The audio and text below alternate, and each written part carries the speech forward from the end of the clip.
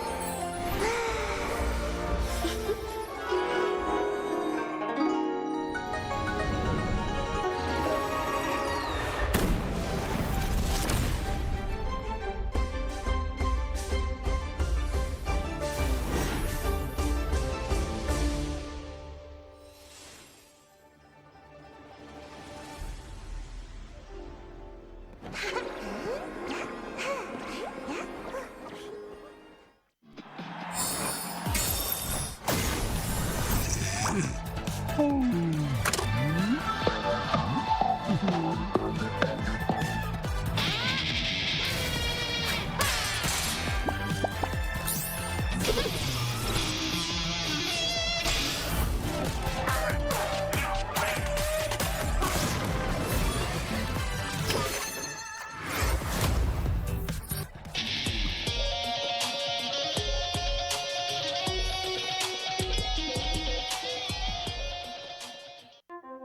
everyone, we are here in Las Vegas, Nevada for the first ever official TFT LAN. That's right, this is the TFT Vegas Open.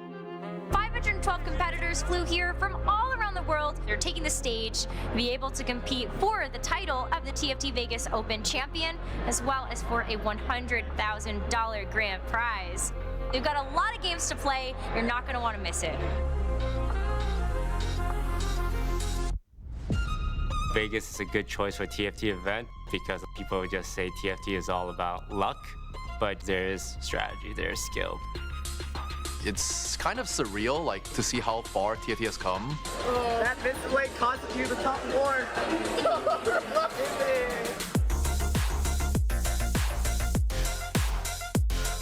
I'm winning the tournament. Keep winning. I'm winning the tournament. Always says that. I've played in tournaments on LAN for God knows how long. I definitely think it gives me an advantage over the other players. I saw them, you know, kind of like buckling under the pressure. Yeah, but here he goes. It's gonna count. Stays alive. It's so big. They're making their way to the back line, but it's not enough. Wow. Lightsy is going to claim this one. Naya, what's going on? I'm lost, I'm dizzy, I don't know what to do. Rocky, what are your chances of winning this tournament? 0. It's crazy. When I first came in here, my fan interactions have been so funny. I've met someone, his name is Michael. He takes a picture with me. He's like, yo, are you nervous? I'm like, yeah, man, I'm a little nervous. Like, I'm not doing too hot right now. And he's like, oh, I'm not really nervous. I'm really worried about Setsuko. I actually qualified for Worlds. This guy is way better than me. I'm playing against people who are like, literally like some of the best in the world. Bridge from the Carthage does enough, but still. Favor of Mike is a one-punch man. Second place, it is going to end at that. Malala will claim first place. I won the world in set 3.5, so I did the hardest thing to do in TFT. People can stress because there is no world champ in the table except me. Once I get onto stage, it's gonna feel absolutely amazing, and I'm gonna be absolutely so stressed. I think I can make it. I can win. Being in the final is an overwhelming feeling, but feeling all the support behind you, like it's starting to pay off, you just feel proud of yourself and a lot more confident that you can do it. I can be the person who wins Vegas Open. I think it's 50-50. Either I win or I don't. I'm gonna do my best, and I'm gonna make sure that I have nerves of steel. The countdown has begun. The players are loading in. One more time. Las Vegas, are you ready? Playing checkmate. First, you need to get to 20 points, and after that, you can't win unless you get a first place. Oh, very, very close. Oh my gosh, wait, hold on a second. The final count. Somehow playing spoiler. Oh my god, the big door tag! Stealing! Oh no! Honda stays alive! Saying one more time, Ari versus Annie. Malala is running away with this one. He jumped before, but not today! Along with the team fight tactics, Vegas Open champion! It's a completely surreal experience knowing that I won the whole thing. I feel like it's been a long time coming. The fact that I was able to get it on the biggest stage is just insane.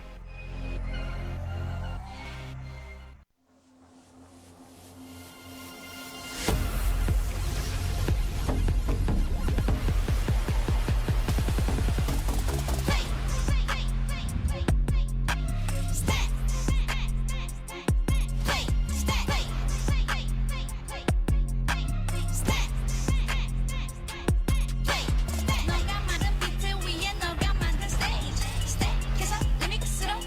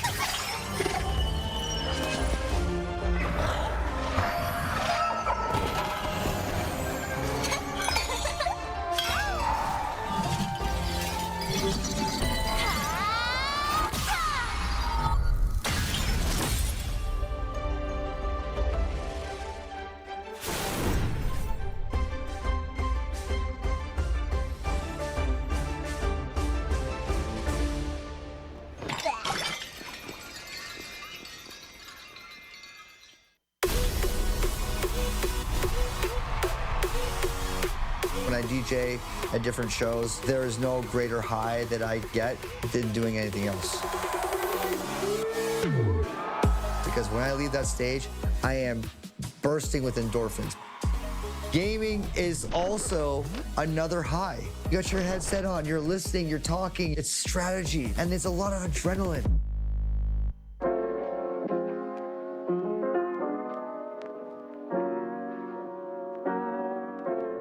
Gaming has always been a constant through my life, even before music.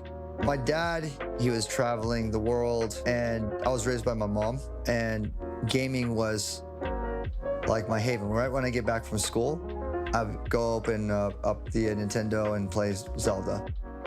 Chess is one of my favorite games. If you give me 10 minutes, I'm gonna be playing a 5-5 game. If there's a certain game that can boost that adrenaline up and keep you on your toes, those are the games that I end up playing. First of all, I love League of Legends, so that's the first kind of introduction of what TFT was, is playing League of Legends. I have a group of friends that were obsessed with TFT. They would explain to me, it's just like chess. I'm like, that's my game. And then I started playing with them. Then the bug hits you and you're just like, okay, I can't stop playing. Riot reached out to me to make the remix for Remix Rumble. The first thing I thought about was like, I am going to brag to my friends. I mean, that is a big undertaking, and I absolutely love the challenge until they gave me the 4 songs. This is by far the most complicated remix I've ever done in my life. Like, nothing will come close to what I got from Riot. They're giving me 4 different genres. They're giving me 2 different BPM tempos, different vibes, classical, hip hop, metal, and jazz. They just got like, it's like a bag of like sounds, and they're like, do whatever you want. And I'm like, it was just difficult to go like, how do I find the balance between all these different worlds of music and to keep it, you know, in this traditional sense of how I would make a remix and make it feel like the Aoki soundtrack to the TFT world. You can't just mash it all together at the same time. There's an art to creating and building the web and the flow of the story, the emotion, the tension, the rise, the release. You want to have a strong theme, a strong melody that will carry you, that will become the track, what people remember. Through all the tracks that I got, the one that really stood out to me was the violin. With electronic music, you start with a kick, and you're already pumped. With classical, I feel like I'm starting at a clean slate of 0, and I can grow and build from there. So with that violin, it kind of led me from a very touching, minimal place, and then I was able to build from there.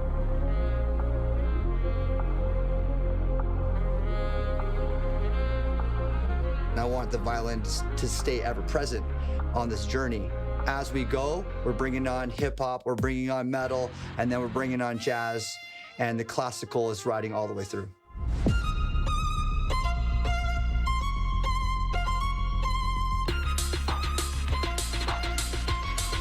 And when we get to the drop, this is when you get more of the EDM element.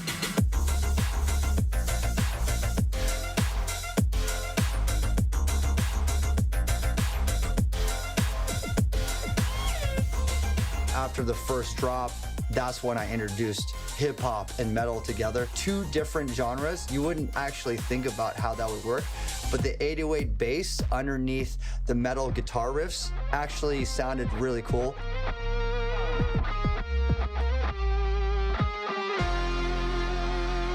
The third breakdown is what I would call the solo bridge. And this is a perfect place for jazz to just be unencumbered and free.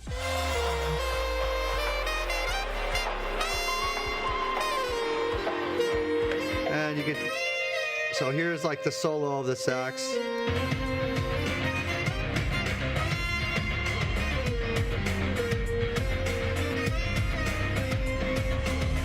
I really saved that last drop for the end to be a big, different sounding drop, going back to more like glitch hop and more the dance cultured sounds. More of this glitch hop kind of drop, bringing the violins back in.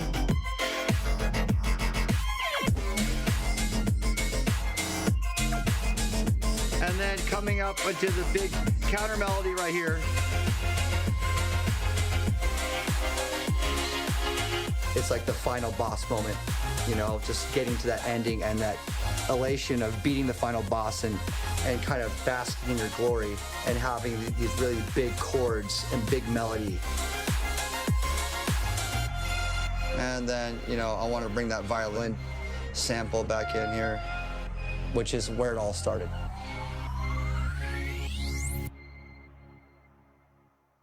By far the most difficult remix I've ever done. And in the end, it makes me the most proud that I was able to find this balance between all the worlds and include all the genres. Before I found music, it was difficult to find where I could belong and build friendships and have a community. The gaming world has given so much voice and so much identity to the kids like me that didn't really fit in. They can go to gaming and like game with their friends, and it has a sense of community that is global. I'm really honored to actually produce this remix for Remix Rumble, to be a part of the community. Let's play, let's rock it.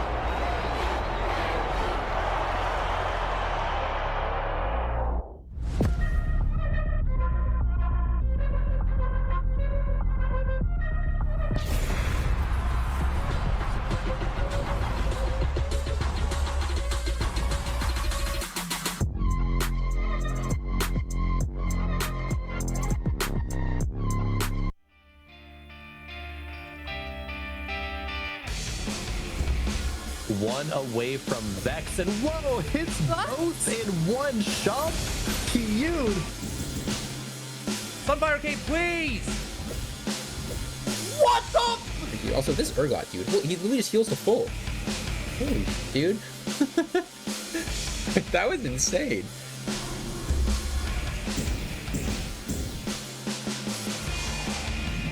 Wait a minute. Wait a minute. What? No, no, no, no, yes, yes, yes, yes. Let's go. Let's go.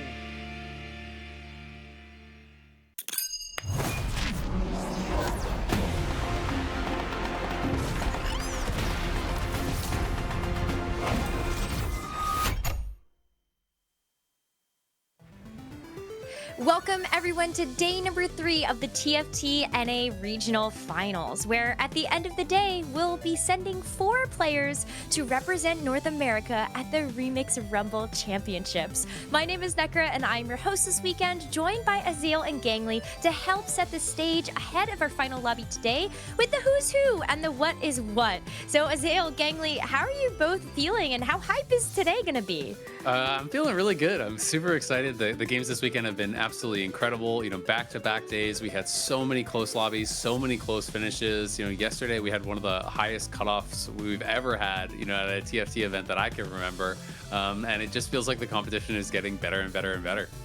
And now we're in day 3, right? So this is where the pressure is on for a lot of these players. Everything in set 10 is pointed to today. And the pressure is going to be immense. You know, they say pressure creates diamonds. And today, you know, at TFT, diamond doesn't do too hot. You're going to go bot 4 if you are a diamond. So this is the one time where the pressure you kind of hope doesn't actually turn you into a diamond. And instead, you'll thrive on it. Hope no one turns into an emerald either, because did you know that you can now become an emerald player in TFT? New shiny. Oh, I did hear that. Yeah, I know. I get reminded of it still sometimes in my games. You know, I honestly can't believe that we are already at nearing the end of our set 10 tournament journey. Feels like just yesterday that we were hot off the tails of the TFT Vegas Open, starting with the KDA Cup at the very beginning of North America's competitive circuit. And there were only so many chances that these competitors had in order to qualify to compete this weekend, which is why we ended up with 24 of North America's strongest competitors coming into 2 days ago. But now we're in day number 3 and we only have 8 tacticians remaining. And those 8 players will be playing over the course of 6 games today, where at the end of it all, we've got 3 spots up for grabs. And in contrast to what we saw on days 1 and 2, it's only 8 players. We're not reseeding anybody. Exactly, and I think it's so much fun, you know, to be able to actually watch on the final day every single game that all of these players play will be on stream.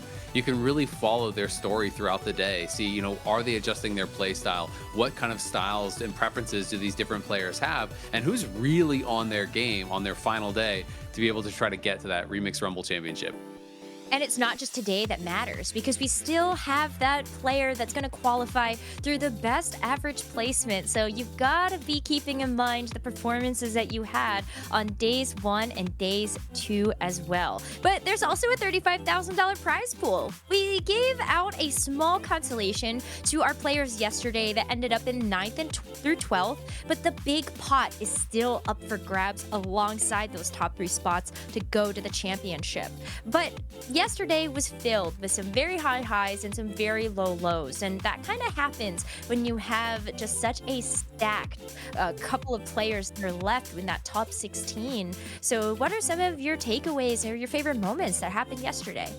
I mean, for me, the absolute standout has to be Prestivan, right? This is a player that going into game number 5 was significantly behind in the standings, right? And in those final 2 games was able to go 1-2 to slingshot their way back into that top 8, get 29 points, which again, like you called out, Adele, is the highest cutoff I've personally ever seen in a TFT tournament for a single day without any bonus points too, right? Which just goes to show how close the lobby scores had to have been that entire time. I love the idea that if someone at regional finals, someone trying to prove themselves for a spot at the World Championship, that they have to do it in such a dramatic way to make it into the final lobby. For Prestivan, I think it's an incredible statement to go 2-1 and then make his way into today.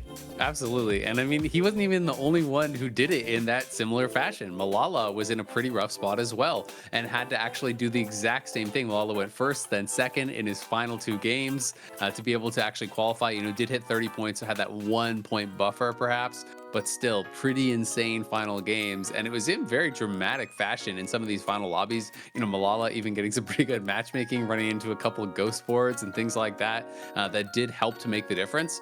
And this is a guy who's just been on fire in set 10, has absolutely been crushing it. So he is such a threat in this final lobby. I mean, he has the opportunity to win yet another tournament for set 10 after winning the TFT Vegas Open and after winning the KDA Cup shortly after that. But all of the players yesterday, I mean, because that bubble was so close, we were seeing just high octane gameplay throughout the entire day. And I really appreciated those players that were going with a couple of these more creative lines. Like, I had personally never seen a hologram Riven game before. You look at that augment and you go, yeah, that's gonna be Lulu. Like, no chance that that's anything else. And we had players that were continuously proving us wrong. What about that 7 Edgelord game as well? Yeah, there's something about the state of the game right now that really does allow you to play your type of TFT. It's extremely flexible. It's very well balanced. I know Mortdog has even publicly talked about the state of the game right now. And because of that, we're not only getting a wide breadth of lines, we're also getting a very large variety of approaches to the game. We have players like Weird who are opting for very high risk, high reward style. Then we have other players who are looking to play more high tempo. We've seen this a lot out of the K3 Soju study group. Players who want to try and play from ahead and then be able to bleed out into that third or fourth. So we have a very large variety of ways that people are playing the game. And to me, the best part of that is that you get to see the personality of the players, especially in the final day. Yeah, that's exactly what you're talking about, Azale, is that we get to put a little bit more of a magnifying glass on these 8 players to see how they are going to react to one another. And here are who they are. At the end of day number 2, Degree was our points lead with those 34 points, and everyone else was so close behind him. It was a photo finish to see who was going to be in that 8th spot. I think a lot of players, when you look at the standings from day 2, you know, we had such a stacked top 16, top 8 from this event, but I don't think that people would have expected players like Degree and Weird to top the table. Degree, player that broke out back in set 7, second place finish at the Dragon Cup, but really has failed to find that same success until set 10. Weird, on the other hand, a player that most people even watching right now probably don't know all that much about, but they were able to find what makes them successful and play their game. You know, here they are. Yeah, absolutely. I mean, it's so interesting, right? We do have some of the big favorites, you know, still alive in this event. Guys like Dish Soap, Replay, Malala, who all have that big reputation. But we also lost a lot of the big favorites yesterday. People like Wage and Iverson, Setsuko actually going 16th out of 16 yesterday. You know, him not making it to that final lobby is definitely a big surprise. And, you know, it just shows the level of competition is just kind of rising and rising. And so many of these players, I think, really are stepping up. And it's kind of anyone's game. Yeah, I mean, I was even surprised to not see a player like Robin Songs make it to a final day because it feels so unprecedented in a lot of ways. It feels weird to like not have some of those bigger names in this final day, but we have maybe one of the biggest names joining us on the broadcast right now for an interview, and that is Mortdog. Mort, welcome into the broadcast. We're so happy to have you here. It's actually almost weird that you're not casting, but we'd love to get your 2 cents on how you felt so far about the competition on day 1 and 2. Yeah, thanks for having me. It's been pretty fun to watch. You guys kind of touched on it a bit. There's been a lot of viable comps and things like that. It's been interesting because like we started the set with the Vegas Open, which felt like, you know, everyone kind of learning and people who could innovate were the people who could come out on top. And now we've moved to the end of the set where the balance is kind of refined. Everyone really knows and everything. And now it's like really testing that other side of the coin. So that's been cool to see. Is there anything that has kind of surprised you coming into this weekend? You know, you say, hey, the set's been out for a long time. Obviously, we're coming to the end of the competitive circuit, you know, moving towards set 11. You're free to leak stuff if you want. But, you know, like, is there anything that surprised you? Because everything does feel so known at this point, you know, with how many games everyone has played on the set. Yeah, I wouldn't say anything has surprised me. I think if anything, though, it feels like the first time where no one really can put their flagpole and say, like, this is the way to play, right? We've seen people be like, oh, it's definitely a 2-cost reroll meta, and then 4 costs and 5 costs do really well. And so it just seems like there's a bunch of different ways to play. And that's been, you know, not surprising, but nice and satisfying. So... All right, Mort, I've got a twofold question for you. Number one, you talked even now, but you've been talking publicly about how proud you are, like the state of the game, right? The state of the balance, how it feels like potentially the most balanced TFT has ever been. And so I'm kind of curious to hear your perception on, you know, obviously when you're balancing the game, it's not just for competitive, but what's it kind of like to see that really strong balance state leak its way into competitive where you're seeing a really balanced field? And part 2, because of that balance, who are you giving an edge to today? Yeah, it's interesting because like when the game is this balanced, what actually starts to happen is the problems that were, you know, like let's say a champion's overpowered, right? It's very clear the problem that needs to be fixed in the game. But let's say now we're in this really balanced state, the other problems start to arise, and it's like things you really start thinking about, can we improve the game this way? You know, everyone saw Soju's roll down yesterday, and you're looking at that going, is that something we need to take care of? Is that something that needs addressing? So for me, it's just always like, it's good, but what can be better? What can be better? And so I don't know. I think that's kind of the thing that we're looking at, trying to see if we can improve it. As far as who do I give the edge, the person I've been shot calling since day one when people asked was Rain. And she's still here on day 3, so I'm going to keep saying Rain. Yesterday, Dish Soap also played really well. He felt like he was playing against the meta and still, you know, made it work for him pretty comfortably, making it to the next day. So those would be my top 2 picks right now. I'm kind of curious, like, do you think that an actual like perfect balance state even exists, right? Because it feels like all these different lines are sometimes at odds with each other, right? When low cost rerolls are powerful, it's really hard to have like a fast 9 or fast 10 thing actually be viable whatsoever. So do you think it's kind of, you know, that even exists, or is it kind of just like chasing your own tail, so to speak? I'll try to keep this quick, but basically this is like a whole design theory conversation, right? If you look at like paper, rock, scissors, but imagine that with like 18 different utensils in a circle, like that's kind of what we're talking about, right? There are some comps that do really poorly early, but spike late. There are some comps that have high tempo, and it's like, are they all balanced within each other? And the answer is probably as close to as we can get. But that's not how people perceive it, right? Because again, it's like if they're the paper and they're losing to the scissors or whatever, it can feel imbalanced. So, and if like I said, this play scissors and you like I paper, mean, this feels like about as close as it gets.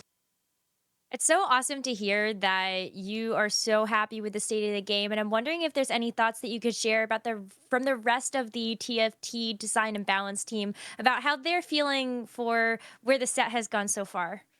Yeah, I think everyone on the team's really proud of how Remix Rumble turned out. You know, the music in the set, the thematics, like even watching the graphics on the stream, for example, it's really cool to see how that panned out. And for us, it's always about, okay, cool, we did it. That feels great. Pat on the back.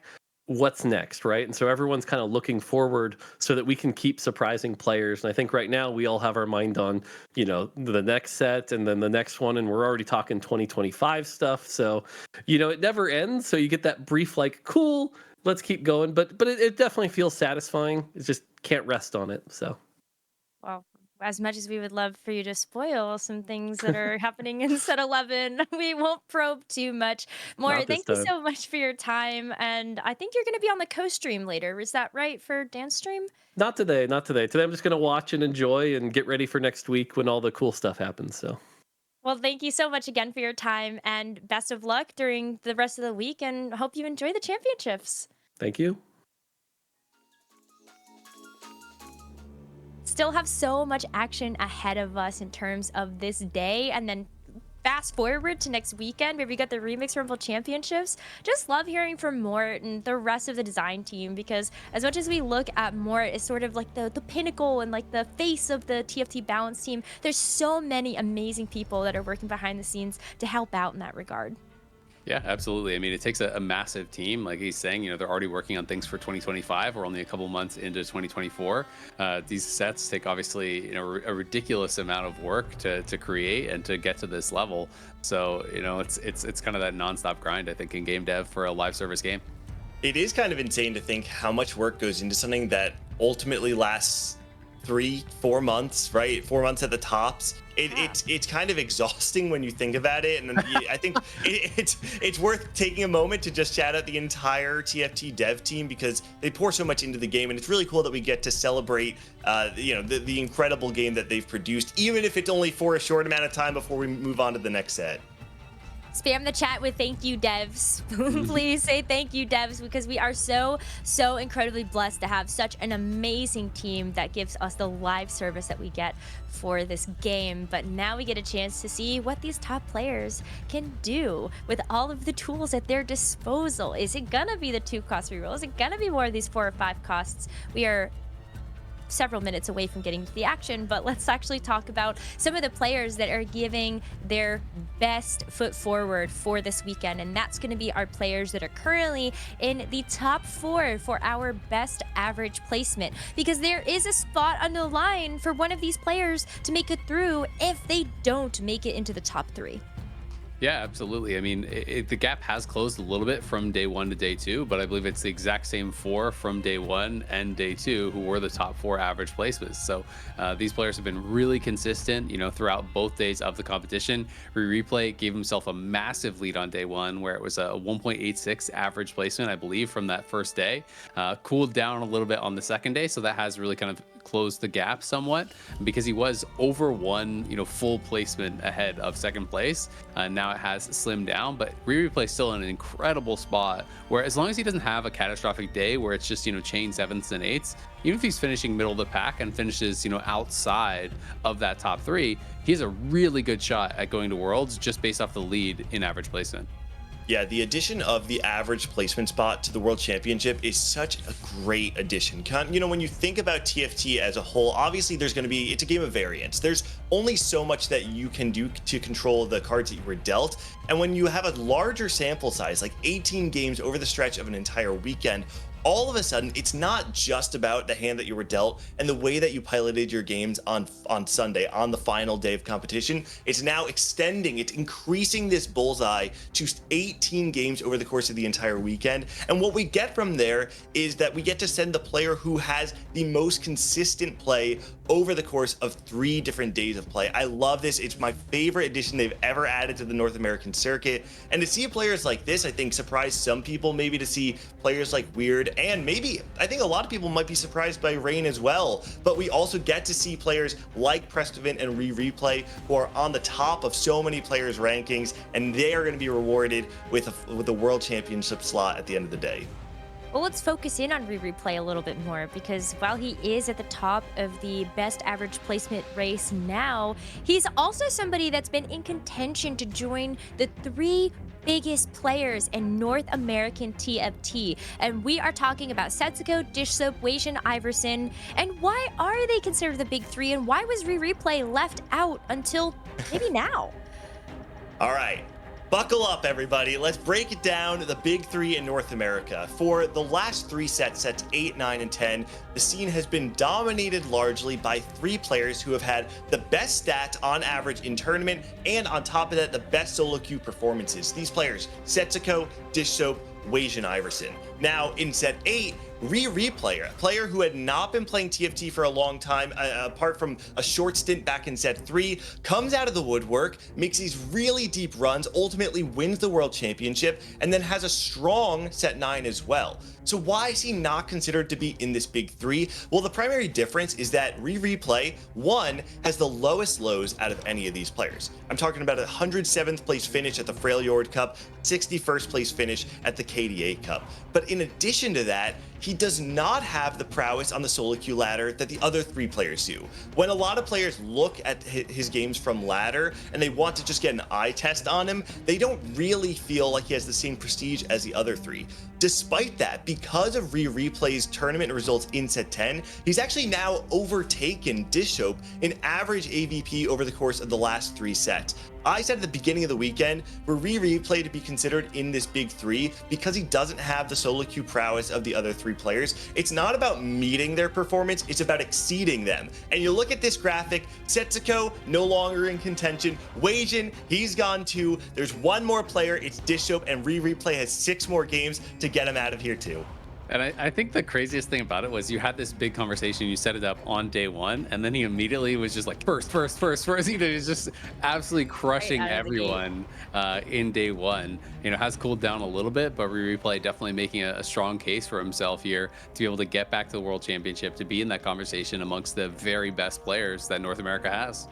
That would also be a historical run for a player to grab not just 1 World Championship title, but a 2nd one. And we've already feel like we've made a bunch of history with these North American players, like a Kerm X winning 2 really big events in 1 set, Malalo now as the set 10 player of North America, and maybe Replay to follow that up as one of the best in the entire world. So I'm so excited to see what's in store for us today, because today's a little different. If you tuned into the TFT Vegas Open, on our final day of competition in the final lobby, we played what's called checkmate format, which means that players had to hit a certain point threshold and then grab a first place in order to actually win the entire event. Now it's just total points. We're resetting the point totals from what we saw on day 2, and now we've got a fresh playing field. So what kind of compositions do you feel like these players could go for that might just be good enough for the top 3, top 4 that they might need to make it? I mean, I think there's so many different options, but one thing that I definitely have my eye on is, Riven Reroll. This is a comp that I think can be played, from so many different spots. We saw it not only, get some pretty strong average placements as far as, top 4s and things like that, but it's a comp that can actually cap out and get first place. This is a version that Malala was playing, and your eyes are not deceiving you. There were 2 Rivens on the board because it was a hologram Riven board. This was a very high cap board where, he was able to actually even get Jazz in, get that cane for additional edgelords. But we saw boards where it was 6 8-bit get first place. We've seen 7 edgelord versions as well. We've seen Jazz boards like this with the hologram. We've seen so many different variants of Riven. And as long as you're not super heavily contested, I think it's a really, really strong line to play, especially when you can get early Riven, start getting those 8-bit stacks going, because that is where so much of the power comes in. And one of the things that I think people kind of had been sometimes, over focusing on is the Riven as the sole carry. But when you're getting into these late game situations, one of the biggest powerful things about this comp is that you have things like the Viego, especially if you have 8-bit spat, but also the Caitlyn, who are really pumping out so much damage, because when you get to those 10 8-bit stacks, it's so much additional damage that these carries are doing that even if the Riven dies early, sometimes it doesn't even matter, right? You position your whole board to deal with this Riven, and then all of a sudden the Caitlyn is just wiping your board. Yeah, I think it's important to note too that Riven has matchups where she can struggle, right? If she's playing against something with a lot of single target damage, in my mind, I'm thinking things like Ahri, right? Misfortune 3 as well. If Riven does get focus fired early on in the fight, you really need to have the Caitlyn and the Viego online. And I remember, I forget whose board it was, but we saw the Caitlyn clutch out 2 fights in a row in a fight that we thought the Riven player was going to lose. And for this reason, it makes Riven one of the compositions that can also utilize multiple items really well, right? If you have something like Buried Treasure or Big Grab Bag or any of these augments that give you those additional resources, she can utilize them so well, and it makes it much more resistant to these bad matchup. So I think it's really cool that we got to see Riven on day 1, but I think on the flip side of that, we also got to see compositions that allowed you to play from really high tempo up front. I know the one that stood out to me, we got to see Biri play around the Pentakill Akali board, right? This is something that I think maybe we were not expecting to see dominate the field. Pentakill is something that caps out a lot lower. But Biri had an interesting approach. We saw players like K3Soju and his study group play around Pentakill from fast tempo, slam anything that can fit into your composition on stage 2 and 3, and then angle around a lower cap board on level 8. Because you have the HP preservation that you established early on in the game, you can bleed out into a 3rd or a 4th, or you can find high roll opportunities like Soju did, where you found the Karthus 3. Biri, on the other hand, took a slightly different approach, where she played it from ahead, but when she was offered last stand, she said to herself, you know what? This is enough value that because I have multiple melee damage threats on my board, with the Viego, with the Akali, eventually the Yorick as well, I'll get so much value out of this augment that I think it might allow me to cap out higher to squeeze out that top 4. I want to say she finished, was it 3rd or 4th? It was in that top 4 range. 4th, yeah. 4th, yeah. So there are ways to play these non-super high cap boards in a way that allows you to get a good enough placement to earn points. Because it's like you talked about, Necro, before. Because we're resetting the points, it's not just about getting the win. It honestly is just about getting points on the board, right?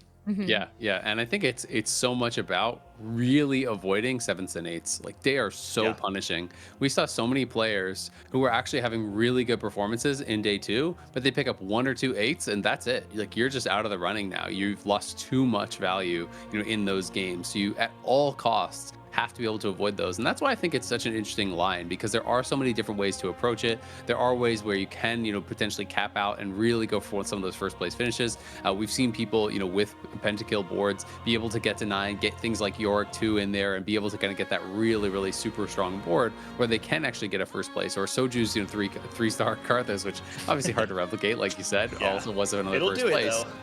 It will do it, but it's a board that it's kind of easy to get to the place where you can get there. And a lot of people are basically just, as soon as they see an Olaf headliner, they're like, okay, and they just start slamming all these just different melee components that can go on the Akali, that can go on the Viego, and allowing that to kind of carry them through that early game and mid game really has been a recipe for success for some players. And I think it just showcases that it's important to have a mastery of all the lines, right? Because you can't always get first place in every game. It's just not possible. But you can find ways to scrape up more points. And that's kind of the difference, I think, a lot of times between the players that are advancing and the players that are getting eliminated.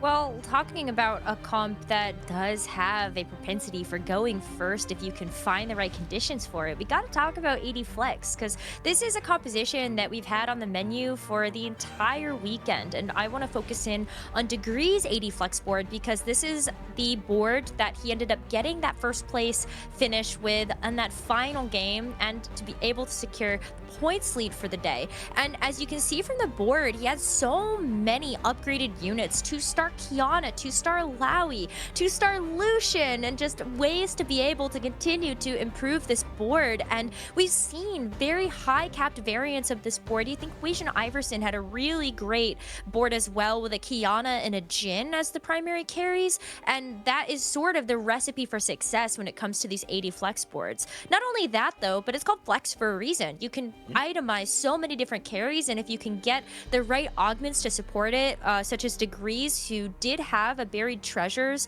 augment for Prismatic, like, you're getting tons and tons of components, like you were saying, Gangly, that can really help to make sure that all of these carries are fulfilling the roles that you want them to.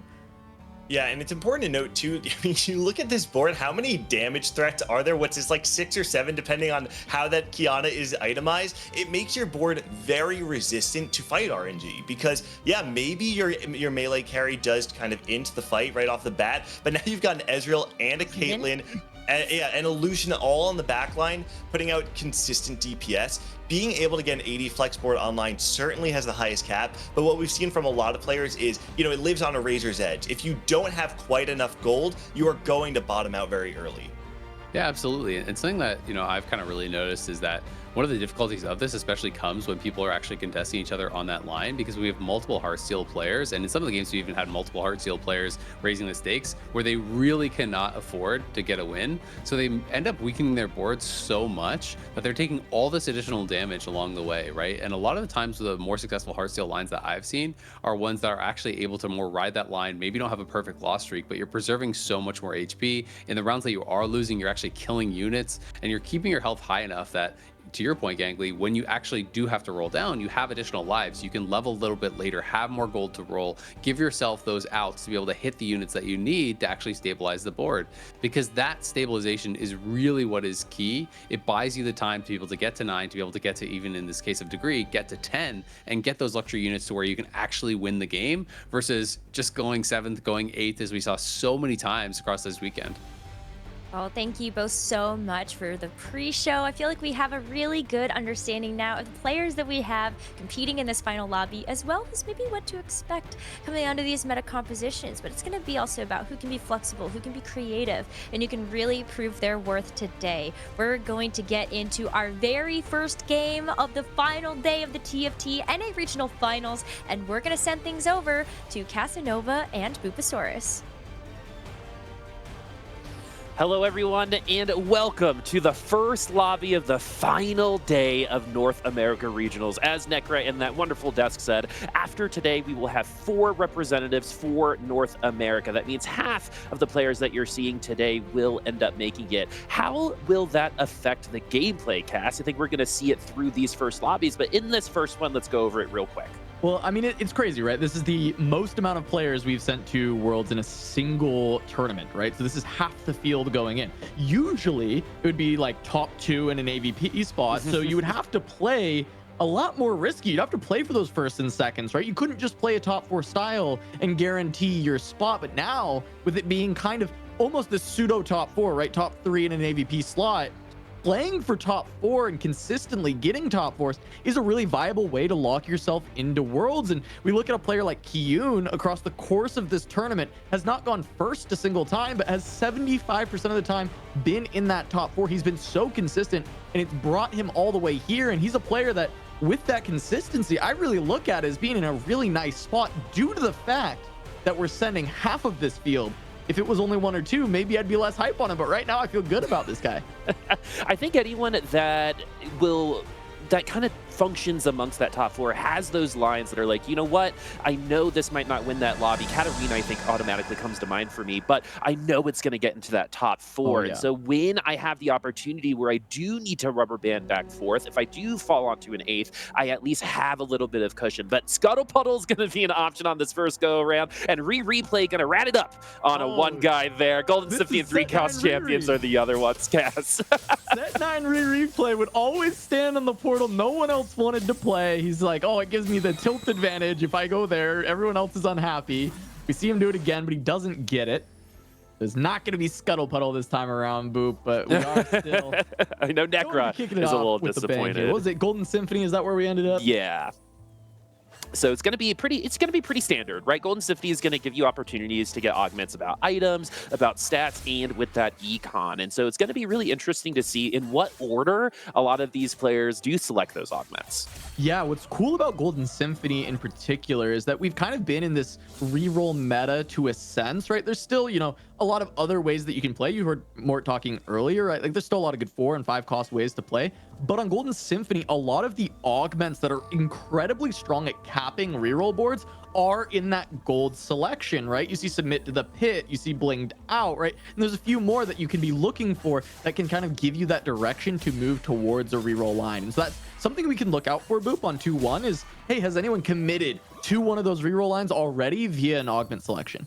I think that's a really good thing to point out. Another thing I think that we should be aware of is the fact that reroll comps consistently placed in the top 4, but didn't win a lot of those lobbies. A lot of those lobbies that we got those winners for were, capped out 4 costs. So I just love the interaction between the reroll and then the 4 cost carries a little bit later on. Yeah, the big outlier they covered on the pre-show, right? That was Riven. Riven actually had a very high first place rate, but out of the rest of the rerolls, like you're saying, most of them just had great top 4 rates and rarely were able to find that first. So that's another thing for us to look out to as well as like, okay, who ends up on that Riven? Because they might end up either bottoming out or going for that first place. But we're going to get our first augment selection. 2 Healthy has been really popular for trying to streak early game, especially because we see a lot of 2 cost later on. But Weird, of course, our high risk, high reward player, of course, going to grab that lucky streak and play around this Gambler's Blade. Yeah, of course, right? We wouldn't have expected anything else. Like we kind of referred to it at the pre-show too with the Zale. But if you did not watch that last game yesterday, it was mind-blowing in so many different kinds of ways. You know what I mean? Just by the way they played it, they fully open forwarded in the early game, were able to convert it, and all they needed was to avoid an 8th. But they decided to, give everyone a little bit of anxiety as we played through that lobby, as it didn't actually look that great for a minute. But here we are. Weird is here with us right now. Force and Smurf account is going to be what you're seeing him as well. But we have the Jinx, we've got the Cassante now, so we're keeping things open here in the early game. Yeah, right. He's got the Heartsteel Cassante, so he'll be looking for the Heartsteel earlier on, trying to find that 3rd copy, and just taking stock of some of the augments that were selected, right? We've got, another lucky streak for replay, so also going to be looking for that economy. But the one that stands out, we were just talking about Riven, and Prestivin's got that Gargantuan Resolve, which is a great thing to pair with a Riven reroll line. It used to mostly go with the Yone line, but Riven's been more in favor recently. There's a couple different ways he can go, but Riven is the one I'm looking for the highest cap for Prestivin here. Yeah, and I think it kind of helps with what the weakness that they were talking about on the analyst desk of Riven, which is some of that single target damage. Sometimes those little bits of stats allow you to take 1 or 2 extra ults from that Ahri, for example, and then all of a sudden you have more time with that Riven. The wait for the Caitlyn to try to compensate any type of damage reduction from that Riven getting taken down is not going to be there. All right, well, now we're jumping on board with Dish Soap, and Dish Soap's actually been playing a very unique tournament. I want to talk about it a little bit here during the early stages. Is Dish Soap out of the 10 games that were played on Legendary Flex, Dish Soap has 5 of them. He has been the player who has made it to that level 9 cap out the most. He has kind of played around that the most of any other player in this tournament, and he has found a ton of success playing around these late game boards, playing for a lot of tempo early on, and playing around cheap boards that are efficient and econing very heavily. And just seeing Dish Soap be able to succeed in that line where no one else has really found a ton of consistent success with is really exciting, because it does mean that he's relatively uncontested when he goes for it. It's just a matter of, can he get there with the lobby tempo so high in this stacked of a lobby? I totally agree with you, and that's, I think, a big reason why maybe the study group, wasn't as attractive for Dish Soap, because he got this line. And the thing about Dish Soap is it makes complete sense that he's going to be able to have that kind of statistic, right? To have half of the legendary flex boards means that we are setting ourselves up with such good opportunity in the late game that we can even think about going there. You've got to give someone like that credit, which we are, because we have, obviously we're considering him in one of those big 3, but maybe the monkey will finally be off his back after today when we find out who will be our regional representatives for North America. Remember, folks, this is just the first lobby, so if you're just tuning in, you're tuning in at a pretty good time, as we're running along with Degree right now, who has some KDA on the board, has that Vi, which has been definitely the most popular, I think, headliner in the early game that you cycle off of.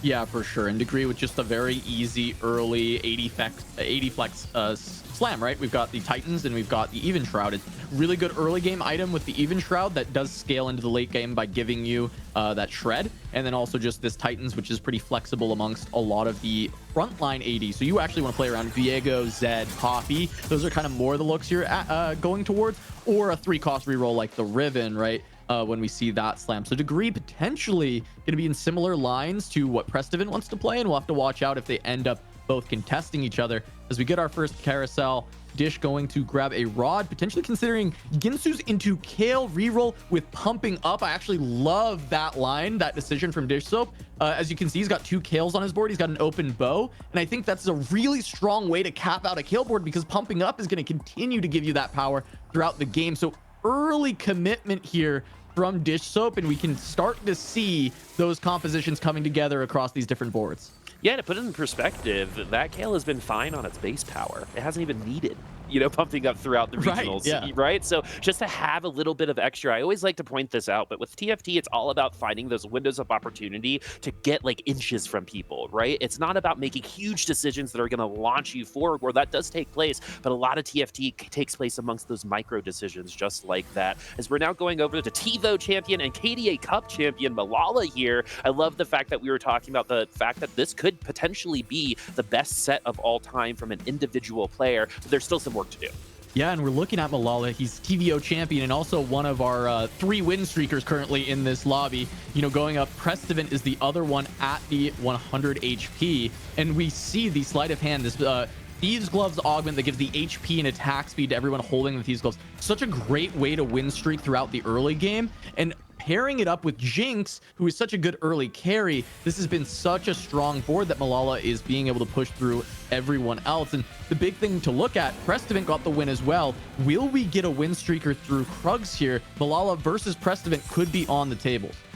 Yeah, it actually, the last time we saw that happened, a couple times both people were able to get into the item round without facing each other, and they both entered stage 3 with 100 HP. As we're moving along with Prestivan and Malala, this Olaf is something that a lot of people like going. If Vi's not going to be that 1-cost headliner that's going to help you win streak or at least take some units down, this Olaf is going to be pretty much exactly as helpful. And the perfect item carrier for that Gargantuan Resolve, right? I mean, this is exactly what you want to see early on when you're playing around this. Not going to run into Malala, so potential for both of them to streak. Malala's a guaranteed win, and now Kiyun on the other side here has this Annie who is quite strong, but I think getting through the Olaf is just going to be a tough task, especially since Prestivan picked up a Gnar 2 on stage 2, which is such a strong unit. And we see the Annie is doing a lot of damage, right? Might get through this Olaf, but now there's still the Gnar around, and the cannon stun might have done enough there. We're able to still find that win, right? This is actually, I think, a little closer than we would have expected that fight to even be when you just look at the board strength of Prestivan. I completely agree with you, but the thing is that Annie can ramp up, right? And I think even getting through that Olaf is a pretty good victory for that particular board, because I also want to point out the fact that in the late game, almost exclusively through the weekend, in almost every lobby, the late game's been separated by things like 2 to 5 points amongst 4 players, right? So maybe that Olaf kill just then could actually be an advantage a little later on. We don't know that specifically, right? But it could really be a big difference maker a little bit later on, as KhazixMay now going to be looking for some items. Yeah, and taking stock of the lobby here, right? You can see Malala and Precedent both were able to 5 win, whereas Weird and Dish Soap both able to 5 loss. So a lot of high economies coming out, right? 4 players in this game already going to be on those full streaks going into Krugs, getting a lot of extra money. And we take a look at Kiyun's board, right? We look at the items that have just been slammed, really heavily leaning towards the potential of playing around Seraphine reroll, right? This Morello's JG and having that Shojin slam. Usually you want that Shojin Morello's and then you get the death cap from the super fan onto Seraphine. So we are seeing a couple players lean towards what they want to commit to, especially right Dish Soap. We do currently have a Senna on board, but I think Kale is where he would ideally like to go, just playing around what he has for now. We have, you know, a Seraphine that we saw that was very likely. We saw the Gargantuan, so likely a Riven coming out there. So a lot of people starting to kind of show us what those compositions are going to be. Yeah, some of the direction is definitely going to be a lot more clear, especially after this next augment and carousel. We should be able to provide a little bit more of that macro picture, because a lot of these comps are still moving in and out of what those possibilities can be, as Dish Soap is going to take the L here. As we see the Vi like absolutely destroy here in the early game. Is that going to, you know, maintain? Absolutely not. But I just want to reinforce the fact that that headliner you choose at the early game, especially if you want to push victories or losses by just a couple units, that's how you do it. Yeah, and with the escort quests as well, I think Degree, you know, definitely having a good time there with this strong buy. Even though he wasn't able to full streak, which would have been insane with having that escort quest, it's still a really solid spot. Now we've got a couple of these augment selections. Kiyun looking at Little Buddies, tons of stats, and Cyber's uplink. Emotional connection becomes an option. And he's playing around Emo Annie, but he has kind of committed to not re-rolling Annie at this point, so it does lose a significant amount of value. Little Buddies is certainly a consideration, but it ends up just being tons of stats. As Dish Soap grabs. Oh, this is such a good Kale augment. We have seen this time and time again. Oh, long distance pals just give so many stats to the Kale and Mordekaiser, where the Mordekaiser benefits from the AP to get bigger shields, and then the Kale gets a little bit bulkier so she doesn't go down to some just, you know, arbitrary damage that's coming out. Yeah, and the moves kind of have to be made. We've lost a lot of HP on Dish Soap's board from this point on, waiting for something like that Kale. That's why we made the decision to at least put Senna in, I think, for like literally 1 round to try to neuter some of that HP loss. But we were able to get the unit that we wanted. Now it's all about building the units around it. We have good itemization. We've got a pretty good front line. And look at this turnaround already, just from an augment choice and a couple upgrades. Look at where we are right now. Yeah, the big thing to note is Dish did roll down heavily here on 3-2 to try and get to the board he wanted. And he actually kind of missed. He didn't fully miss, right? Because he did find 5 kills. And that's very good, right? He's really close once he can actually swap the headliner. But he missed on Mordekaiser, right? He didn't actually find Mordekaisers. And he ends up having to pick up this set as his headliner to try and bridge this mid game. He should be able to win for a little bit, rebuild that econ, and then roll again. But he's not in the perfect scenario just yet. But this is something that Dish has always been able to do. Pick up some things to surround what he actually wants to play, and then pivot once again into the real composition once he gets there. So really well done. As we jump over to Weird, who we've seen him raise the stakes quite a bit here, Boop, but I'm curious if we'll see it once again.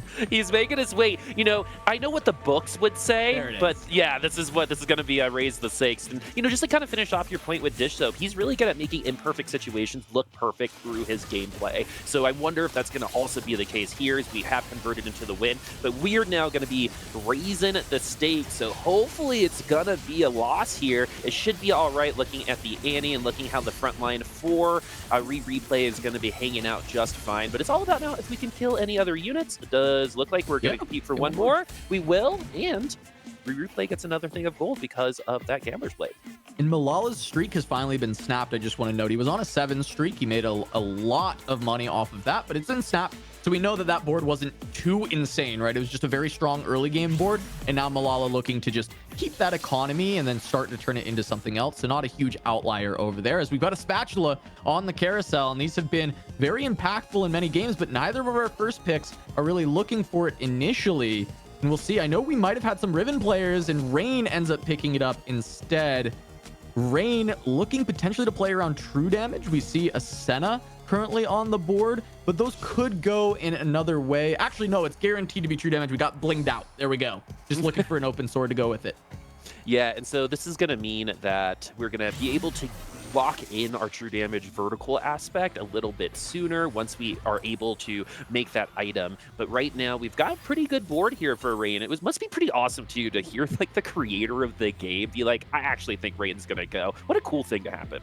Oh yeah, it is awesome. And I think more has some merit. Rain has been playing some really good TFT across this set, and especially as we've gotten very close to this tournament, right? And then in regionals itself, Rain, you know, starting out with her second place finish on day 1, having a strong finish on day 2, and now, you know, coming into this day 3, Rain looks to be in the best form we've seen her in since set 7, where she did go to Worlds. And I'm very excited to have the opportunity to potentially have Rain heading back there. And she's been doing it with a lot of reroll, and once again playing in that comfort zone, playing around a center reroll, and gonna have that additional true damage potential to add on top of it. It's Pandora's items. You're guaranteed to get your sword at some point to go alongside that spatula.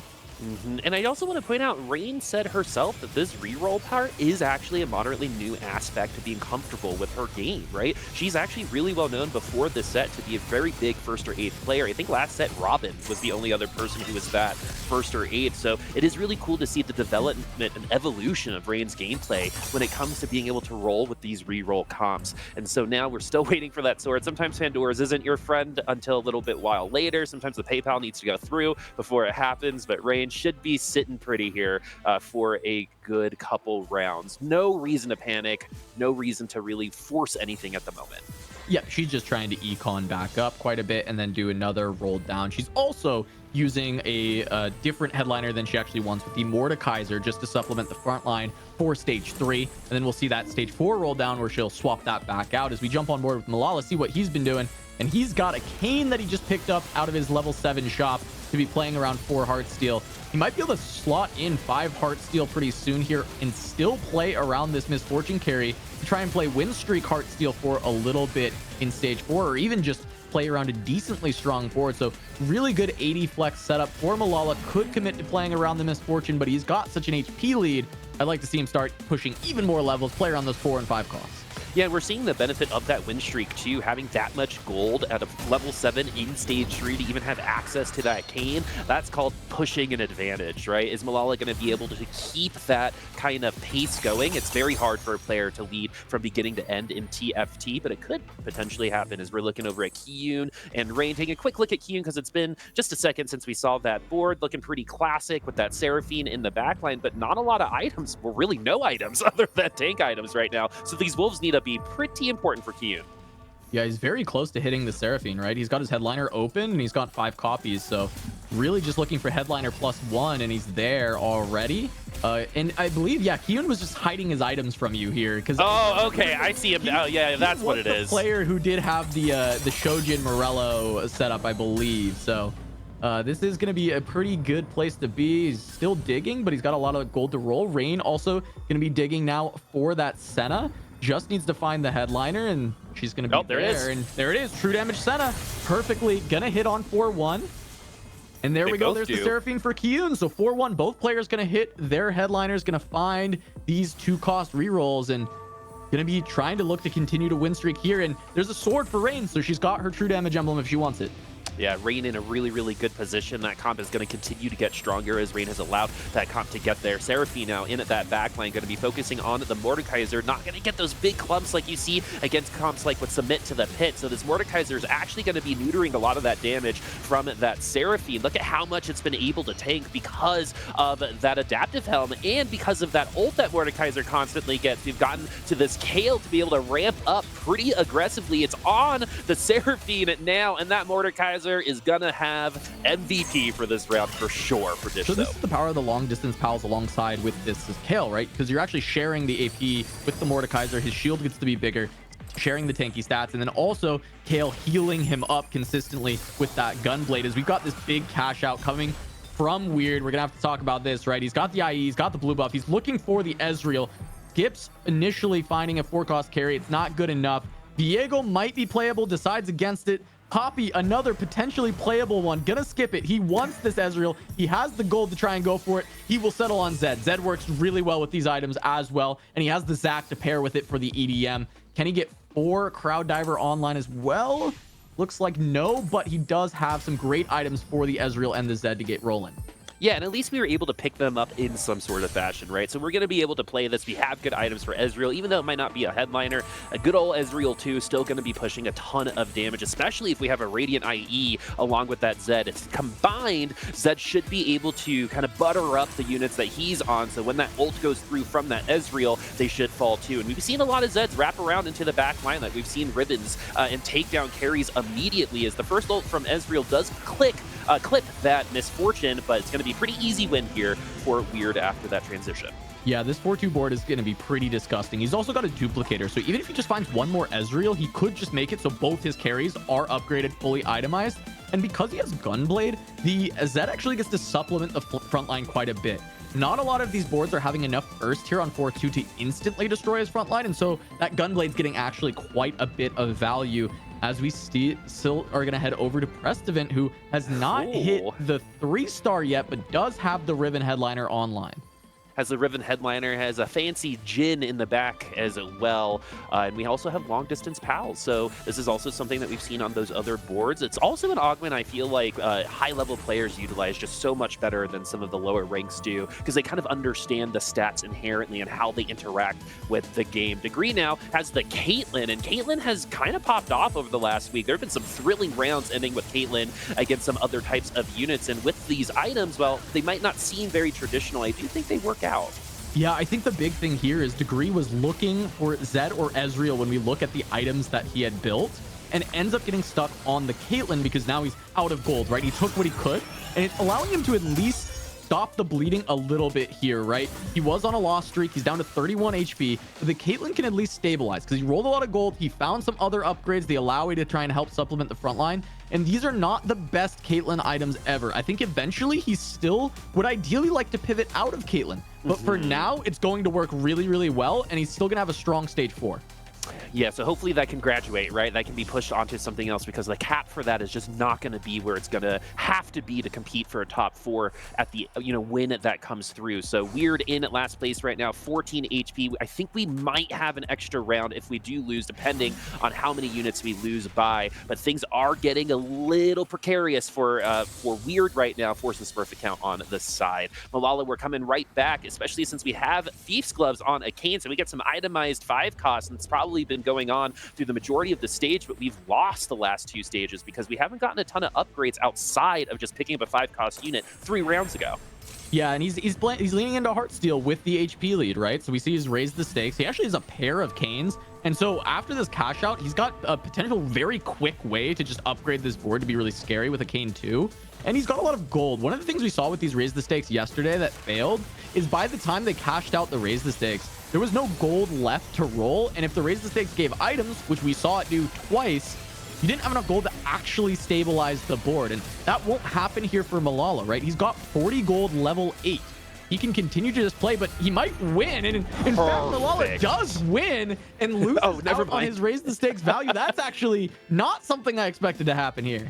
Yeah, I thought I swapped it in my head, so that's the opposite of what I just said. That's the opposite of perfect. So let's see what we're going to be grabbing here. We still get some pretty all right items, especially for what the meta is right now as we're starting to roll down. So that cash out definitely wasn't what we needed it to be, because we unfortunately came into that round a little too strong. That 1 unit win.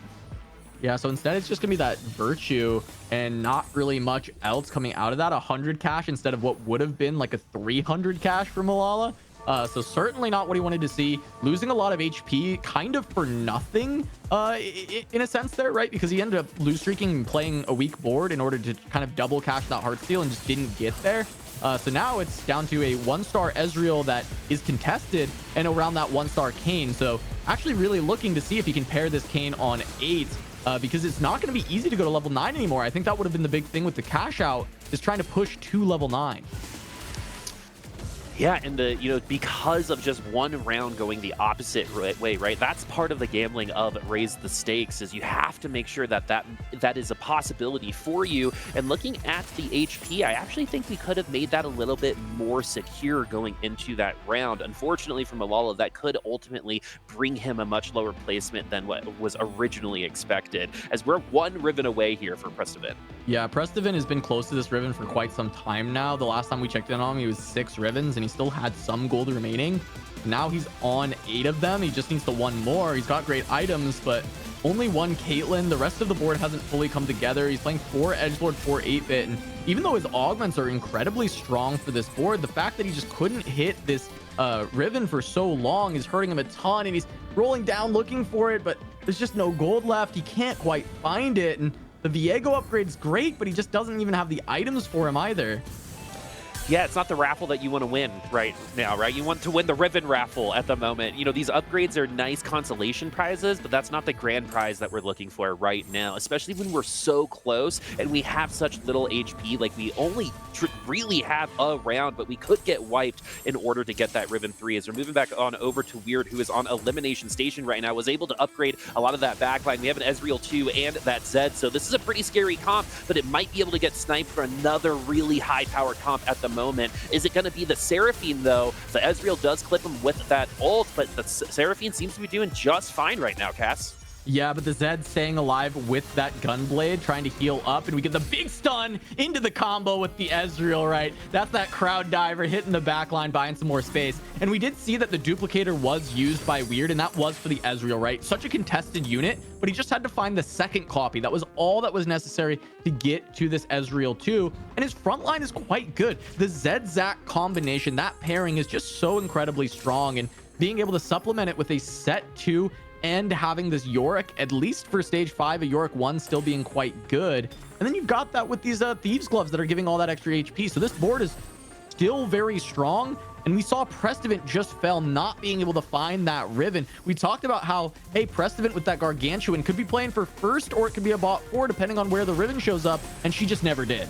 Yeah, she was invited to the party, but never came to party. And unfortunately, Prestivan's going to have a little bit of time to think about it for that second lobby, because Prestivan's game from here on out is probably incredibly adjusted based on just one result like it is here on this first lobby. But we're going to see that in lobby 2, but we have to finish lobby 1 here at first as we get another victory here for Weird. And when the lowest HP total does start win streaking, that is going to force the rest of the lobby to squeeze together, and that's where we're going to start seeing some, single digit potentially separations between placements. We're already kind of seeing it in the middle of the pack here in 4th and 5th place as we replay on this Yorick, Akali, Karthus line with the Mordekaiser in the front. KDA route is seeming to be, competing for this top 4, won that last round, but is still looking to improve this comp. Yeah, this is actually going to be a struggle. I think Replay's board, based on kind of what we've seen across the lobby, is looking a little bit softer, but he did just hit this RE2 as we jumped away. So that is a big upgrade. As we see him going up against Weird, I think this is a tough matchup, but the RE2 upgrade, being able to try and go into this Zed, I think is massive. While on the other side, Dish Soap with that Kale 3, fighting for his life against Degree on the Caitlyn.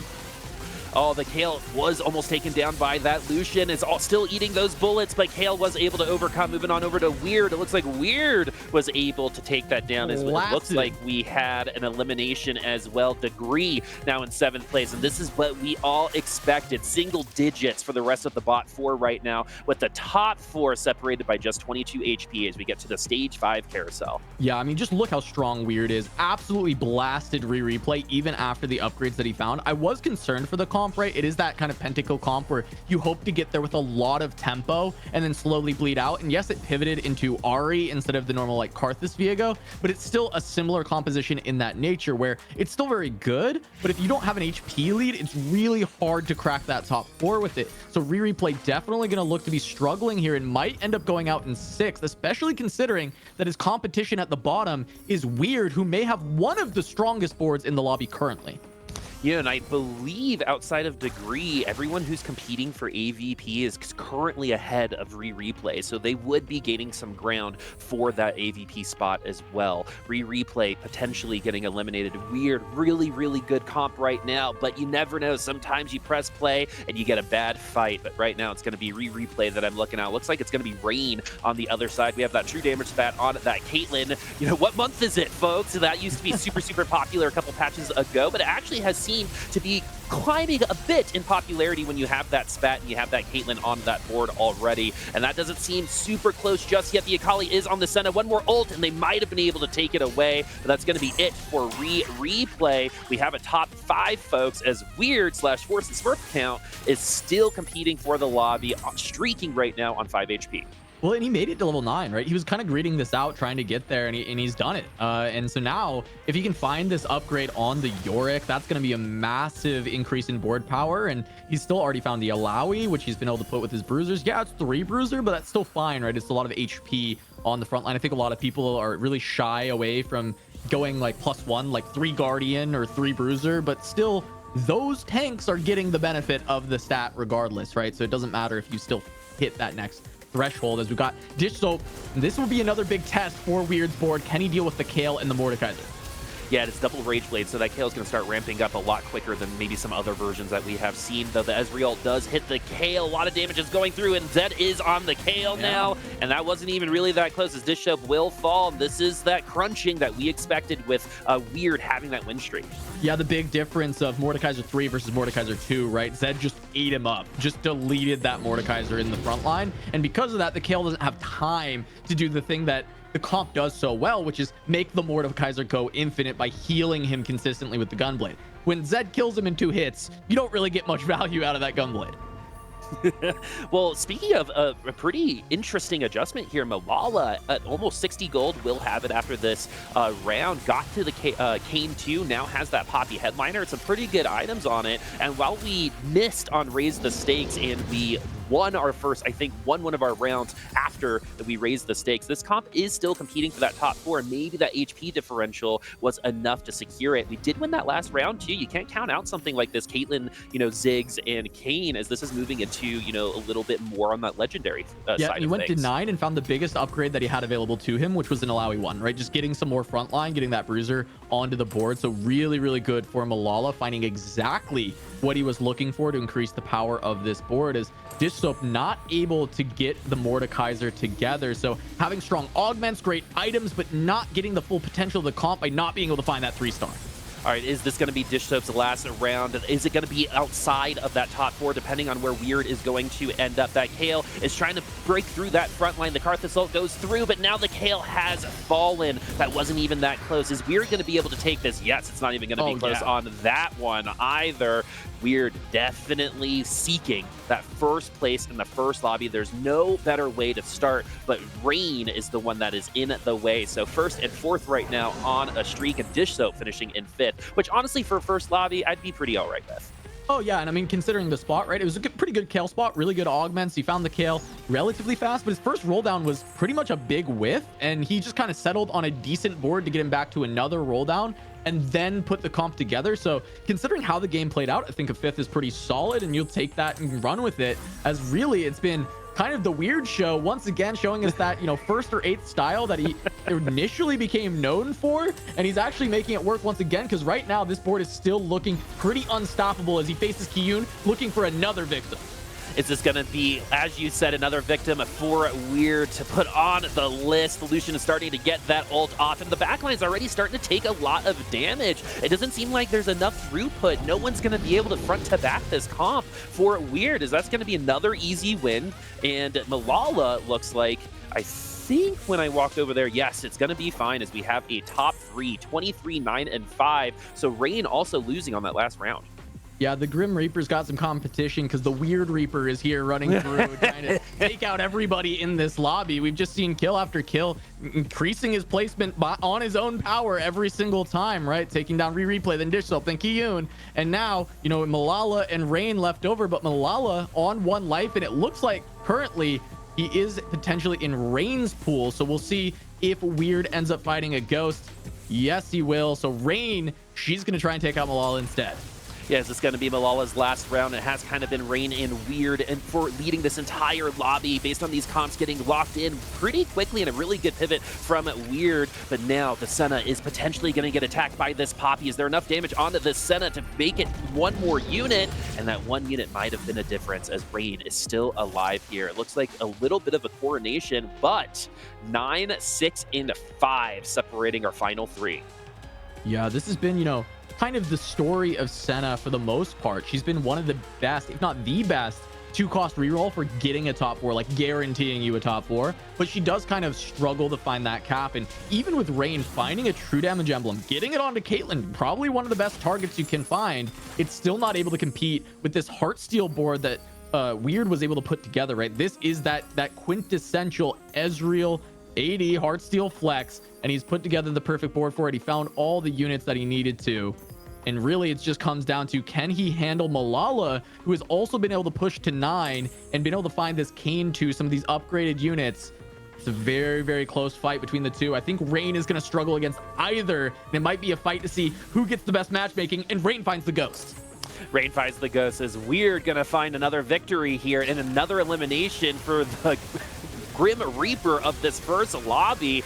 But now it's all about that Zed trying to break through that front line. So far, this has actually been a little bit more competitive than some of the other rounds that we have seen, but they cannot get through the Zed until right now. But is that enough? Was that quick enough to break it down? No, even though one carry falls, the other ones are going to back him up just fine as Rain also wins that round. That's assumingly Malala in 3rd place now. Pretty good 3rd based on the whiff on Raise the Stakes as we have our top 2. And I also want to bring back, Cass, the fact that this Zed was chosen during that roll down and that could have been passed up to try to find an Ezreal.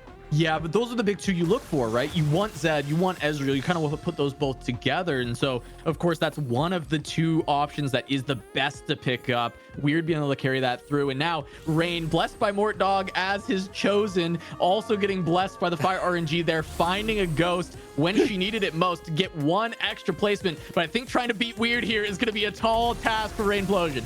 All right, is Mort Dog's headliner Rainplosion going to be able to take down Weird, the man, the myth, the legend, who's been able to come in here, play their own game, and win their own way? And it looks like that will be the case as Rain will finally dissipate and move on over to lobby 2. But a great first lobby, and you also have to be a little scared because when Rain starts with seconds, it's actually notoriously an amazing thing for her, which has happened all 3 days so far this regionals. I was gonna say the same thing. She's in her comfort zone. 2nd place, missed me with that first. That's exactly where she wants to be, playing the reroll comps, which, you know, we covered the fact that, hey, she used to be known for capping out boards really high, like 3-starring legendary units, right? Going to 9 and getting those big cap boards. So the fact that she's turned a new leaf here in set 10, the next time she's had a big breakout set and it's a completely different style from the Rain we saw in set 7, still finding the same success. I think it's really cool to see this new reroll Rain coming through, and I'm all here for it. I want to keep seeing her truck on throughout this day.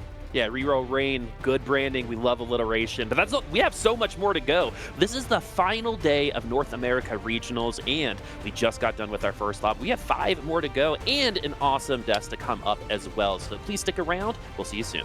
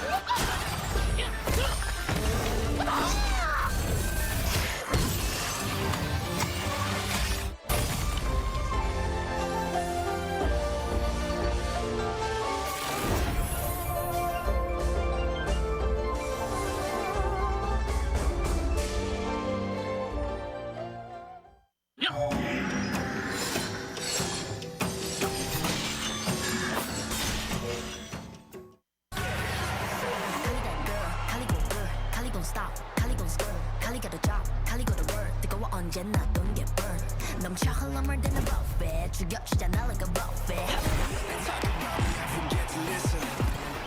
At least I get the recognition. Heavy way up all up on you with the repetition. You in the pit is not no exhibition. I'm giving you more cause I'm better than 비없는 시험들도 all of my numbers are tapping 부르마법 message 뭐 눈총이 눈이 나가 뻔히 필요하대 너네들이 맞는 돈을 go get it go get it go get it 내 멋진 그대 너도 get it cause I got it different No I got it so deep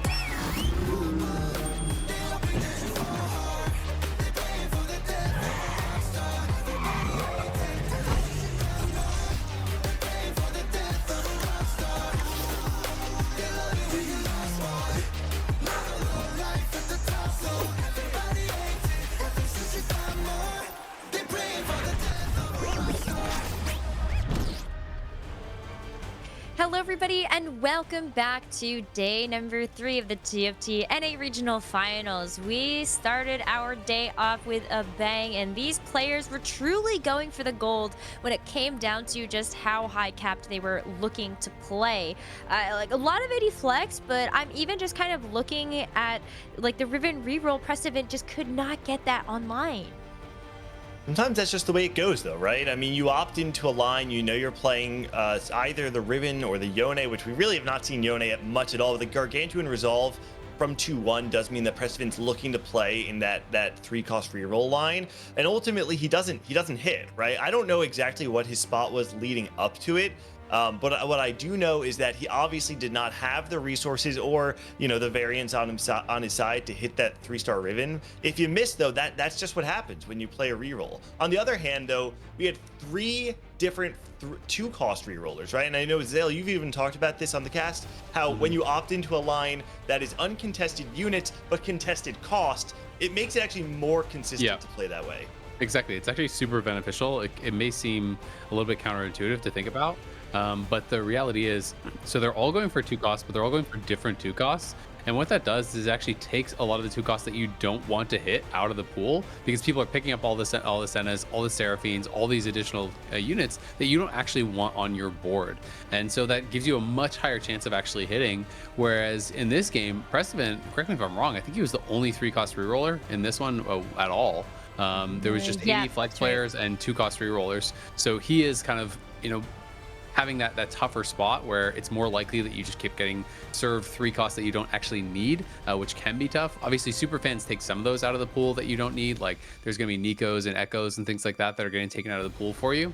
But it is tough, and especially with 3 costs, it stabilizes a lot later than the 2-cost rerolls. So it's very difficult if you don't hit kind of immediately when you roll down, whereas those 2-cost rerolls, you generally get a stronger board online earlier, your board stabilizes sooner, so you kind of have more of an ability to have a second chance to roll down if you miss, similar to what we saw from Dish Soap, right? Dish Soap's first roll down was actually pretty terrible. He ended up just buying a set headliner because he whiffed pretty hard on the units that he was wanting. I don't think he found a single Mordekaiser on his first roll down, didn't find the Kale headliner, which you would think is kind of a disaster, but he was able to put in this set, stabilize with that, build up his economy again, get some wins with just the Kale 2, and then be able to roll down again later. When you're playing with the Riven, you don't really have that opportunity unless you've kind of just like high roll naturaled into a really strong board already, because you're dependent upon not only hitting the Riven 3, but then getting things like Caitlyn in and getting Viego 2 and all this stuff. So when you miss, you often are so low HP that you're kind of just stuck donkey rolling to 0 every single turn, and you don't really have a chance to recover unless you just hit and start win streaking. I mean, we saw that happen to a couple of other players, though. They were actually playing the Heartsteel line. Poor Malala actually raised the stakes, and that streak got snapped almost immediately. And then we also had, I think, Weird. Who was it that went down to like 12 HP? Yeah, Weird. But you literally went down to 12 HP, and like I was like, no way. Like you do have to just have like the biggest high rolls there. I mean, Weird was playing the way Weird wants to play, which is the most fearless TFT you're going to be seeing winning all weekend long. This is the player with the highest first or eighth rate in the entirety of North American competitive, especially of the grouping that we have left. This is a player who we saw it yesterday, right? He just needed to not play for eighth, and instead he played open for Riven. He's willing to opt into the risk. When we first saw him way back in set 7, he was an open for Astral player. It was one of those compositions where you basically lose all the way to 3-5. You have to be able to stabilize there. That is where Weird lived. And we think it's scary, right? Like, I know, Azale, you made a joke saying, like, no, he needs to have a little bit more fear, but that's the weird zone. I wasn't joking. I wasn't joking. I was serious. This guy's insane. There is like, I think there is a certain point where you're being too risky, where the risk is not worth the reward, right? And I do feel like he is kind of going over that line sometimes. It's a little bit crazy. You know, getting your cash out at 13 health, you just need one bad cash out, one bad, set of matchmaking against a really high roller, and you instantly lose the game, right? You know, if Precedent, for example, if he had hit his Riven 3 at a reasonable time, and that's your first person that you run into after a cash out, you're gonna die. Like, Riven 3 crushes a lot of those AD flex boards until they really cap out and really become incredibly strong. So I do think he is playing so risky. Even when he lost a round after he cashed out at 13 health, lost a round, went down to 5, then still greeded to go 9. It did work out for him, and you have to give credit to him being able to evaluate board strength, and maybe his read was, I can't lose to any of these other boards, so I can greed it.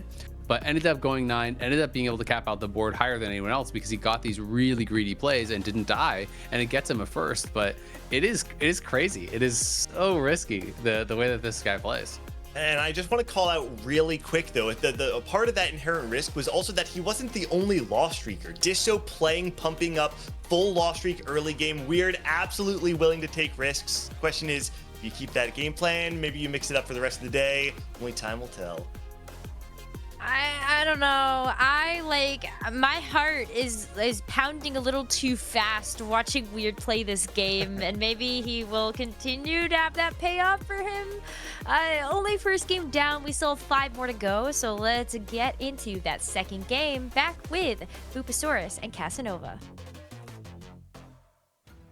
Thank you again. I actually really loved what Azale said there. Sometimes you actually should play with a little bit of fear, because a player like Weird Cat. No? Okay, tell me why. Tell me why. I'm in the weird world, and I want to stay here. I love watching this. Now, wait, do I agree with Azale that you should have some fear? Yeah, absolutely. Do I want Weird to have some fear? No, because I love watching this guy play. It is so incredibly exciting to watch him go for it, because every time it's like, ooh, we probably should, like roll here, and then he doesn't, and it's like, oh, maybe he should level here. No, he doesn't. It's like, maybe he can't raise the stakes. He will, and I just love watching it every single time. It reminds me of when I was like in math class back in the day, and all my work was wrong, but I still ended up with the right answer. You know what I mean? That's definitely the vibe that it's given. But we have another one guy. This time it's going to be Malala on Crescendo. Obviously, the player is trying to avoid a prismatic augment here. Yeah, except Malala. Malala's down for the prismatics in this one. Everyone else, as you said, just looking for either a little extra econ in the game or completed item. But Malala will get to one guy this lobby, and we are going to go to Crescendo. The star of set 10 gets a one guy opportunity. It just seems appropriate. Comes with the belt. I know, right? Like, at this point, I would almost expect Weird to almost lose to a creep round and be like, that's what the point is. You know what I mean? That's the type of risk that I have. But let's see if it's going to be the Weird Reaper on this go around too. I think he eliminated 3 or 4 players specifically in 1v1s in that last lobby. And it's going to be, we're checking on over to Malala. So this has actually been really, really interesting in some past boards so far, is when we get a 3 cost really, really early on, you can actually get baited into investing quite a bit of money and upgrading those 3 costs without tons of value and increase in power. So really interested to see where this goes, because Misfortune was one of those units that you can, I think, get kind of baited into. Yeah, and usually Misfortune's one that can be more powerful the earlier on you get it, because of something like That's Jazz. But because we're on Crescendo, you know that it's going to be a silver. You actually can't get to one That's Jazz. So realistically, I don't see a ton of value in potentially holding on to Misfortune if it were to cost Malala gold. Currently, it's fine, right? You hold it for around whatever you see. Maybe you actually do put together like a Jazz board and you get all of your early super fans, and maybe you want to go in that line. And so I see Malala keeping it open. That makes sense until it actually costs gold, and we'll probably see him throw it away. But I I'm seeing something a little weird on this board, and it's not Weird himself. It's the 3 Heartsteel on 1-4 already. So we might get a little bit more excitement out of Weird this time around. Or we would have like a traditional Heartsteel situation. But, you know, honestly, like we come in, we expect the meta, but it's always, you know, moderately refreshing to see someone kind of like throw the rule book away and be like, this is me. Right, I'm the greatest showman. All right, now it's going to be a silver augment because of Crescendo. So all of these augments are going to be pretty predictable, and they're going to get way more intense as we move on. Pandora's item, something that is pretty solid just overall. We saw Rain bring that to a second. What's it going to be, though? Yeah, I mean, it could just be Pandora's to just get the best in slot 80 flex items. You already have Heartsteel, right? Like, you just kind of go for exactly the items you want. You get your IE, you get your blue buff, you get your red buff, right? Like, you just kind of slam the items exactly as you want them. And I think especially as a silver, I think Pandora's is quite good, right? The others, you know, you kind of have to worry about randoming that full item over and over again, and it can be a little bit tricky. But when it's just a component on silver, you just get the benefit without much of the kind of awkwardness of having to play around the augment itself. You know, and sometimes it does delay kind of when you need it, but eventually it will roll into it as we're going to see Weird go up against Rain. This was the top 2 from that last lobby. Again, Rain's pocket, you know, comfort is being in second place and coming from there. So that's already the perfect start for Rain Implosion. And now Weird starting off strong too. How is this Corki going to be able to take down another unit with a No, probably Doesn't not. look like it, but it's going to be a loss for Rain to start. And Weird's going to start out with that dub. Yeah, and she did slam Nashor's once again. So curious if she just kind of wants to run it back with that Senna. I mean, Nashor's Tooth, generally you see it slammed onto things like Annie, things like Senna.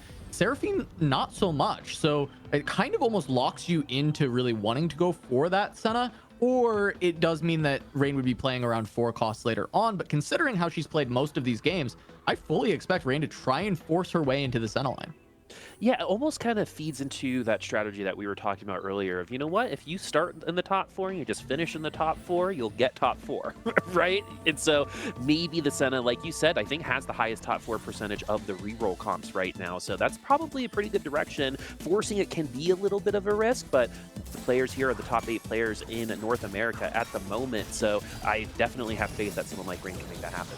So Senna reroll across the entirety of the tournament has 23 plays and a 78% top 4 rate. That's so insane. It is by far the best comp for top 4ing across the entirety of any composition that you could pick, whether it is reroll or otherwise. And I think Rain may have identified this yesterday and come in with a game plan to try and go towards Senna as much as possible. Right, I know it's not a guaranteed force, but Rain certainly with this Nashor's 2 slam is kind of looking in that direction. As we jump on with Degree, playing around the Yasuo, we saw quite a bit of this yesterday. Yeah, I mean, it had varying degrees of success. Obviously, the Yasuos that appeared earlier did a little bit better. We had one appear, I think, in 2.6 or 2.7. So this actually could compete with that. I mean, we could roll into it. It seems like we've already passively got that upgrade. We only need 2. So this could really finish off on that Yasuo comp because we lock it in. This is something that could make it into that late game. All right, so it is going to be fighting against Malala, and the big thing with this is Degree trying to find some of these early stacks, right? I think, like, if he can find those and then also find the Yasuo early enough, it's going to be the big decision maker, right? Because the biggest success that we saw out of the Yasuo comp was when it wasn't actually reroll Yasuo. It was just 3-star Yasuo. It was just you kind of naturaled the 3-star by 3-1, and then you turned it into a really good late game edgelord comp. And Degree's kind of on pace for that, right? Only 2 Yasuos away. So certainly this could happen by stage 3 for Degree and be in that kind of situation of Yasuo comps that was very successful yesterday. All right, let's take a little bit of a gander around what everyone seems to be hanging out with. It looks like we have a little bit of a disco opening potential for Dish Soap. Actually, one of the only people who tried that comp, unfortunately, I think through EU in an A, its average placement is rough. At this point, I think if you land on it, it's because you're kind of forced to. It's not even in a position to where you can one guy the comp and get tier 3 units and still compete, because it just takes so much time to really finish it out. So of course, it's probably not going to finish on that way. We still have it, on the board, so maybe the option is still open. Yeah, I think Dish just liking it as an early game comp, right? Disco historically has been so good in the early stages of the game because of this percent health healing over time, right? The early game fights tend to just go really long. It's not a lot of burst damage. It's a lot of really slow damage. So the ticks from the Disco heal end up just being incredibly powerful. And as you can see, Dish was playing switching gears. He benched this Nami on the previous round to guarantee a loss, and now he puts it back in to create this strong early game Disco board so that he can find a win and get this bonus gold from switching gears. So really, really impressive switching gears play from Dish Soap, going for that win-loss, win-loss. And if you look at the top here, Boop, it is loss, win, loss, and this looks like a win to me. Yeah, it seems like it's going to be perfect. And of course, someone like Dishup's going to be able to do the math, crunch the numbers, and make this a possibility, because this is honestly a pretty hard augment to truly utilize. We've seen a couple people use it, and I don't think any of them, even through just these kind of rounds, were able to actually get switching gears. Prestivan, I think, won 3 rounds in a row after getting switching gears, for example, yesterday.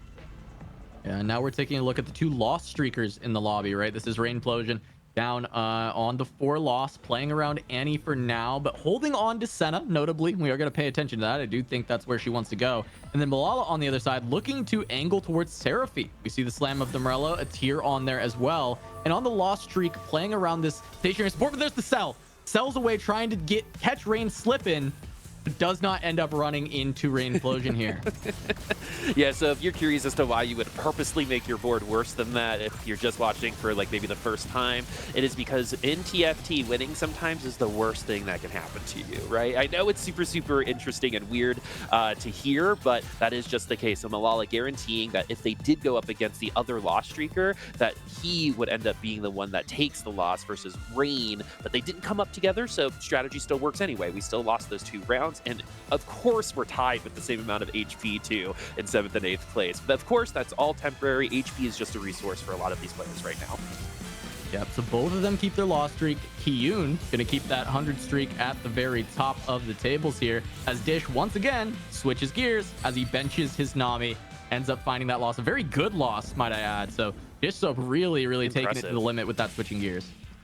Yeah, especially since you're trained in TFT to streak, right? So in order to effectively utilize switching gears, you kind of have to go against your training, right? You have to be able to identify each individual round within its own thing and know exactly what's going to be coming. So Dish Soap doing such great scouting in order for that to happen, and just in general, you can tell the facility he has in the game, because not everyone can do that, even through a stage. It's very, very hard, even at the top level. And now we're on degree on this 2-7, right? This is kind of the crunch time for Yasuo, right? You want to hit this Yasuo on 3-1. Now, we've seen so many people high roll this, playing around the Yasuo, end up just hitting without even having to roll a single shot. We'll see if degree is part of that, or how much gold he actually has to spend to find himself on this 3-star Yasuo, because you really don't want to spend that much. Not seeing it immediately. I like that he teched in Punk to reduce the cost of his first reroll, trying to save a gold here or there, but not finding it immediately. You know, Casanova, it might be your fault. You might have manifested that, to be honest with you. You know, everyone else has done it, right? Maybe degree is going to be the difference. I know. But I try to set up, because Crowan does this thing a lot of times when we cast together, where we set something up and then he says, and he'll hit it on this shop, and then the shop happens and they hit it. But it's I don't his have special the same power. touch. As someone who has also had that experience with Crowan, it's wild how frequently that happens. Azale actually, I think, does that a lot too. But we're going to see no more Yasuos come through, but maybe we're going to be able to take a little bit more of those stacks into the next round. It doesn't look like it. That Yasuo got stuck on that Nico. That's a bad loss. Yeah, and Kiyun playing around Katarina on the other side has found the headliner alongside the Superfan. Really strong stage 3 board to have just that Katarina 2 even. I'm curious if he'll actually commit to the Katarina reroll. It doesn't really need to. It's just a strong headliner to play around right now. The items were kind of screaming Seraphine for that board as well. As we look at these augment selections, Rain considering a golden ticket as just a way to try and get into the reroll line a lot easier, and she is going to select that, as we do have Death Cap plus the Nashers. That's definitely wanting to be a Senna this time around.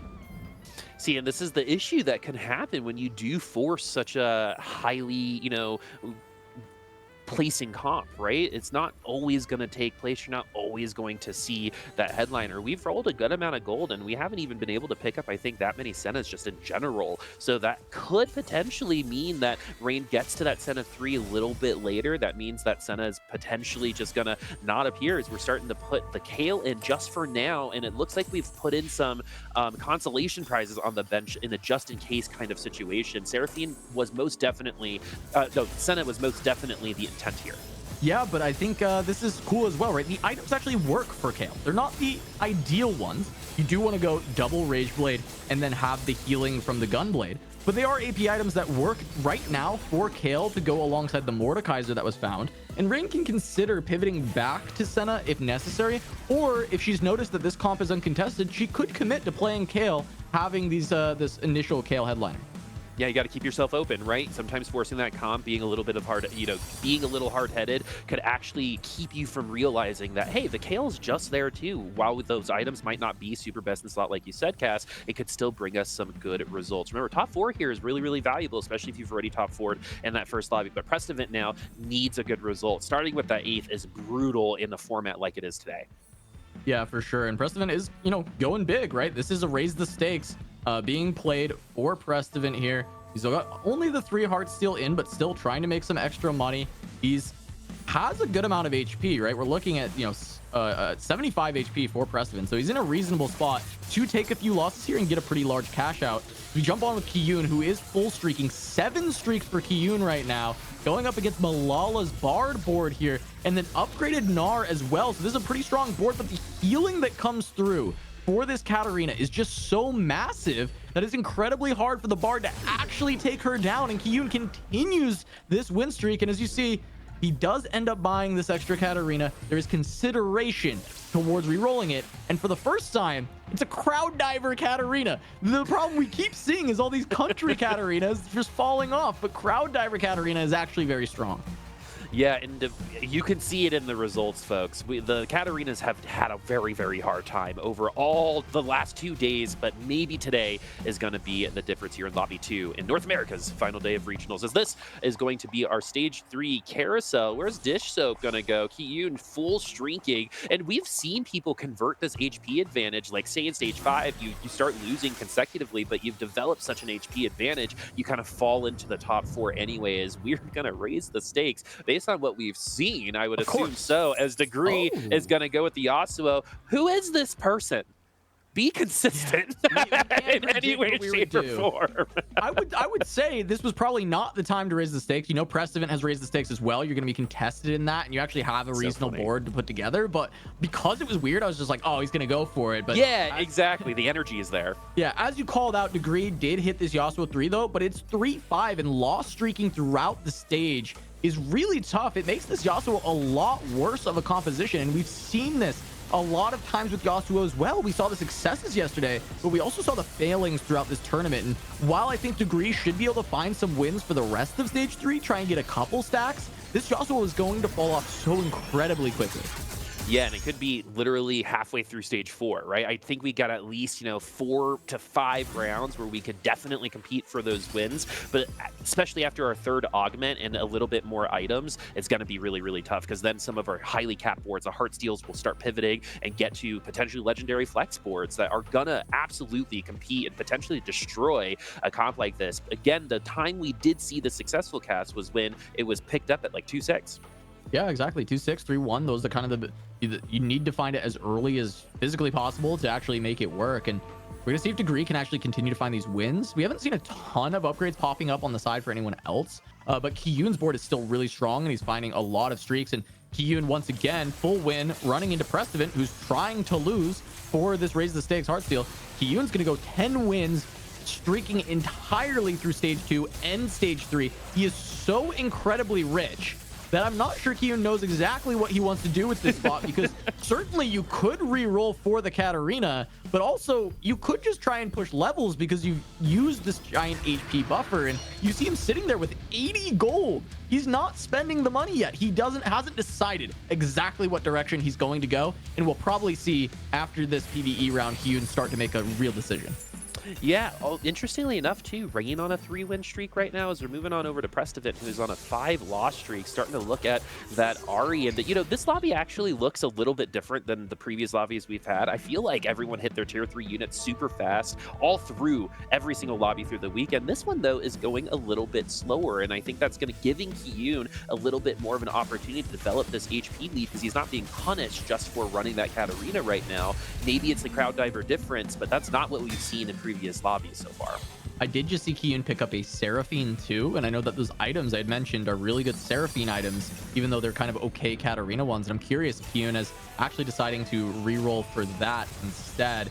We jump on board with Malala, and he's got the setup to play around the Ginsu's, play around the Kale, as Rain has pivoted off of the Kale to go into that Senna that we expected her to go towards from the very beginning. So actually very good recognition from both players. Actually, Malala recognizing that, okay, Rain does not want to be in this Kale line and heading towards it, where Rain recognizing the flip side of it, and she gets her Senna 2 here on 4-1.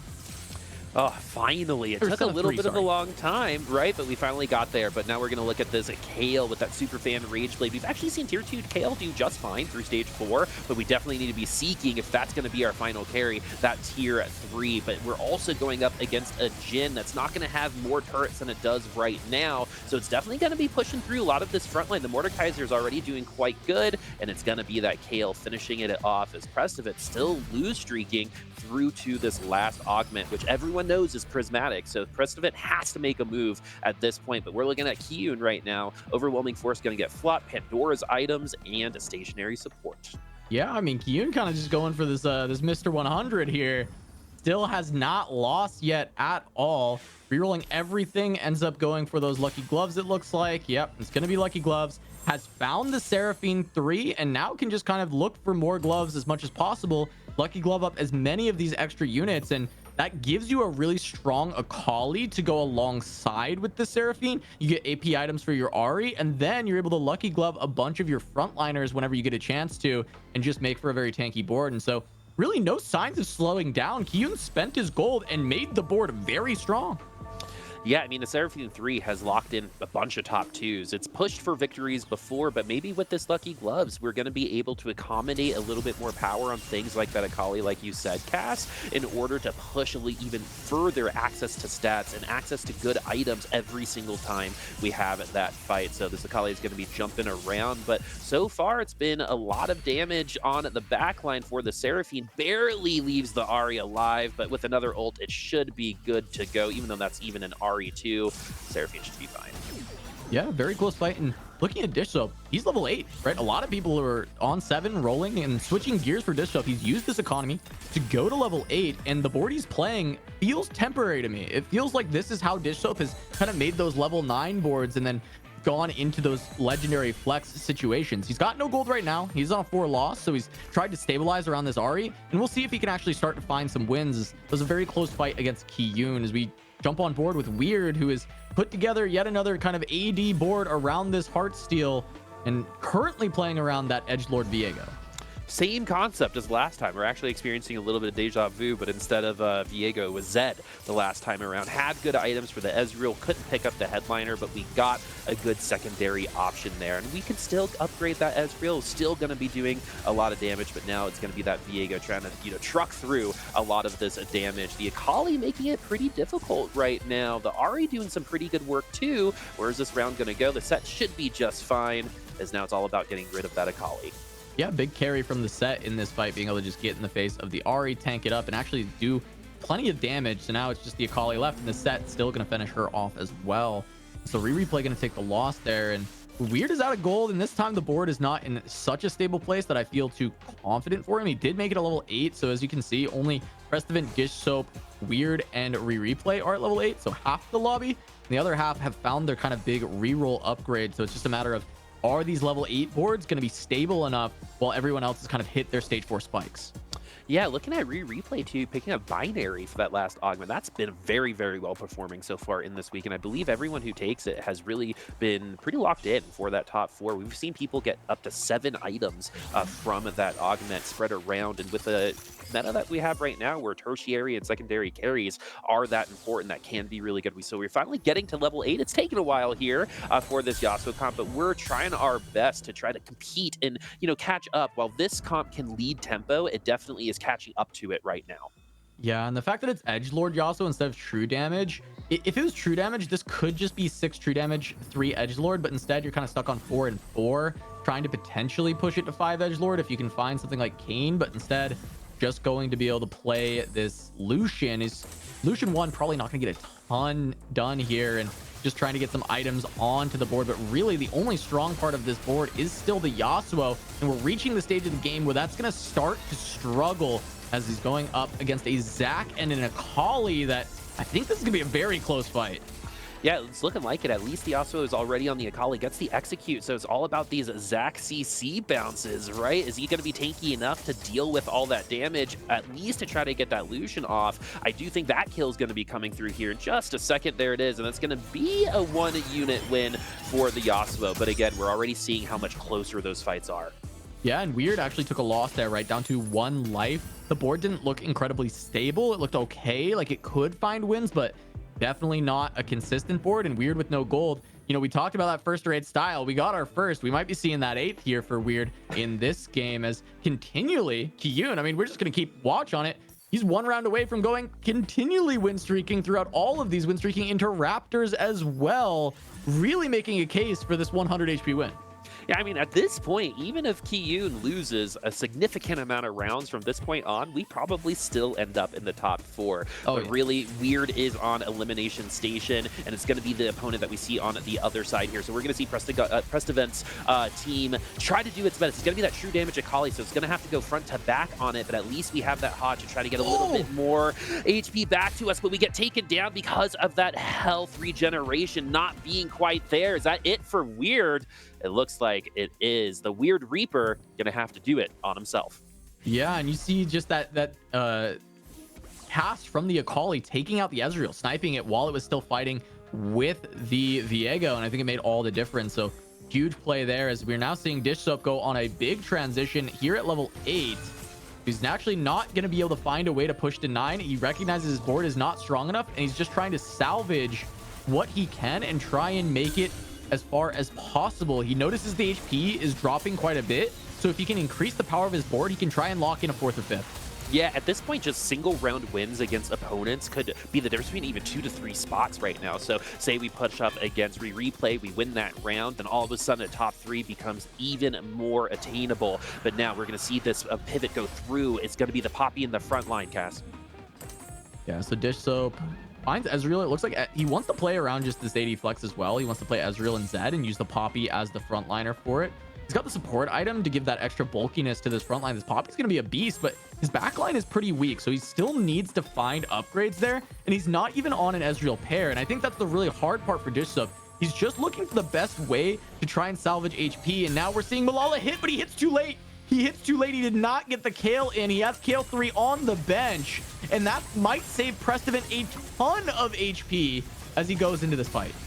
Oh, that could be a big gift for Prestivent here. So let's see what Prestivent's going to be able to do through this fight. It looks like it's going to be a Prestivent win, and that could be the difference between not getting that Kayle 3 on the board. The good news for Malala is that we do have HP. It doesn't matter that we're going to lose this particular round, allegedly. And so now we're going to be keeping through, but now we have that Kayle 3 on the board. Unfortunately, that does leave Prestivent with a good amount of HP still. Now look at the HP totals from 2nd to 6th right now. Yeah, and there's the Kayle 3 right that comes through, and Dish took a pretty massive loss. We saw that his, backline is just not online. He has a very strong front line, but he has not been able to find a solid carry, and there's a Caitlyn too. So actually that might be the way that Dish Soap can turn things around, as we saw that get picked up. And it's just a matter of looking at these bottom players, right? Degree on that Yasuo, I'm pretty sure he is gone. No one is losing 20 HP before that Yasuo board, and then it starts to really smush between Malala and Rain.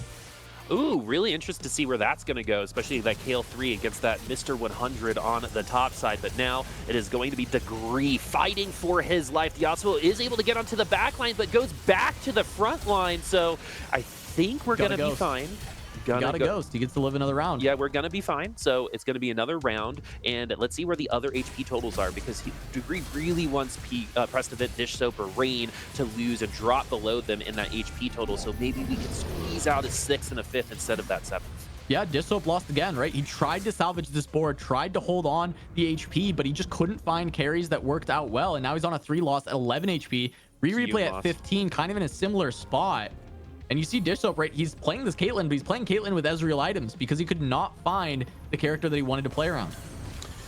Ooh, it looks like we have a couple boards that, you know, had opportunities, but were unable to find them, right? I think Dish Soap really wanted to push for that level 9, is the one that's most often doing that, but unfortunately, we could not get there. Same thing with Degree. We got the Yasuo incredibly late, and this is just what happens when you get that Yasuo late. Both players could potentially be eliminated on this round. Right now, I'm looking at the Yasuo, definitely keeping check on a Dish Soap's board too, as that Caitlyn ults, and now the Karthus does too, but the Yasuo is looking like it's going to be onto that back line. Has it done enough? It looks like it could be, because that Kale is starting to fall. Will that Kale be able to ramp up? Yes, it does. It takes down one of the units that was on there. Now the Yasuo is on the Kale, but is there enough ramp up on that Kale to take down that Yasuo? Another execute goes down to Malala. Falls, so Yasuo still hanging on, but those are by just the skin of Yasuo's teeth. They both live, and Replay actually falls, right? From 15, very healthy, took a big hit. Kiyun finally loses a round. So someone has been able to dethrone him, but he's built such a big lead, it's going to be hard to actually beat him in this game. However, to agree with the Yasuo, holding on for a 6th from the spot that he ended up in, honestly, not a bad performance, and potential to still outlive Rain or Dish Soap if he can find the right fight. Oh, and we also have to remember that Replay getting a 7th here has completely opened up AVP, I think. So that is going to be a big fight as well between the top 4. We have a Jazz Emblem on the bench, so we're going to add that on once we need those stats for that fight. But is Dish Soap going to be able to survive? We will be facing Rain or Degree, which will be an elimination round for all of those participants. If any of the bottom 4 right now face each other, those will potentially equal into a double elimination. Stage 5-5 could change the entirety of this lobby in the way that it looks. Will it be Dish Soap, the man, the myth, the legend, who people consider one of the best players in the world, going up against Rain and this Senna? The Senna, like you said, over 70% top 4 placement on that comp. However, winning it has been a little bit more difficult, and the Senna already broke through the front line, does not get targeted by the Caitlyn in time, and it's going to be Dish Soap taking the L and the elimination. But watch Degree, though. Does Degree end up winning the fight? No, it looks like Degree has lost this one. Degree will take a bigger hit. So Dish Soap, 5th into 5th, honestly, still totally a fine spot. Totally fine. Right? That's okay. His Degree is taking the 6th. So I think Dish is probably not happy with 5th into 5th, but he certainly can't be feeling too bad about it. He knows that what he just needs to do in these next few games, it's not like a huge comeback has to come through. Just playing, 2nd to 5th, 3rd to 5th. We talked about this. This is a way that you can still make it in when it is around these top 4. As Prestovit still holding on, finding 5 wins in a row, playing around 80 flex, but playing specifically around true damage Akali. This Ezreal is a new addition to the board. It was entirely off of this Akali that this streak came through. All right, it's going to be Rain on the other side. Is this going to be it? Is Malala going to fall potentially to the Senna? We really need this Kale to ramp up. If you're a Malala fan, we finally do get onto some of our damage healing. Frontline gets eviscerated by that Karthus, and now the Kale is on the Senna. Can the Senna do any more damage quick enough? No, as Rain will fall in 4th place. Pretty good round. That Senna came in pretty late. We had a transfer over in between with the Kale and the Senna, but I think a 4th is still pretty solid for Rain here. I mean, Rain still, again, recognizing that this Senna comp is so incredibly strong. She fully whiffed, ends up playing around a Kale in the mid game, and then re-rolls down for Senna again, just knowing how good that comp is at making top 4. It seems that we have learned from Rain today that this comp is fully forceable, and it can get you those consistent top 4s, and she is proving that right now, trying to lock herself in a spot at the championship. Rain Plosion has represented North America, did quite a good job when Rain participated in Worlds 2, and Now we're potentially going to see her go right back. Hee-Yoon was Mr. 100 through the majority of this game, taking some L's. This is where we would expect that Seraphine comp to start, you know, kind of losing some steam against some of these stronger capped boards, especially against something like Malala over here, where the KDA formation just pretty much makes it so Seraphine's weaker against that board specifically. Yeah, that's actually a really good call out. It does make it weaker, and we'll see if they end up against each other or who ends up going for the kill here. It's going to be Malala versus Hee-Yoon. We're going into this fight, and you'll see this spread come into effect, right? Seraphine, everything does clump a little bit in the front line, but even then, she's only hitting 2 targets instead of the full board, and she'll never be able to hit the backliners in a very efficient way. And so this buys even more time for Malala, even though he's only on the Mordekaiser 2, it's still enough that he can just get through, chew through everything with this Kale and find the win. Now, the problem is Hee-Yoon is going level 10 and going to continue to cap out this board. He's 50 gold, level 9, and so there is a lot of room for him to get stronger than Malala. Yeah, and Hee-Yoon's first loss, I believe, was in stage 5. So we still have a ton of resources. We've been able to kind of casually bring us there, which is not something that really any player has gotten to do in any other lobby in a regional. So I'm sure Hee-Yoon feeling super confident after this, as this potentially is going to be a battle for second place with Malala and Prestevit. And Prestevit absolutely needed this top 4, really wants an even better result based on that 8th place in that first lobby. Are we going to get a full flip? Because Weird won that last lobby, got 8th in this one. Where is Prestevit going to go, especially on a 7 win streak? We're up against Malala, so it's going to be that Kale that comes through once again, but it looks like it might be trapped on this Zach eventually when we do get there, and that might be a pretty bad scenario, is when the Kale gets trapped on a particular unit, sometimes it doesn't spread that damage, but that's not going to happen, as the Kale actually avoided that Zach for the majority of the round, leaves it remaining for last, and will win the round out. It's like an actual league matchup there, where you leave the tank up a little bit later on to kill. Yeah, I mean, it's looking rough for Prestevit right at this point, but it is a big bounce back from that 8th place, right? A top 3 here is phenomenal, and trying to deal with this Malala board and the Hee-Yoon board, I think reasonably, Prestevit probably was expecting to go out earlier, getting stuck playing around True Damage Akali, kind of the least sought after on this 80 flex line. When you're kind of looking through these 80 champions, you really want Ezreal, you want Zed, you want Caitlyn, and then True Damage Akali is like, okay, I guess I'll play around this unit if I have to. And Prestevit really made it work and is made it to this top 3, and we'll see if he can end up getting even a 2nd place going up against Hee-Yoon, while Hee-Yoon is still a little bit weaker.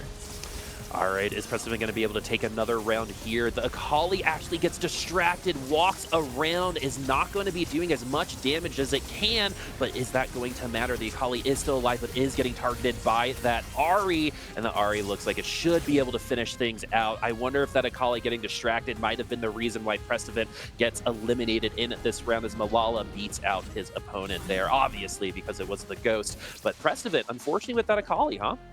Yeah, and it still bought some time for Hee-Yoon as well, right? Prestevit, you know, ends up losing there with the Akali. I think taking her as far as he kind of can in a lobby like this, where everyone is so incredibly strong. The 3rd place is pretty solid, and it definitely bounces him back from that earlier 8th. And now it's, you know, Hee-Yoon gets a win. So now we're looking at this only 60 gold away from going to that level 10. He just needs a round or 2 that he can sack against Malala here, and then he gets to go off, make the board as strong as he possibly can. Malala really wants these next few wins to be just crushing. I mean, the good news is when we saw this comp go up against each other last time, Malala had a pretty distinct advantage because of where the KDA spots are and how Seraphine works. So it's really going to be all up to Hee-Yoon Seraphine to be the MVP, to be able to snipe out those units to the best of their ability, because the front line will clump up, like you said in that last fight, Kaz, but that's going to be pretty much it. That's going to have to be individual marks on the back line for that Seraphine to take down. So hopefully it goes after the Kale before it goes after the Karthus. Last time this Karthus ulted, it ripped up that front line. Actually didn't do as much as that Sona ult also comes through. So Hee-Yoon having a much easier time on this round, and it's going to be a pretty big win. Domination from Hee-Yoon from beginning to end. I don't remember, Cass, the last time that I saw someone pace the lobby from beginning to end and then finish it out with the victory too. Hee-Yoon's got to be proud of that. Yeah, it's been a minute because a lot of people play a lot higher tempo than they used to. And we saw that final fight. The big difference this time was right before that fight started, Kiyun actually spent all 60 of his gold, pushed to level 10, put in a Sona, I think, to get the 5 Spellweaver alongside the 7 KDA. It actually increased the power of that board significantly, and you can see the big difference there as he's got a 2-level lead over Malala at that point. So really, really well done from Kiyun, getting his first place of the regional final. However, he does have the highest percentage of first places across set 10. He actually had the best first place rate of anybody playing in tournaments in set 10. And so it's not an unexpected thing from Kiyun, but he had shifted his style more to top 4 oriented, but he's just showed us now he still knows how to win. Man, what a very good lobby for Kiyun. If you're a Kiyun fan, that's exactly what you want to see. I'm also really interested to see what the analyst is going to say about that, because tempo-wise, that was arguably the most unique lobby that we saw all weekend so far. So looking forward to that, and I know you are too. So we're going to take a quick break, and we'll see you soon.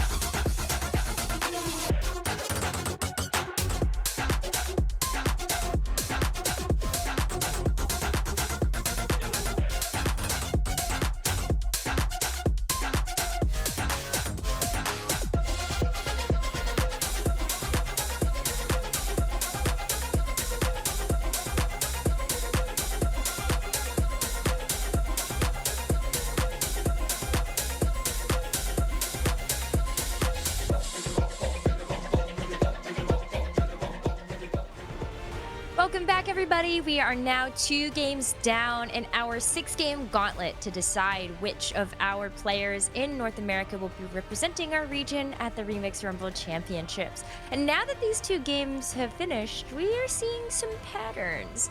Kale, Senna, and Seraphine have now been played in both lobbies by different players. So I'm curious to know your take on, do you think that's going to be an actual consistent trend between all 6 of these games? I think so. I mean, especially it's been interesting because there's been basically, correct me if I'm wrong, but I can't think of any games where people are contesting each other. across all of the games over this whole weekend, everyone just seems to just agree, okay, yep, you get Senna, no problem. Okay, yep, I'll take Seraphine. Sure, okay, you can go Kale. Like, there's been just zero contesting of any kind on 3-cost or 2-cost rerolls the entire weekend, which is kind of interesting. But if the players are just going to be kind of kumbaya and just like, yeah, you take this, I'll take this, well, there's a really good chance that they're all going to hit every single time, right? Because you're taking, again, so many of those 2-costs out of the pool. You're really narrowing the pool of units that you can actually get. So it's become very, very successful. But it is just interesting to me that no one has been contesting each other whatsoever. Well, that's what makes the way Kiyun played that last game so fascinating too, right? He was 100 streaking through all of stage 2 and 3, was playing around the Crowd Diver Katarina, and had these items that, Azale, I know even when we were talking about it off stream, you had said like, hey, this feels like he's not going to be playing Katarina. You go into the PvE round of stage 3, he scouts around, says, okay, well, Senna is taken, Kale is taken, hey, no one's playing Seraphine, I'm going to roll 90 gold that I have, go level 7, roll for Seraphine 3, he hits it, and is now able to play this uncontested line from ahead, from tempo, because he just wanted to play the headliner that he hit on stage 3. I thought that was a beautifully piloted game by Kiyun. Obviously, there's an element of high roll for you to be able to streak through stage 2 and 3, but being able to pilot that, right, taking advantage of the high roll in front of you is something that we expect of the players who make it to day 3. It's a great example of Kiyun taking the opportunities that are in front of him and converting the high roll into first place. And actually, and I want to say this because this is what makes Kiyun, what gives Kiyun an edge. He is a player that historically is very good at going first place when the opportunity arises, and I love that on finals day he's once again able to show it. Yeah, and I think it's really cool that he did it in kind of an interesting way, right? Because I know if I was in that position where I was able to early streak like that, and I'm at 90 gold, I'm at 100 HP, I would not have actually been going for one of those 2-cost rerolls, and especially pivoting to one that he had basically like no copies of it on his bench, right? I would have just been thinking that you're going to push levels and you're going to play around like Pentacoli or something like that, right? He had Shojin, he had Amarillo, so I thought he was actually just going to play around Pentakill units, you know, go 8, start rolling for a 4-cost headliner. But I think that the way that he did it was really intelligent, and especially because he knew it wasn't contested, he knew that so many of those other 2-costs are already out of the pool. There was a pretty high chance, I think, to hit it. The high roll part obviously is just being able to 12 streak or whatever it was he did before that, but still, I think he navigated it really well. Awesome to see these players just continue to adapt to one another, and that's why we're so lucky to still see these 8 players battle it out over the course of the next 4 games. But we're going to be taking a short break so those players can get a little bit of rest. And when we come back, it will be time for game number 3.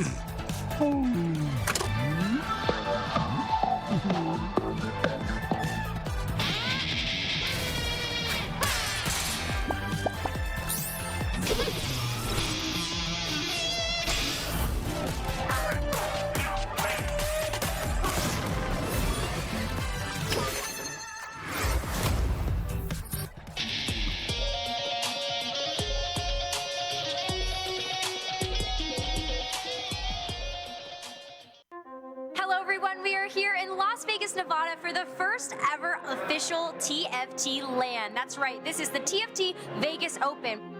500 512 competitors flew here from all around the world. They're taking the stage to be able to compete for the title of the TFT Vegas Open champion, as well as for a $100,000 grand prize. They've got a lot of games to play. You're not going to want to miss it.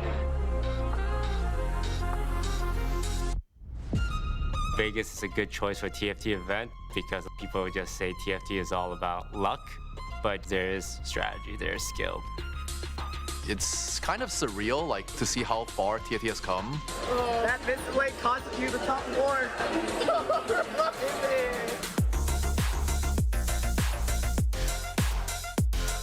I'm winning the tournament. Keep winning. I'm winning the tournament. Always says that. I've played in tournaments on LAN for God knows how long. I definitely think it gives me an advantage over the other players. I saw them, kind of like buckling under the pressure. Yeah, but here he goes. It's gonna step up. Game number 3 for the TFT NA Regional Finals final day, and I'm here with Gangly to bring you through this next game of action. But before we do that, Gangly, I feel like we have to have a little bit of a check-in in terms of where our players stand in the AVP race, because at the beginning of the day, Replay was still on top with a 3.0 average placement over the first 2 days of competition, and that's sort of not the case anymore. No, I mean, definitely. Replay has had 2 bot 4s in a row, right? And because of that, the standings are starting to flip on their head a little bit, right? You've had players like Kiyun and Malala have 2 really strong performances, and Rain, who I know was second in that AVP race going into the day, has now also had 2 top 4 placements. Yeah, she's actually tied now with Replay for the average placement with a 3.50. And then Weird is in third with 3.71, and Kiyun has a 3.79 average placement. So we're just going to have to keep tabs of that, because our points leads at the moment are, as you said, it's going to be Kiyun, Malala, and Rain at the top. So where does Weird and Replay fit into that in terms of the AVP? We're getting into our 3rd game now, and we've got Portal choice. Right, it's going to be the Artifact Anvil right off the bat. And this is an interesting portal, because one of the things that it does allow you to do is get generally strong direction early on in the game. When it's not uncommon to see people pop their Artifact Anvil on stage 1. If you can find something, depending on what your orb drop you, right? Maybe you find the Samira and you want to pop the Anvil and say like, hey, is there actually a world where I just get Collector? Because maybe Samira is not the strongest reroll composition in the meta, but if you have the proper conditions, and oh my, talk about conditions for winning. Okay. Malala getting the set drop into the Heartsteel, the Cassante right off the bat too. But man, here's the thing. We have seen players, even with the Heartsteel opener in stage 1, stage 2, not immediately convert that into a top 4, right? I think we've seen many boards, and it's what we've been talking about all day, that these AD flex boards tend to live on a razor's edge. And if you are just 10 gold short, 1 life short, your potential 1st or 2nd place suddenly turns into a 7th or an 8th.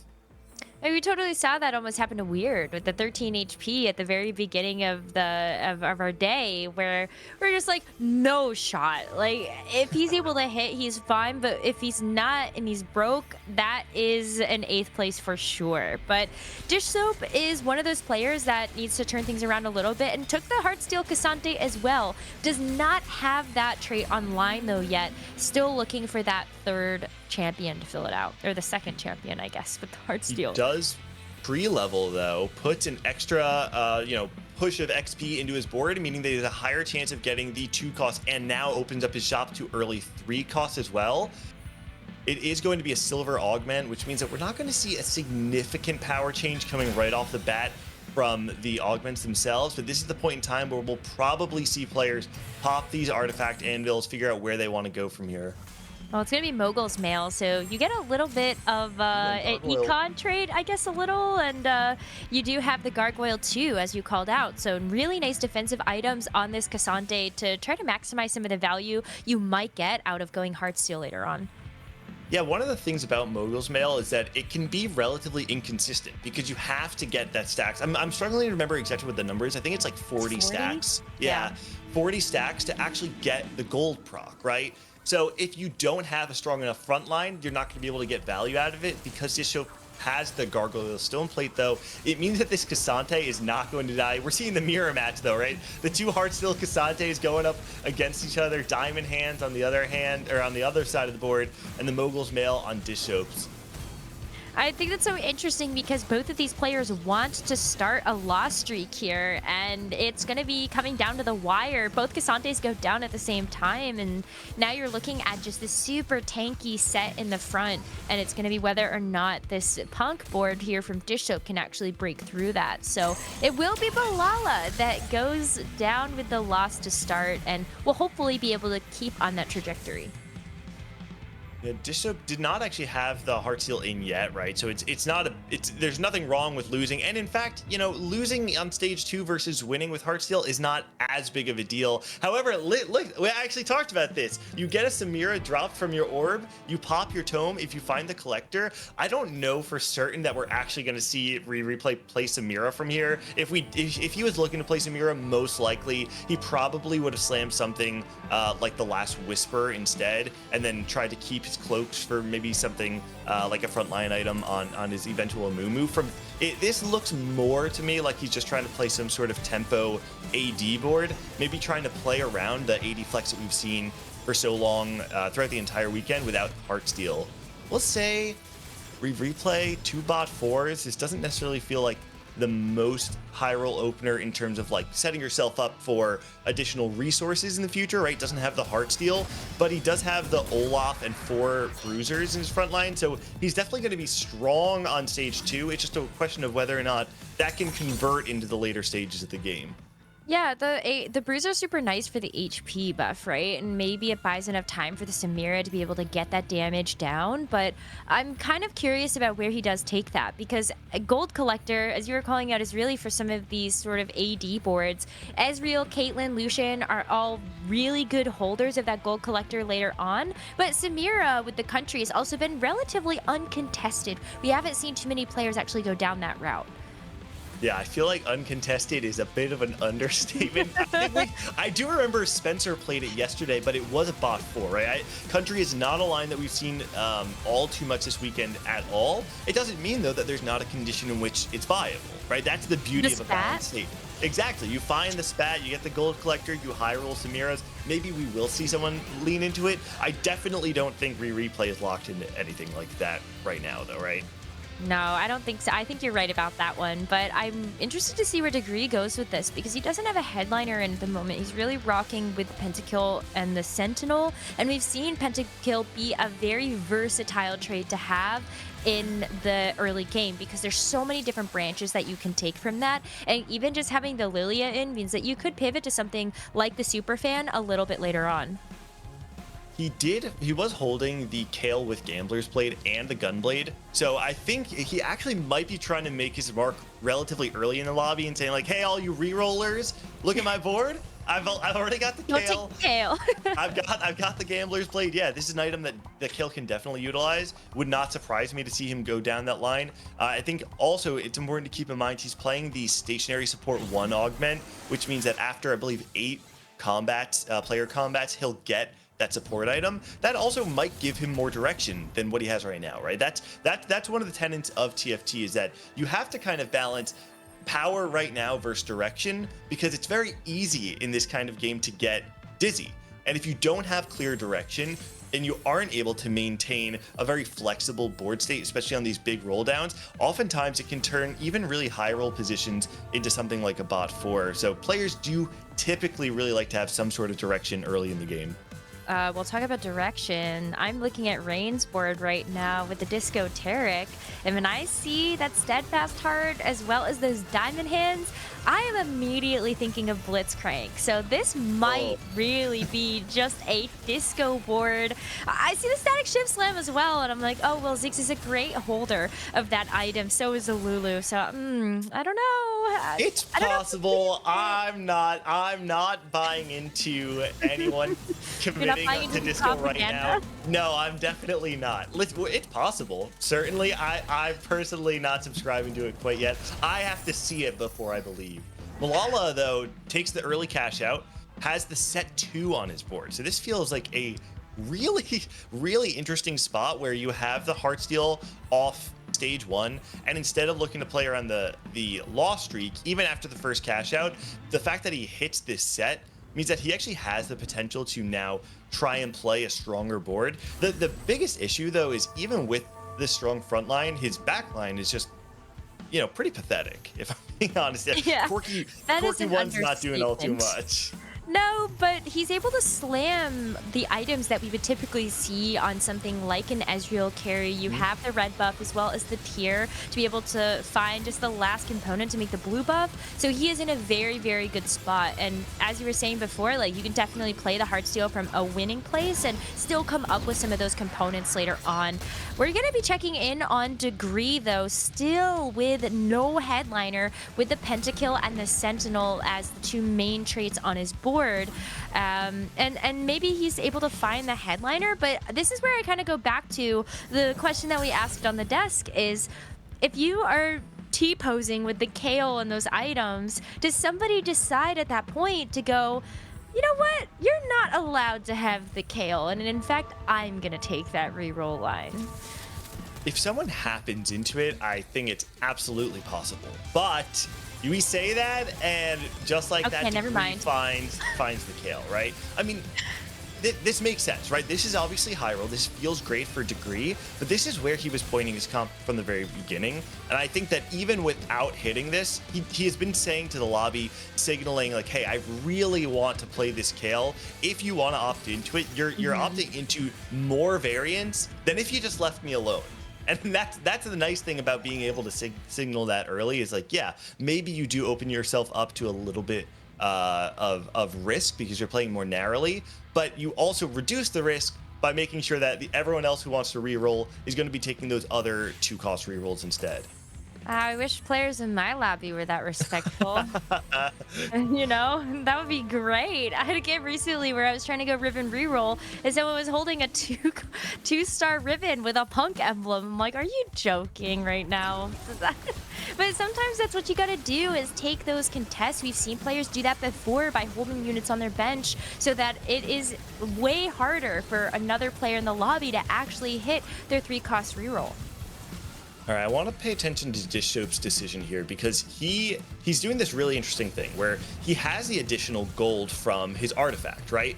And he has the opportunity right now to either hold expensive units on his board, leveraging that econ, and only sacrificing a single econ threshold, right? He gets to hold an Urgot pair and a Zac, units that are very, very high value later on in the game. And because of the fact that he has the Mogul's Mail that he's proccing every single round because he prioritized defensive items, he says, hey, I'll give away 1 gold this turn if it means that when I decide to rubber band, when I decide to start winning, I'm going to start beating everybody. Really great decision by Dish Soap. Love to see that. Malala has a Blitzcrank 2, by the way, on 3-2. That's a recombobulator. I didn't even realize. I was like, wait, Yeah. where'd that come from? I was like, Wow. that's insane. So huge recombobulator board, and this is one of those spots that you could play it. Recombobulator is definitely one of those high risk, high reward augments where you could recombobulate your board and then get a bunch of things that just don't synergize together. But Malala's able to make that work. Wow, Diamond Hands and the Even Shroud are both going to be going on to... Wait, did he just removered the items, used both his removers and then put the items exactly where they were, right? Wasn't it Thieves Gloves on the Blitzcrank and then the Diamond Hands Even Shroud on the... I don't know. Maybe just using the consumable? I'm not sure. What, Someone's going to have to go check board? the replay on that one because I don't know why Malala would have made that decision. But Dish Soap is working through the raise the stakes as we saw. So maybe getting a really nice cash out in the end of that. And Malala's still finding some direction here. Malala having the set of a lifetime in set 10, right? The winner of the Vegas Open, has the win at the KDA Cup final day at the Heartsteel Cup.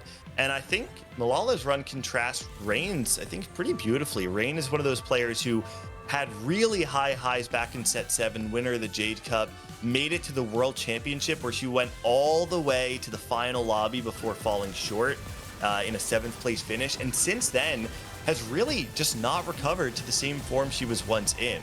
this is a beautiful Cinderella story for Rainplosion, who is back in set 10 in the form we once saw her, has made a great run all the way to the final lobby, and now is actually, after the first 2 games, in a decent spot, sitting in the top 4. She's been doing phenomenally, and even when you take a look at that average placement, she is tied with Replay for the 3.50. So even if for some reason she has a couple of bad games, maybe the rest of the people that take those top 3 spots will allow her to be able to win out on the best AVP. But as we head into the carousel here, this is going to be another rod pickup, and I'm sorry, Gangly. I think this very well could be a disco board. You want a lot of rods to be able to make something like a TF work in that backline. Yeah, she did take the rod. I'm like really not down to buy this until it actually happens. She did pass up the TF. It did have a sword on it though, so if she's looking to play TF, killing the swords apart from a single Sojin's a little bit tough. So maybe there is a world where she's still playing TF, but I'm like really not down to buy this until we see it.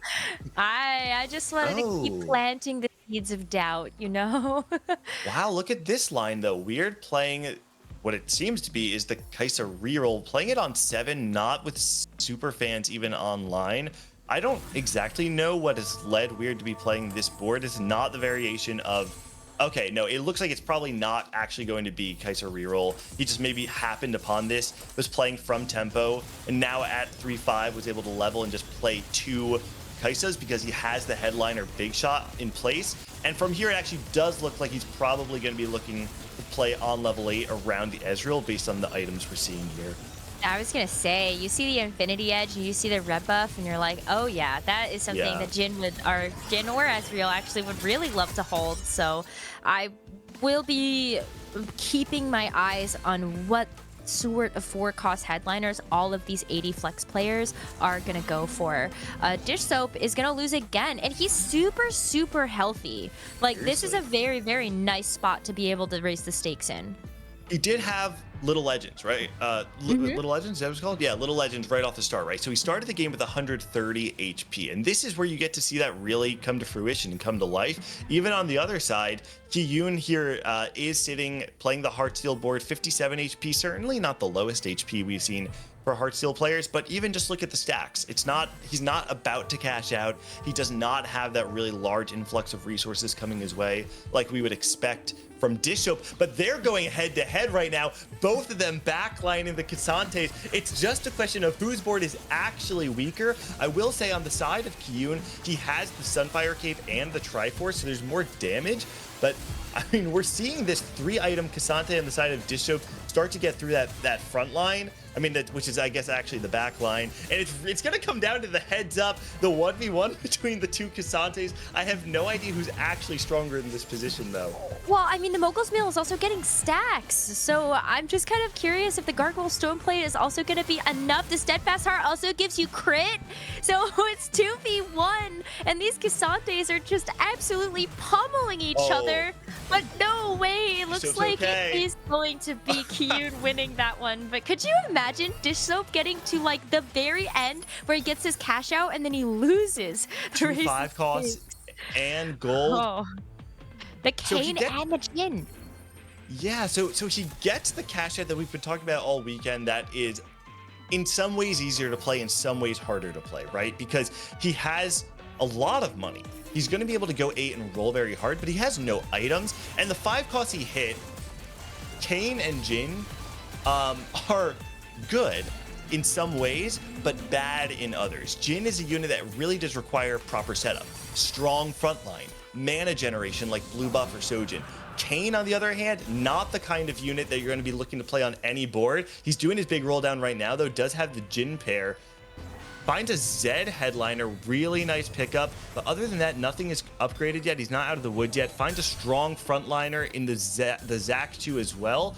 Outside of that, though, from here, he's just looking for supplementary damage, right? Things that if the Zed is going to die, how else can he deal damage to the other side of the board? And he finds the 4 Crowd Diver, has the Kiana and the Yone online right now, which means he's going to be able to at least get additional resources onto his units via that Kiana. And if he can find some other items that maybe play into this Zed a little bit more, I think he'll be in a decent spot.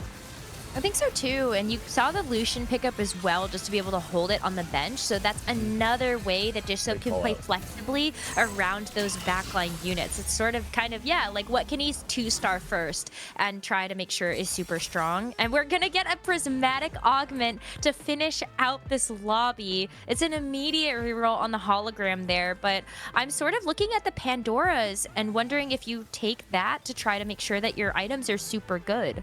I'm thinking, so yeah, I was gonna say, I'm thinking Radiant Relics for a similar reason, but it's a little bit faster, right? Whereas Pandora's, you'll get good items. You have to wait. And because of the shape of the game Dishsoap has been playing, I think for him, he's kind of done losing. Like, I think he's a little over it, right? He, at this point in the game, he wants to figure out how he can start winning, despite the fact that, and gotta call it out, his HP is looking great. 69 HP after a raise the stakes cash out means that Dishsoap's going to have multiple lives that allow him to try and ladder now all the way to level 9. If he can get a stronger board online at that point, he can cap out extremely high. Well, as you were saying before, right, he took the tiniest Titan, so he did have that HP buffer, but the other thing that's really important here is that all of his losses were very calculated. He wasn't losing by more than 1 or 2 units for most of those, and now look how strong he is. That was an absolute obliteration of Replay's board, and that is a testament to just how much value Dishsoap has been able to get out of this board specifically. Rain, though, is on a loss streak, and without something like the Heartsteel in, you know, I gotta call it out. She's on a loss streak, and I can tell you exactly why. Yeah, she is opting to play this disco line. Do you believe me now? Listen, you were right, and that is, in my opinion, the worst case scenario, because now Rain is playing this disco line that we have not seen succeed, especially from behind. I don't think Disco is a composition that cannot succeed. I think that the way you play around Disco is that you need to get these legendary units online. Right now, though, she doesn't have things like the Alawi or the Ziggs or even like a Zac 2 to supplement your front line. With so many damage threats from the AD flex players, the fights are so fast, and Disco wants to play an extended fight. When the fights are too fast, TF doesn't have the time to ramp up, Ziggs doesn't have the time to ramp up, the front line falls, and because TF won't have enough single target damage, he really struggles to fight against these multi-threat compositions that we typically see in the AD flex boards. Yeah, I'm even looking at some of the items, right? And I just don't really feel like that you have enough offense either. So maybe Ring can find something else, like heading into this next carousel, even looking at Raptors in just a couple of fights. She's still relatively healthy, like she still has 46 HP. She's not the lowest in the lobby, and in fact, the HP between everybody is quite close outside of Kyun or Replay that are sitting in the 30s. No, and that's a great call out. You know, before when I was saying the fact that she's playing it from behind, I had essentially seen that she was the 3rd or 2nd lowest in the health. What I hadn't actually noticed was how close that middle portion is. And if she's actually able to win a handful of rounds, she does have the new recruit, which is very strong on Disco. It allows you to both play the cheap 1-cost units to give you a higher vertical, but it also opens up your board to have that many more legendary units if you can find them on 8. I do think it means that, wow, and great hit there from Degree, maybe a little bit later than he would have wanted, but looking at his health total, completely okay with that. But just to round out the Rain point, I think she's probably going to be stuck on level 8, at least for a little bit, which is not where TF wants to live. If Rain wants to top 4 this, we're going to have to find a way for her to actually get to level 9 and get some of these stronger, more expensive units on board.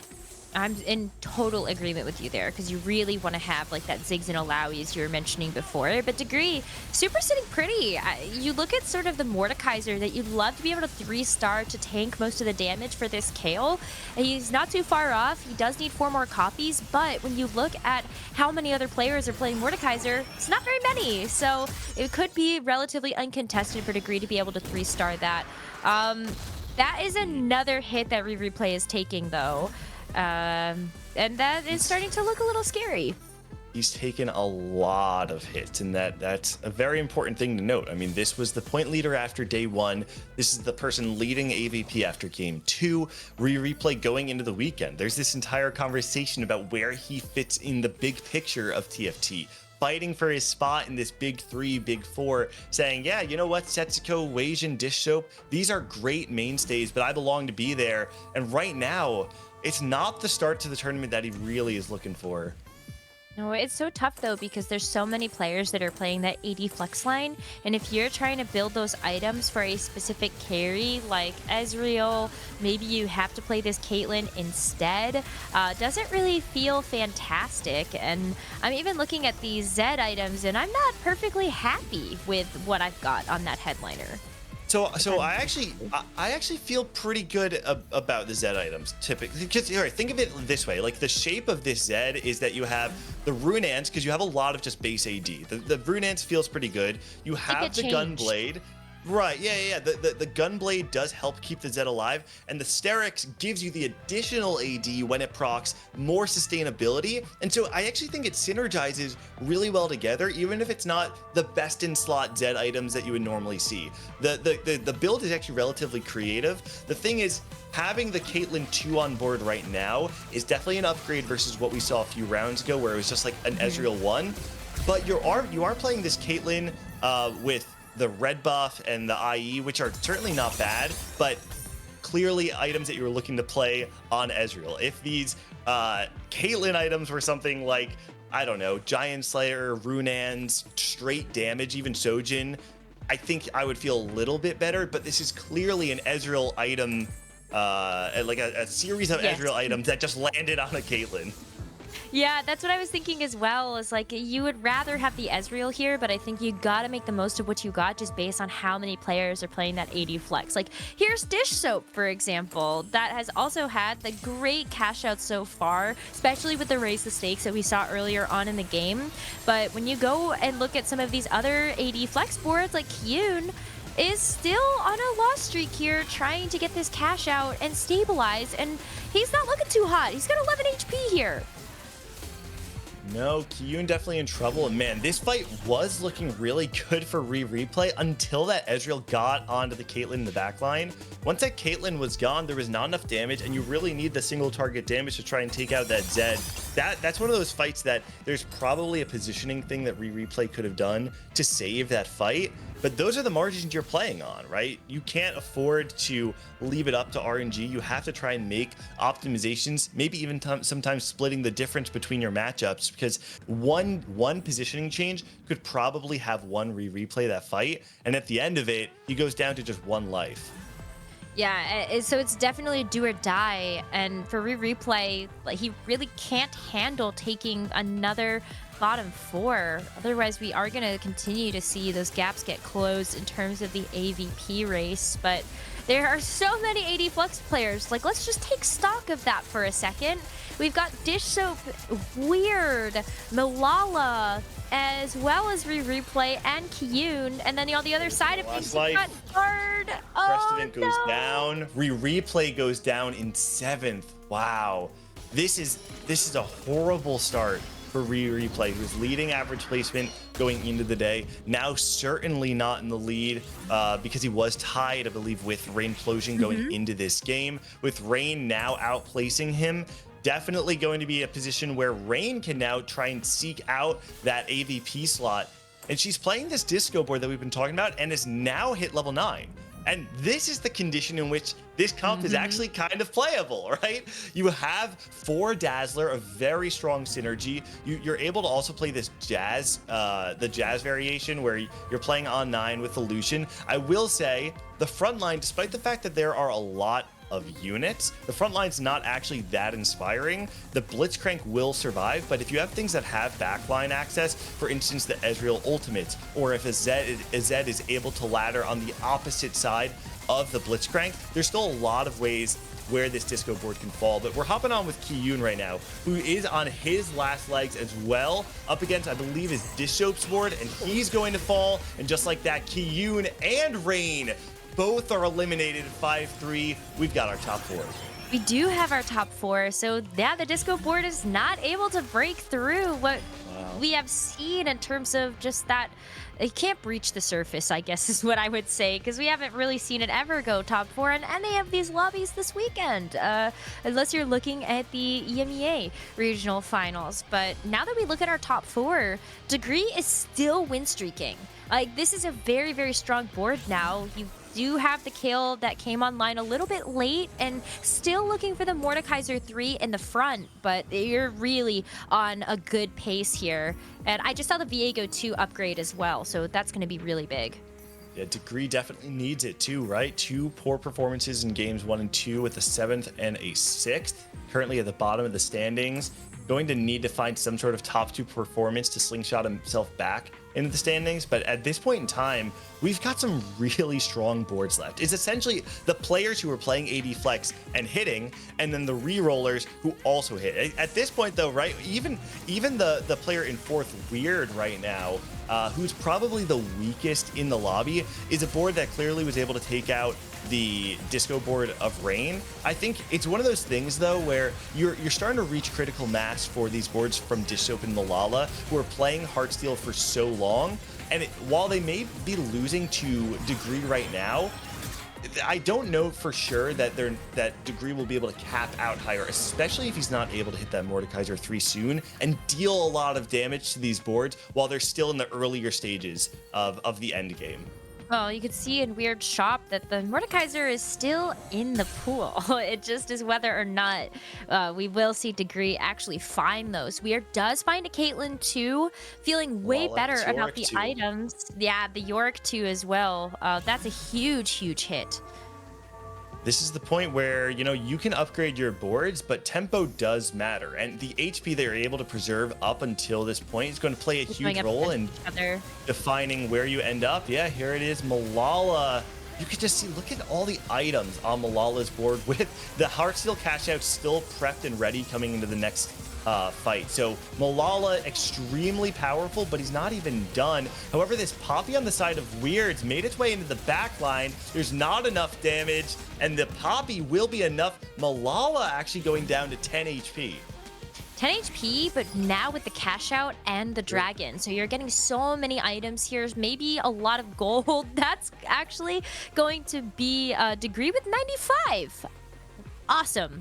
He's definitely feeling good about that. You can just go to level 9 and start to roll for some really, really big things here. But do you do that when you're still looking for your Mordekaiser?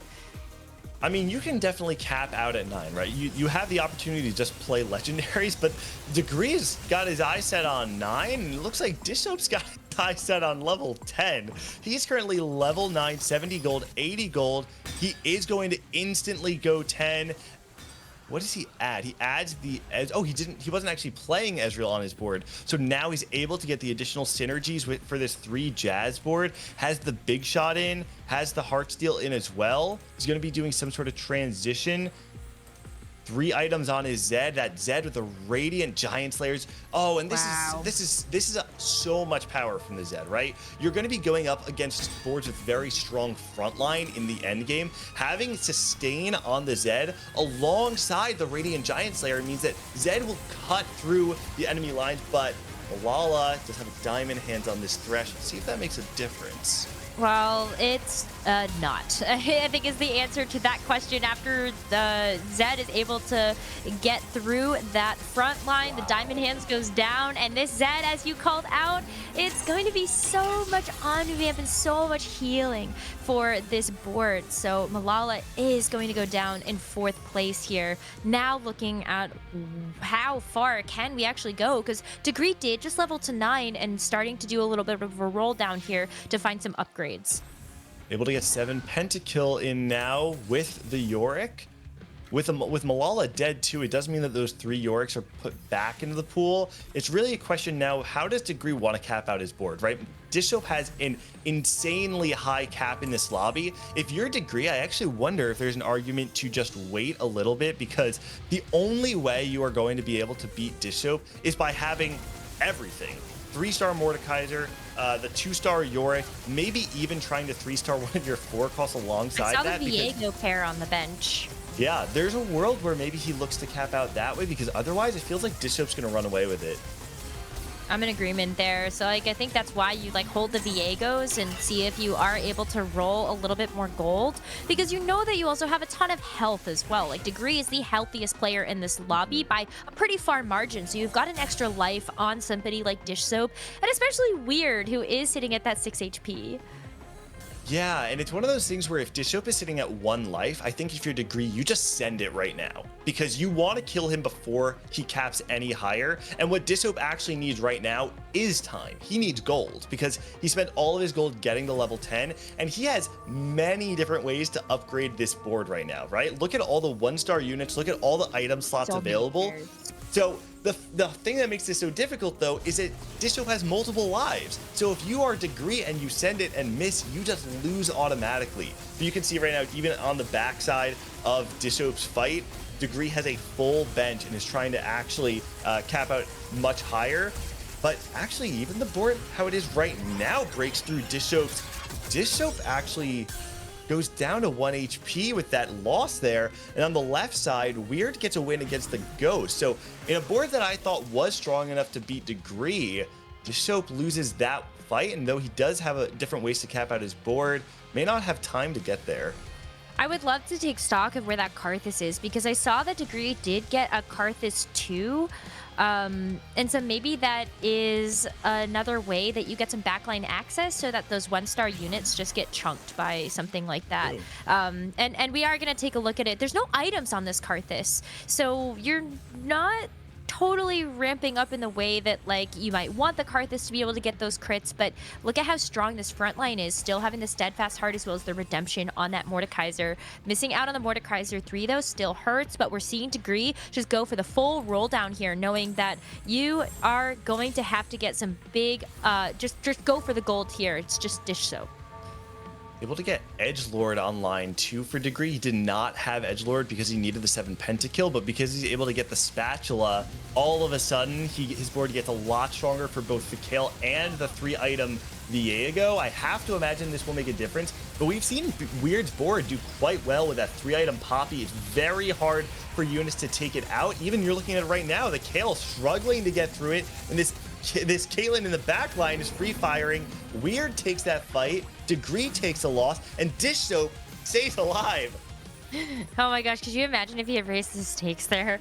I would have maybe lost it. That's a headliner Jin. Wow, that is definitely one way to higher cap this board, and we were worried about that, Gangly. Where can Dish Soap actually take this, and now Degree, does he have enough time to actually make things even better? You see the Yorick too, he could sell something to get that in, so that is a huge upgrade for him to hit. But look at all the Karthus that are sitting on his board, the Viego as well, still no more 3. No more 3. It looks like Dish Soap is playing the real board. I believe in Degree is playing the Ghost. So on the left-hand side, we see Dish Soap right now. This Jhin without any sort of mana generation that typically is the bane of Jhin, even when upgraded, because it does take some time to ramp up. But the Poppy's gonna fall between the Jhin and the Lucian. They're on the back line now. Dish Soap stays alive, and Weird is gonna fall in 3rd place. That is a huge knockout here, and now going into yet another Elder Dragon. Dish Soap and Degree still have room, and that's an Alawi too. Wow, you even get the Israel 2 as well as the Yorick 2. You just want some gold to come out of this dragon. Dish Soap has been known for so long as one of the best players. There's the joke of Dish Soap is the PP, the perfect player, right? But he's still chasing that tournament win. He is the only player in the Big 3, in the Big 4, to have never won a North American tournament, and he's never qualified for the World Championship. With 2 5th places, he's in the middle of the pack right now, and it's so beautiful to watch him pilot this 80 flex board into the highest cap. Cass talked about it at the top of the show too. This is where Dish Soap wants to live. He can cap boards better than anybody else, and we're watching it happen for our eyes.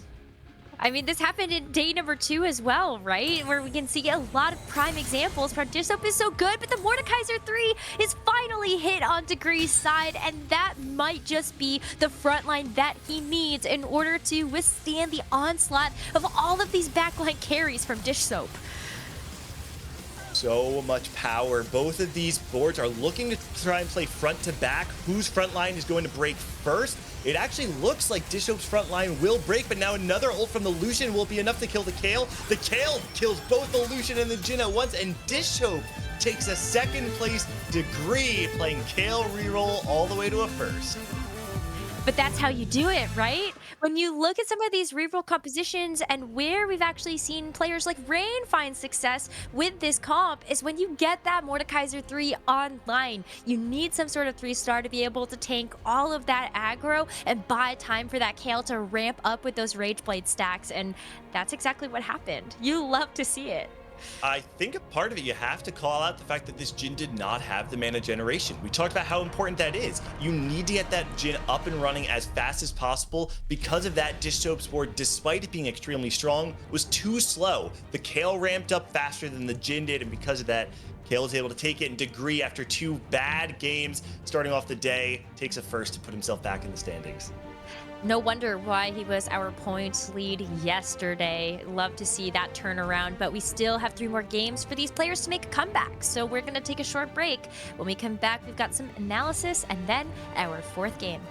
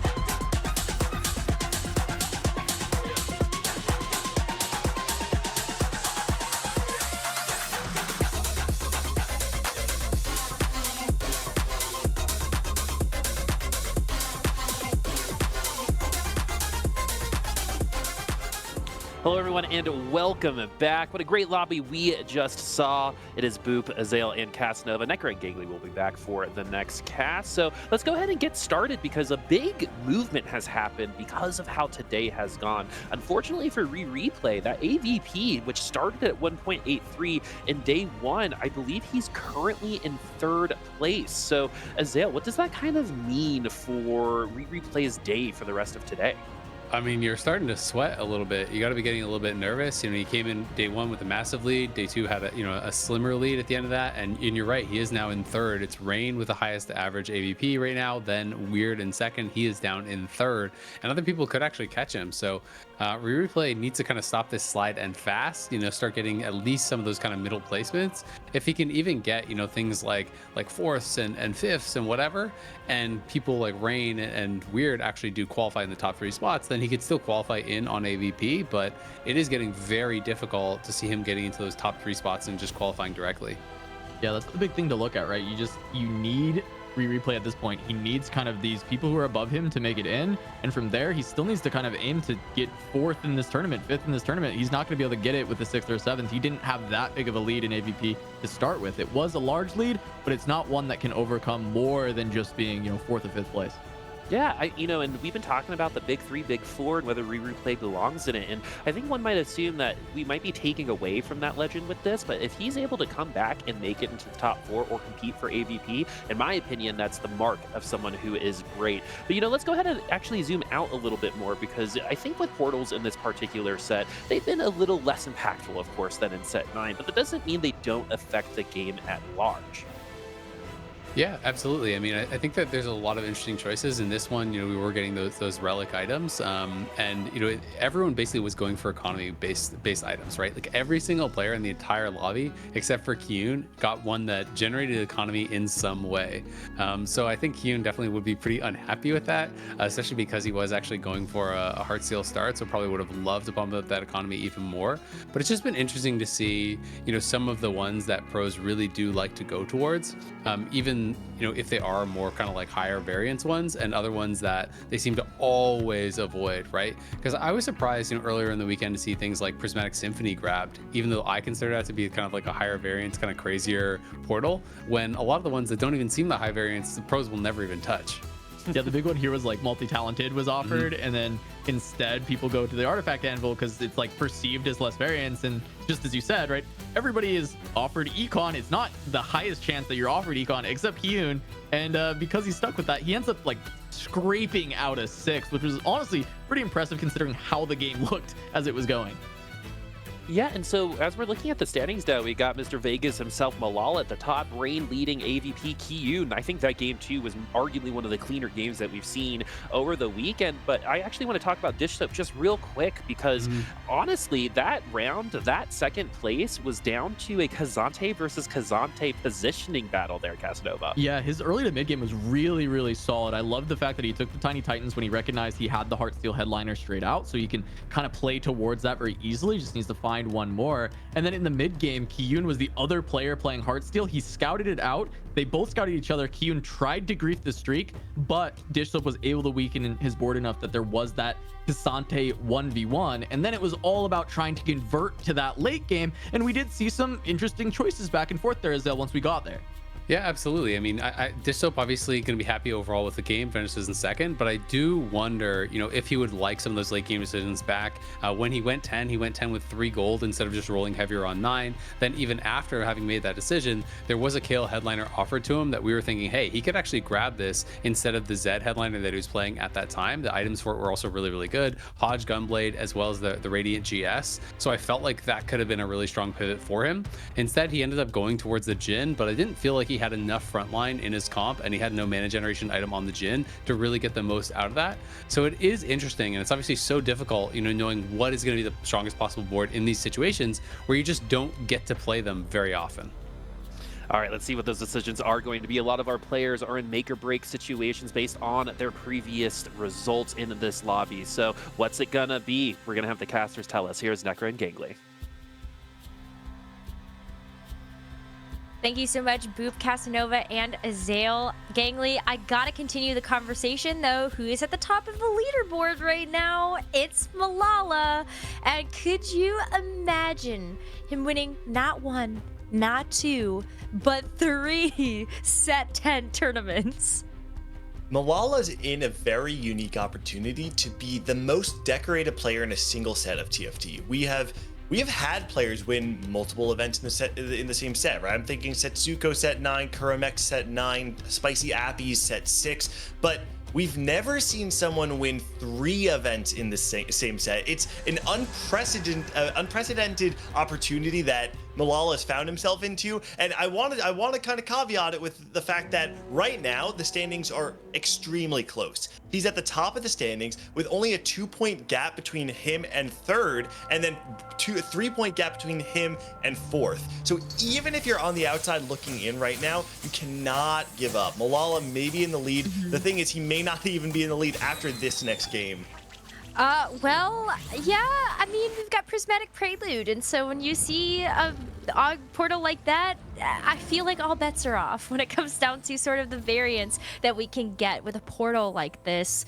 What do you really go for? I've been asking everybody this when we see like a Prismatic Augment first. What are you hoping to see? Like, do you usually as a player pick like a supportive augment, or do you try to pick something that has to deal with damage? That's a great question, because I think that's ultimately what determines what kind of TFT player you are, right? We've talked about it all weekend, how this patch in particular lets players show how they want to play the game. Personally, I am the kind of player that I would rather just have combat power, because I am afraid of missing, and so when I miss, I'd rather be stronger, because I'm kind of expecting to. If I take the econ augment, I'm missing anyway.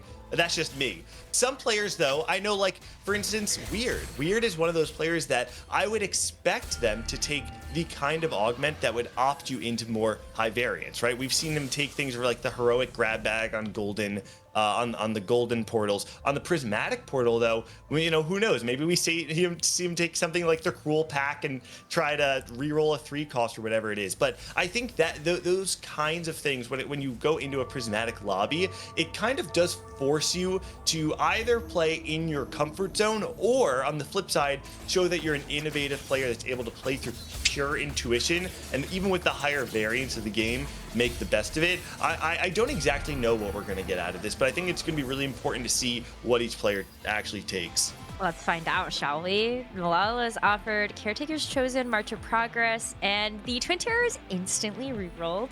I'm not a super big believer of the Twin Terror nowadays, but I think March of Progress is a really, really great augment to take as one of your first ones that you get, because you're kind of just like, I'm gonna let the game sort of do the leveling for me, and it's sort of an econ augment in its own right, where you're not spending the money there to level, and you still know when you're actually going to be able to hit your specific 2-3 cost champions, you know?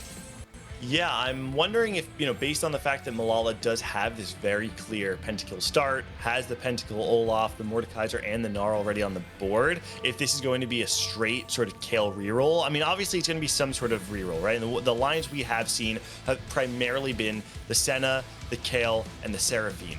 From this position, he does have a very clear line into the Kayle. I don't know exactly if he's going to hard commit to that or if he's going to keep his options open. The other thing to consider, though, is he actually has these 2 Heartsteel units on the bench, too. So he can kind of flex these Heartsteel units into giving him additional economy. And because he doesn't have to spend any gold actually leveling, it means that he'll be able to slow roll and play the game a little bit more slowly than other players, because he's building up that econ significantly easier than other players. Oh, you're gonna have to keep scouting eye, though, into the middle of stage 2 to see if anybody else is gonna try to contest you for something like that Kayle reroll. Dish Soap does get the Taric, but also just some really strong champions to try to go for a Heartsteel start a little bit later. March of Progress as well, though. That's what I'm looking at. Yeah, which means right off the bat, we've got 2 players saying, I'm rerolling. The other one saying, no, I'm rerolling. We're gonna have a spot. Yeah, exactly. The question here, and this is what we talked about a few games ago. We actually have not seen players contest each other on the reroll lines, but with prismatic augments, there's a handful of different augments you can get that will really push you in that direction. I'm looking at Replay, who has Shopping Spree. It's not uncommon to see players look to play around level 7 rerolls with Shopping Spree, but also players like Rain, who have Pumping Up. because of this, we've got multiple players who are trying to play some sort of, when you think of the curve of their game, they're going to be spiking significantly harder in stage 4 than they are right now. Because of that, that means 4 players who are essentially sacrificing early game tempo to make it up later on, but only one of them can actually get the win out. That's 3 players looking to play for win out at some point in the game that will not have the opportunity to do so. Yeah, because that's when we look at the 2-cost reroll options, you're looking at Seraphine, Kale, and Senna. And we did just see Dish Soap and Malala Spider-Man pointing at each other with the Kale sitting on the bench. So you can't be thinking too much about maybe trying to contest that Kale line. But what are you kind of thinking here about Kyun's board? This is Samira 2 on board right now with a 4 Bruiser. If you can get some sort of Executioner, all of a sudden this board is already very strong, but once you get Executioner in, it is infinitely stronger. Kyun is playing around Spoils of War Augment right now, so what he's trying to do, we're talking about the opposite, where a lot of players are sacrificing early game board strength to try and make it up later. Kyun is saying, I believe that my board is strong enough right now that I'm going to be able to increase the tempo of the lobby, kill units, get gold, get resources, and because of that, I'm going to be able to streak my way through stage 2, stage 3, and then have enough resources to hit this either Samira 3 or maybe transition into some sort of level 8 board ahead of the tempo. With multiple spatulas on this carousel, Kyun certainly has the opportunity to try and play around some sort of country line. But is he actually going to be afforded the opportunity to take a spatula? No. The answer is no. No. I feel like when you look at all these reroll compositions, a lot of them would love to have some sort of emblem to help complement the traits that are supporting that particular 2-cost reroll. And so you look at the people that actually took those spatulas, you see Dish Soap, you see Prestivan, and we'll have to see if Rain can make something done here as well. But when I take a look at a board like this, Rain has been trying to play a lot of those 2-cost rerolls, and you see the Senna on the bench. Yeah, great call out. She certainly has. She has the opportunity to potentially make, true damage spatula. We're seeing it come through right now. So Rain Plosion has the Senna already.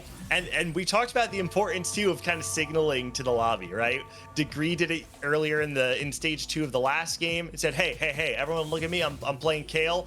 Rain doing the same exact thing even before she finds the Senna headliner on stage 3. She's trying to tell everybody in the lobby it is not worth contesting me because I've got nowhere else to go from here.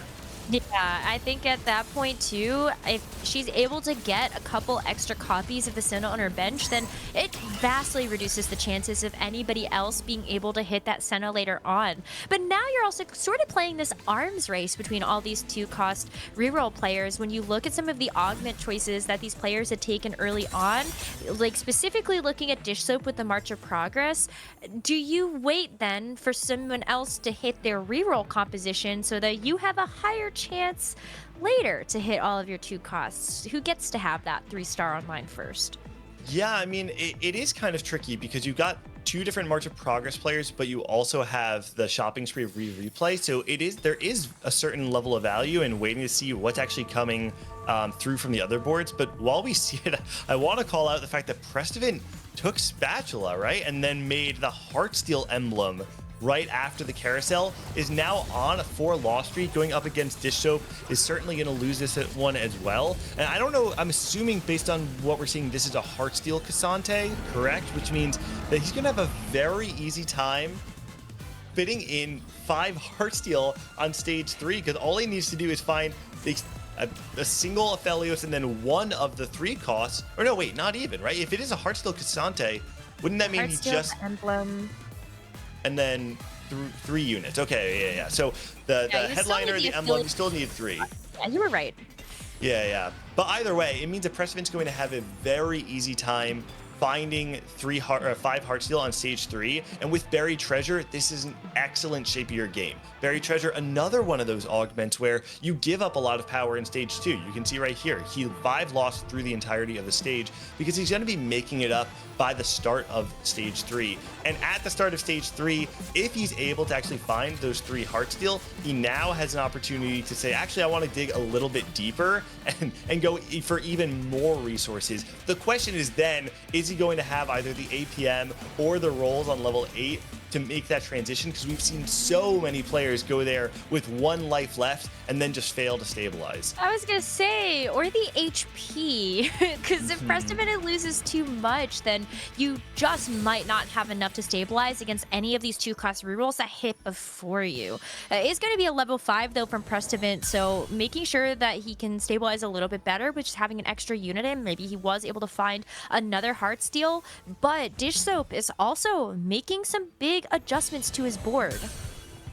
Yeah, finds the Kale headliner, has the opportunity to make the pentakill spat and the gunblade, but doesn't have Ginsu's Rage Blade, an item that is very, very standard in this comp. So there's actually a world where Dish Soap just does not slam the gunblade until he feels like he's able to actually get the Rage Blade online. Instead, it's an item carrier. Morello's plus IE.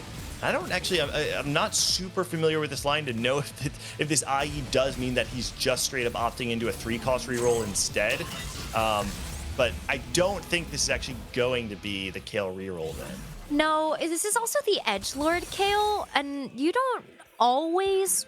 Like, I think it gives you a little bit more versatility if you have the pentakill one, because it can cap a little bit higher. But you did get the 8-bit in, so at the very least you have the 8-bit starting to stack, as well as the Edgelord. And now I wonder actually if you go 8-bit Riven in that spot to try to go for the 3-cost Riven and give her the IE. Yeah, with the open spat, I mean, IE is definitely not a bad item on Riven. You have so much base AD that it can be very strong. It's not typically best in slot, but at this point in time, Dish Soap wants to be able to, you know, play from some level of tempo. Having the Indomitable Will, though, as his second augment, definitely signals to the lobby, I'm not playing Kale. I'm going to be playing some sort of melee carry. With the Riven online, though, like you're calling out, excellent transition point from Dish Soap. Now we look at Rain's board, who has been able to find an Echo headliner instead of the Kennen. So you've got the Sentinel.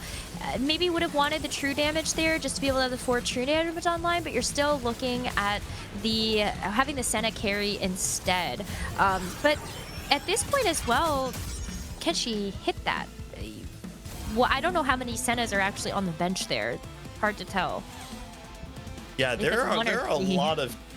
I feel like I have a lot of questions about a lot of boards happening right now, and it's hard to keep track of all of them because I'm looking at things like Replay, who's still holding on to this Vi, and with Serix Gage and Even Shroud also looks to be playing around some sort of melee carry. On the other side, we saw someone like Degree playing Harmacist Silver Veil, but then having the Vex headliner and playing around a backliner. So it feels like, and Degree had rolled down to 10 gold. So I'm not sure if Degree was trying to play around the Katarina and just missed, but definitely did not feel like the optimal position. So at this point, with these players who do seem to not be exactly where they want to be, it opens up the opportunity for players like Malala, who are in a pretty reasonable stage 3, and Weird, who has a strong board as well, to kind of take advantage of the low rollers or the players who who don't really have a comfort spot.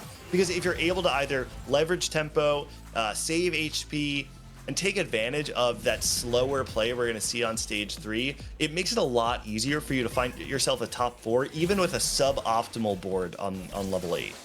I think with Malala's spot, it actually feels really good. You have March of Progress, which is one of the best augments to have with an AP line, and you saw a couple of copies of Seraphine, still pretty good items for the Seraphine as well if you want to go Seraphine reroll, but nothing that's too inflexible that you couldn't go for something like a Lulu reroll instead. It just sort of depends on what you hit, and there were a couple of copies of the Lulu on his bench as well. Taking a look at the standings right now, Prestivan and Rain rounding out the bottom half of that. Keep in mind, again, Rain does have Pumping Up and a Lesser Duplicator, so she is clearly angling to play around a stronger stage 4 than a stage 2. We're seeing right now, Weird has the opportunity to raise the stakes, and it seems like he's considering it. He does instead just take the cash out, wants to play it safe. Yeah, Weird really showing some character growth on this episode right now. A little bit more fear in his heart at this Taking Azale's point. advice. You might have to. I actually want to go back to Rain's board for just a quick minute to discuss that, like, she's not going. Yeah, oh, that's great. Okay, actually found the Senna headliner. I was really worried about her for a while because the Senna headliner wasn't showing up.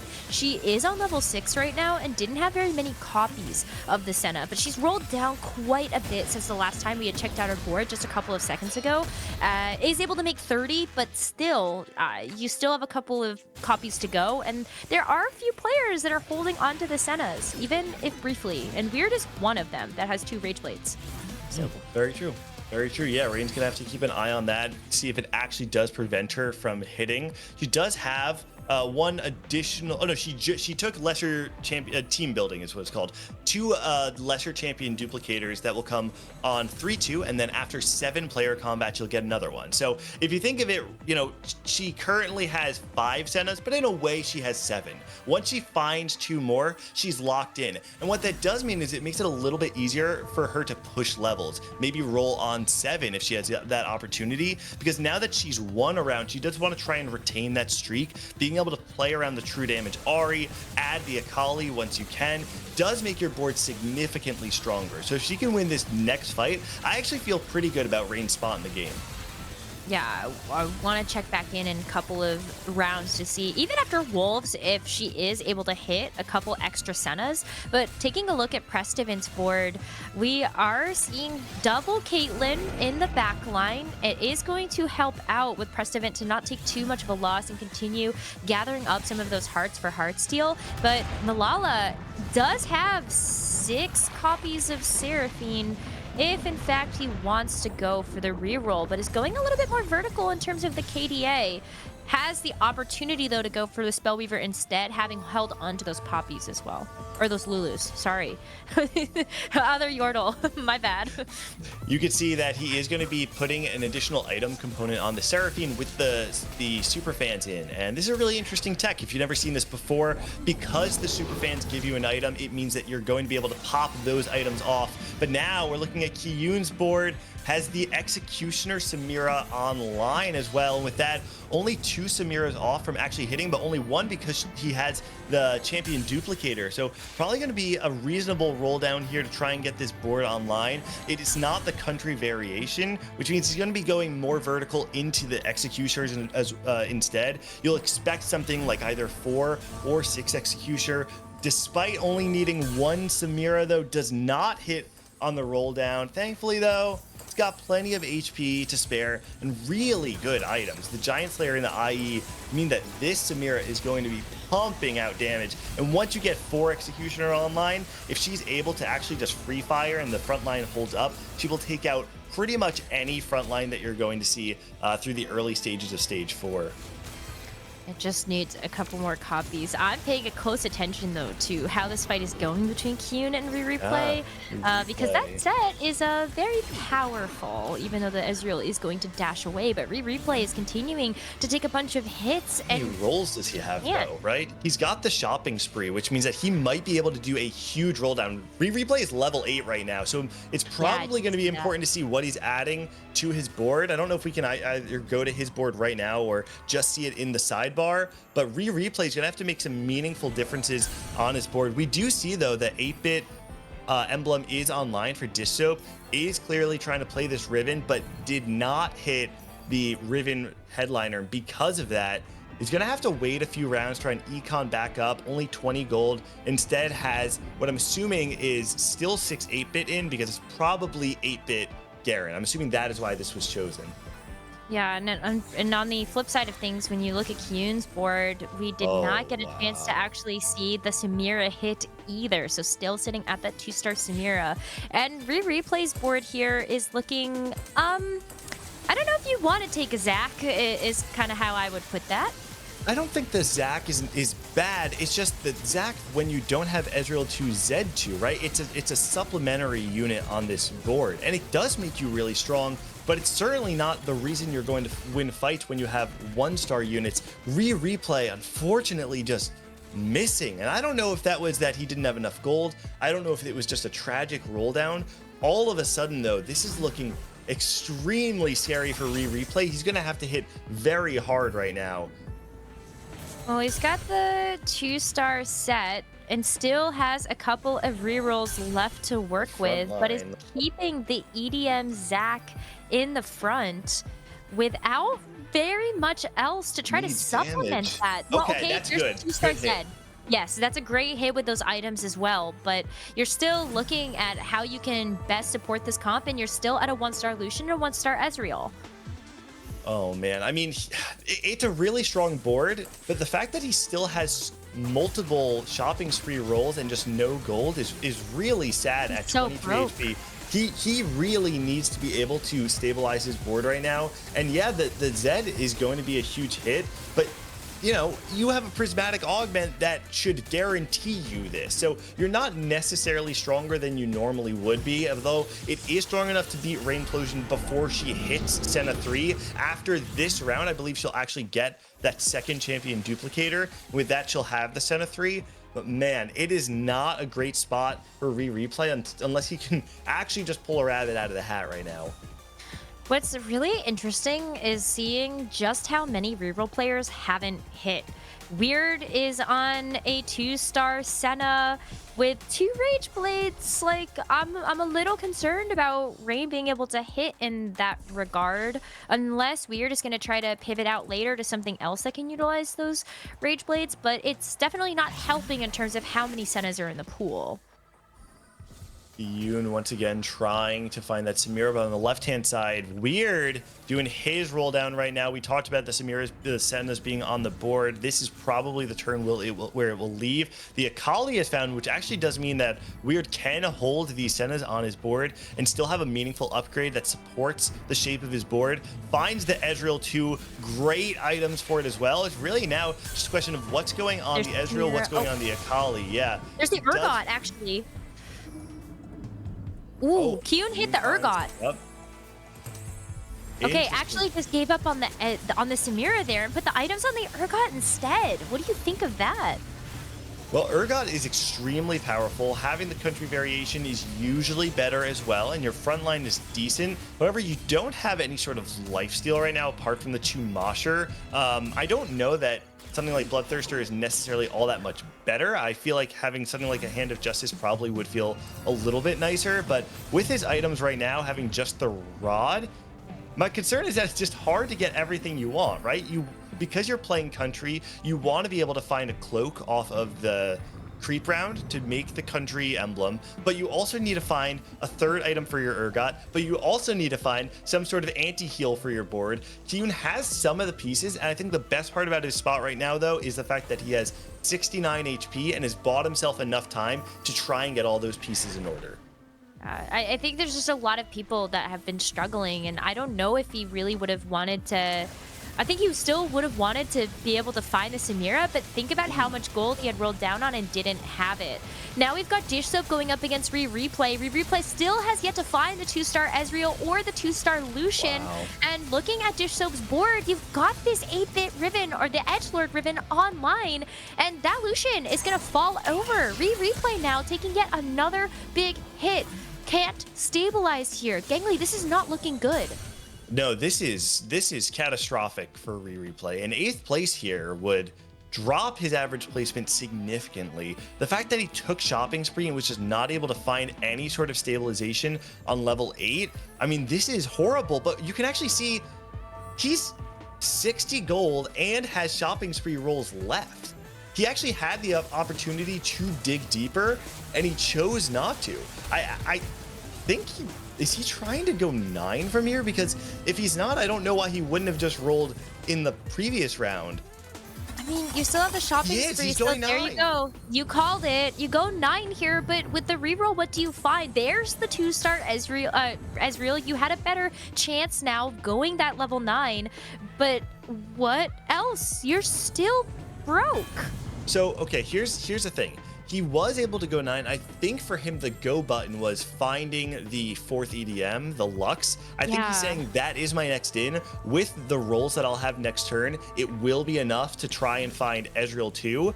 Unfortunately, he's not able to get a really strong 3rd item on this Ezreal. That's probably the worst part. He is able to get a bit more frontline to try and protect this Zed, but even just looking at where this Akali is, that Zac is not going to protect the Zed very much at all. Depends on whether this Akali actually targets it. And on the other side, there's 2 Ezreals fighting in the back line. However, the Zed is going to survive. The Ezreal does enough damage. Replay stays alive for another round. Okay, that is just the razor's edge we've talked about for all of these AD flex boards. You have to be able to find your high cap, and maybe Replay has been able to get this 1 win, but he still needs to string together a couple. That is the Lux 2 though, so you do have the full EDM online as well as that Lux 2 upgrade, but you're running into so many other boards that have hit their carries, that have hit those 3 stars. Degree is running Katarina reroll. I thought I had seen that a little previously, but it's the country variant again. Have we not learned our lesson? Yeah, unfortunately, Degree had dug really deep and had not found a better version, but this matchup is actually very good because the Senna, while she deals a lot of AoE damage, struggles to be able to take out single targets. We're looking at Weird right now up against who I'm assuming, it looks like Kiyun. Kiyun is going to fall there, forcing Weird stays alive, and look at our HP. 5 HP for Rain, all the way up to Prestivan at 18. The next fight is going to determine a wild amount of placements, and it's really important to see players like Replay who desperately need a good placement in this one.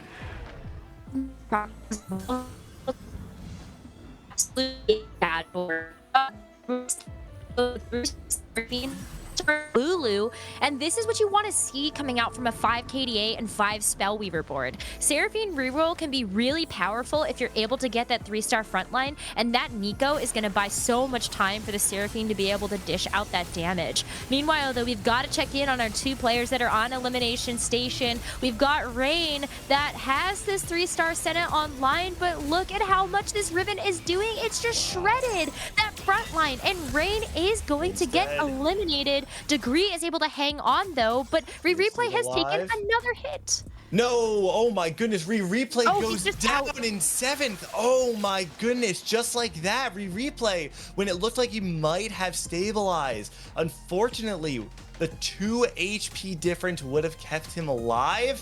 And with that, another 7th place spells disaster for Replay's run. That's so unfortunate and is probably so disappointing for Replay himself. There's only 2 more games after this to try to make up for the deficit that is starting to accumulate for those average placements, and I wonder how much you start to look back on something like the EDM Zac pickup as your headliner. Felt like such a panic choice to have to try to fill that out with the 4 EDM. On the flip side, Prestivan as the EDM Zac, that it's not, it's the EDM Zed, it's not bad. You still have great itemization here for this Zed to really keep it alive with the double Omnivamp, just the double Hodge. Where do you go from here though? Well, you know, you look at his carries, and his carries are very strong, right? You've got a lot of stuff, but it's everything else. You're running a lot of units that aren't doing all that much for your board, right? You have this Cassante in, you have a Heartsteel emblem. Yeah, you have a lot of items. I will say the double Ginsu's on Lucian is extremely powerful, but the Viego in the back line is going to be able to take it out. And this Riven, there's just not enough damage on Prestivan's side. Dish Soap takes out Prestivan. He finds another bot 4, and with Weird going down to Malala, that's going to round out the top 4. And who can take down Dish Soap at this point? You've got that 3-star Riven, which we've been talking about, is just a really great way to be able to deal with these 80 flex boards, especially if you high roll and that Riven actually jumps towards the back line and is able to start slashing them down. And for a lot of these boards, the power level has just really spiked, and a lot of these players now playing the 80 flex don't have 2 stars on the backline. They are going to be way squishier targets for that Riven to take care of. Degree, though, has been able to sneak away with a top 4, but is now going to run into Dish Soap with this powerful Mordekaiser 3 that he just hit before this combat. Yeah, Mordekaiser 3, Riven 3 on board, and this matchup is very hard for Katarina. Pretty much the only way for Katarina to ever win is if it is a 1v1 for the Katarina and the Riven somehow found herself on the opposite side of the board. You can see just how difficult that is right there. Degree, not even close, goes out. On this side of the board, though, looks like Malala will fall to this Urgot 3. And Kiyun, in a spot that was maybe not looking that good at his initial roll down, did this fantastic pivot, found the country emblem. It now has 7 country online, and Kiyun, who's currently in 3rd place in the standings alongside Malala in 1st, is in a spot where these 3 players can start to even maybe run away in the standings if they can make a big enough gap between them and the bottom, which we've seen players like Prestivant and Replay once again take another bot 4. That's a great call out there. It just feels like it's going to be so difficult to make a comeback, especially when there are a lot of players that are willing to take those risks. Especially when it comes to Dish Soap's board, we did see a failed Riven reroll earlier on because he just simply didn't hit the Riven 3-star. But again, looking at players like Kiyun, one way you can actually cap out a country board is truly by getting that 7 country online, and that Dreadsteed is going to be ultra helpful with some of these other boards that are higher in levels. You just get that extra unit. Up against the Ghost there from Dish Soap, most likely going to be a win. So we're going to be hopping on board with Dish Soap, who is at Death's Door up against Malala. Now, one of the nice things about this, despite the fact that Ari is usually pretty good into the Riven, if the Riven's able to get to the back line early enough and actually just able to take out the front line fast enough, it can usually be pretty decent. But no, actually, so this is exactly what I was... Whoa, Caitlyn, never mind. I thought that was going to go one way, and it very much went the opposite. Riven usually does... It's exactly how it always happens, and it's always the Caitlyn with the very last ult. Great fight win, but this fight for Riven really wants to try and dodge single target damage. I'm curious to see how it actually plays into the Urgot, which is a lot of straight upfront damage, but doesn't have the consistent DPS to maybe prevent the healing, and there's no anti-heal on the side of Kiyun's board either. So if these players go up against each other right now, despite the fact that there's a lot of damage, I'm not entirely convinced that it's going to be enough to take out the Riven. But there is a Vex 3. The Riven's on the opposite side, though, going to be dodging some of that damage. The Viego has a big cast as well. Now the Riven is past the Thresh on the Urgot now, straight into the back line. Not enough consistent DPS to take out that Riven. And Kiyun will fall to Dish Soap. Is it enough? And it's just enough to eliminate Kiyun in a 3rd place. Which is wild because Kiyun still had upgrades he could have gone for. Looking at his shop, he had an opportunity to try to rebuild to a Samir 3 as well as the Amumu 3, which would have helped out a lot in terms of the power spike of the board. But you're still going up against Malala that has 60 gold in the bank. Dish Soap has basically hit a cap for the board outside of being able to find maybe like an Aphelios 2 or even changing that to a Lucian later on. And Malala is still on the ups from here. You can get the Ziggs 2, you can get the Kaisa 2. So many more places that he can go from here. And we get a chance to see these boards go head to head with Malala actually hitting the real board this time from Dish Soap. All right, we'll see. Last time we did see the Riven on that front line for quite a while. Eventually, the Caitlyn was able to clutch it out, but it does look like the back line's now on the Riven, but the Riven's straight onto the back line. She's not able to actually get that final cast onto the Seraphine. Because of that, Dish Soap will fall. Malala in 1st place going in 1st place coming out. Game number 4 goes to Malala, who's looking to get a spot at the World Championship. That Lulu 3, I know it's the Caitlyn sometimes it's able to win in that scenario, but sometimes it can also go the way of the Lulu, especially if you're able to get some really good stuns and really good CC. And that's exactly what we saw coming through from just like the absolute, like, that's just the Giga Nuts right there. When you try to get the Seraphine reroll, the Lulu, all of the good stuff coming together. So major credit to Malala right now. The top two there being Dishop and Malala, right? The king of set 10 with the Malala, the last remaining player from the big three, go heads up once again in the top two, looking to buy their spots for the World Championship. It just, this stuff writes itself. It's so poetic to actually see it all come to fruition. We're gonna have to talk about that again. I'm still trained that Malala might be making a case for himself to get into that big 3 or 4. I don't know, Gangley, you and I might have a TED talk about that a little bit later. But we're gonna go to a break so we can avoid the you know, the tiff on stream, and when we come back we will have our game number 5.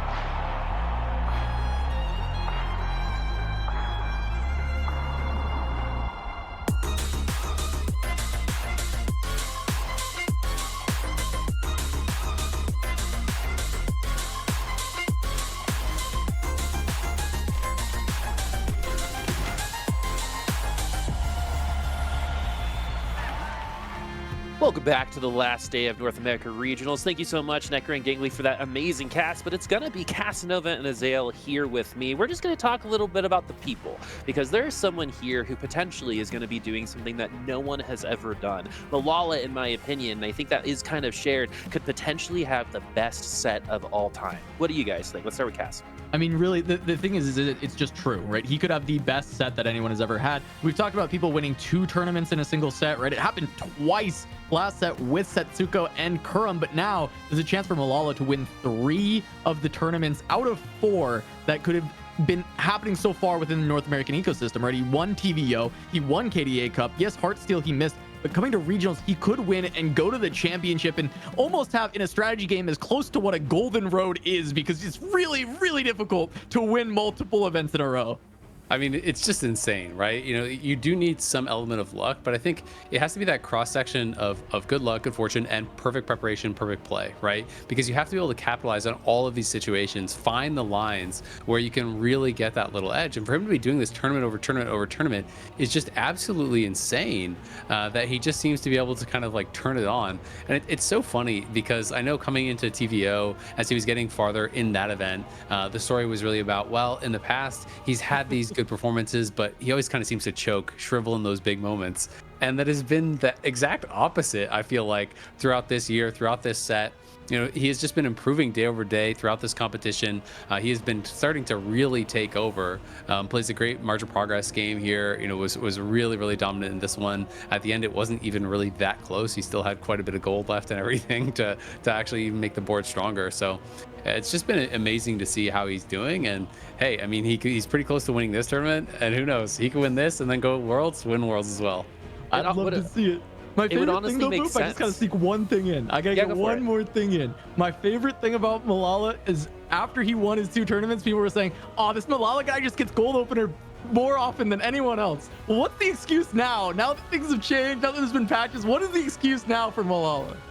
You know, and I can also confirm, you know, I was there, you know, at the pre-party, and I saw Malala and Basso Skills and all that group of friends. They could break it down. They're not even just good at TFT, they're good at dancing too. As we look at these standings, and I do think, unfortunately, we do have to talk about what's happening on the bottom side. We have had some really rough days from Prestovent and a replay right now, and, you know, I do believe that mathematically it's almost impossible. So how, I mean, what can we really say about replay here, coming in with arguably one of the best days of regionals ever, and then honestly kind of flaming out at this point in time? How would you kind of deal with this if you were him, Cass?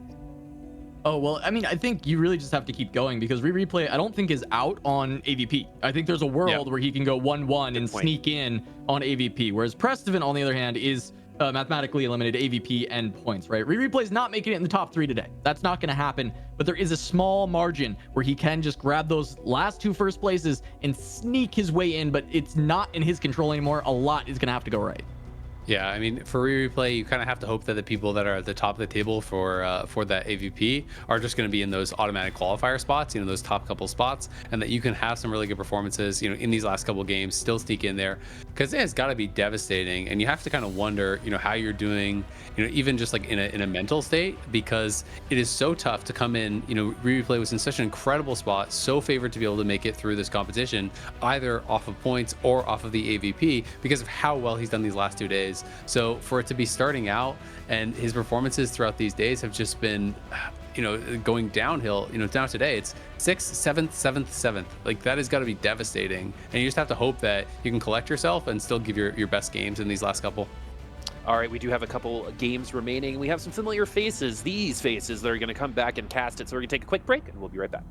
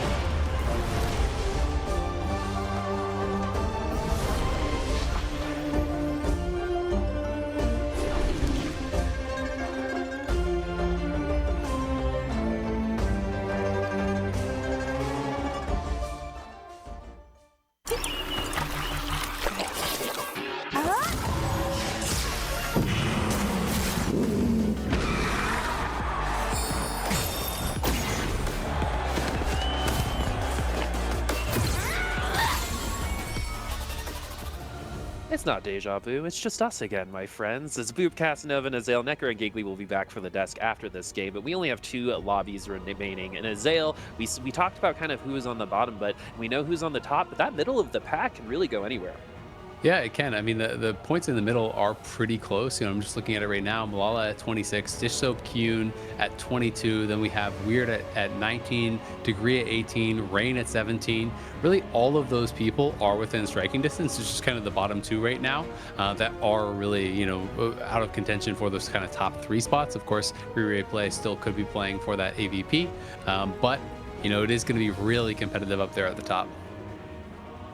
All right, and so while it's going to be super competitive, we can kind of see it all in this lobby. That doesn't mean that Precedent and Replay are not going to be impactful in this lobby. They can take points away from a lot of people, and just so everyone knows, Malala is really close to locking things up and being our first North America Regionals representative. And I know Necker is hoping for 1, but unfortunately is 0 for 8 on Crab Rave. Item payout and component anvil is going to be the next choices. Yeah, we saw Degree standing there for a second, but I guess decided against it. Didn't want to actually head over to the Riv. But yeah, as we kick things off, I mean, really the big thing to look at is Malala 4-point lead over the field. He just needs a 4th place in this game to lock in a top 3 spot in the tournament, to lock in a spot at the World Championship. That is insane. We can send him to Worlds this single game. And then on the flip side of that, Replay has to go first to keep his hopes alive in the AVP department. Yeah, that is really crazy. So, I mean, for him, he's got to play a really risky line. It almost feels like you pretty much have to force Heartsteel because that's generally what's been winning. Maybe some sort of a Riven reroll could do it if you do it from that right spot. But there's not a lot of comps that have actually been getting first place, you know, other than the AD Flex. Like there have been a couple high rolls, but largely it's been the same things that are getting that first place finishes. Yeah, it kind of leads up to just the legendary flex, really, that's kind of competing for those lobby wins. So, you know, and it's a contested line, so it's not like you can kind of have that ability. In the past, we've had lines that you can kind of just play, get tier 3 units. Duelist, I think, is one that was popular for that, but that's not going to be the case here for Heartsteel. But it's Mr. Vegas that we just saw, and we'll be moving on to Replay, who, again, had one of the best first days in Regionals history, and unfortunately is following that up with a pretty rough day 3, but it is not over. Even though 9 points is not enough to qualify in the standings, Replay is still alive in AVP. So just like Azael said, we have to play a line that gets us first place. It is the requirement. Well, and all the eyes are on him, right? Like, can he clutch this out? I mean, 2 firsts, it doesn't even guarantee that he gets the AVP spot, but it puts him in a pretty reasonable position to actually steal that away. And I think Replay is a player that's capable of making that happen. He is time and time again been a top player. He made it to the World Championship. He won. He can get first in a clutch scenario, and Caretaker's ally, he's gonna roll the dice, and he finds the Senna. Okay, that's actually huge because it's actually really strong on this patch in some comps, because what this can allow you to do is basically push levels and still just get it guaranteed. You don't actually have to be rolling a lot for it. So I wonder how he's going to play it. I've seen people take different approaches to this. I'm curious on what your guys' thoughts is, but I've seen people basically roll some on 6 and then continue pushing levels to get it later. I've seen some people, you know, still roll down on 6 to actually get the 3-star earlier and just use the kind of copies that they get guaranteed to kind of get them there. But it can be really interesting because some of the highest cap versions I've seen, you know, of these kind of Caretaker high rolls is where they're basically just rolling for the headliner on 6 or 7 and then pushing levels and getting that 3-star later, but having a lot more gold, a lot more economy to B9, B8 quicker. Yeah, I really like playing around exactly that way, right? You just roll until you have a good amount of copies. I usually like to roll until I have enough copies that leveling finishes it, or one away from that, right?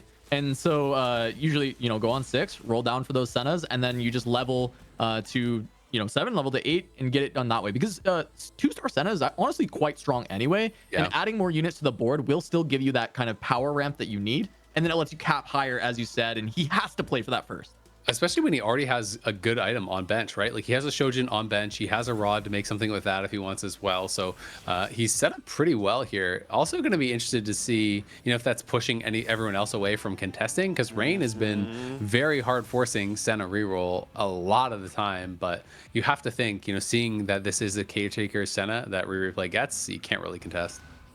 Yeah, I was thinking the same thing, Azale. When I saw that Senna immediately, if you've been watching today, you're thinking of Rain when you see Senna, and that just means that it's going to be contested, and Rain knows that from the first round. So now it's going to be easy for Rain to kind of push through and maybe find another opportunity elsewhere. Pressed Event here, unfortunately, having a good day, but it would be awesome to pick up a win just to feel good about it. But it's going up against Olaf right now. That Olaf should be doing just fine, especially with some of those items. But the Jinx is, pushing a lot of health onto someone else. Oh, actually, I was wrong, especially with that Sunfire. That health was actually pretty, that Sunder took away a lot of that health regen. Yeah, I mean, it's still important for Preston, right? There's still money on the line. This is still regional finals, right? Like, all these placements can still matter quite a bit. And he's not locked out of a decent placement. He's just locked out of making that top 3 or getting that AVP spot. So, Preston's still a lot on the line here as we jump over to a replay. And he is going to be playing around the early Kale instead, even though it's not his chosen. Sorry, that gave me whiplash for a second. I was like, this can't be replay's board. But of course, just an item carrier trying to use this in the early game to stabilize as we continue on. And yeah, Rain may contest this comp, but the thing that we saw Rain using this for was consistent top 4s, not really playing for first. And replay needing that first. Azale, I'm actually curious, how do you feel about the caps of the Senna board? I know this would be the way to cap it because you can push levels earlier, but do you think that it has still good first place potential, or do you think this is going to be like a really big uphill battle?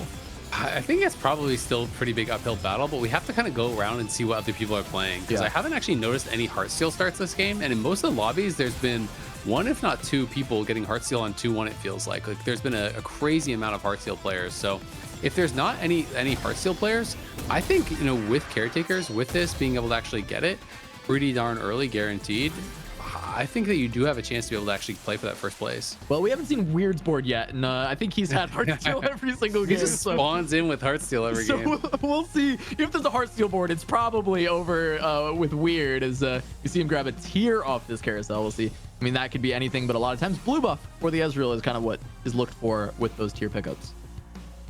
All right, let's see where that's going to be going. We're seeing everyone else on this first carousel. This is going to be the first kind of instinct of direction that we're going to see for these players. And we've been able to see all 8 players in every single lobby. And it's been really interesting seeing the ebb and flow of when rerolls going, who's been able to flex between different compositions. He does have Heartsteel. Right? And Weird does have Heartsteel. How does he do it? Yeah, I know, right? Like, there's got to be some deal, like a Faustian deal or something like that. He sold his soul to Mortdog. This is actually insane. He literally has had, I want to know how many games on 2-1 he had Heartsteel, because it feels like probably at least 4 of the 6 games, or he's had it at this point. This is obviously game number 5, but I want to say 3 or 4 games he's had it. It's really crazy.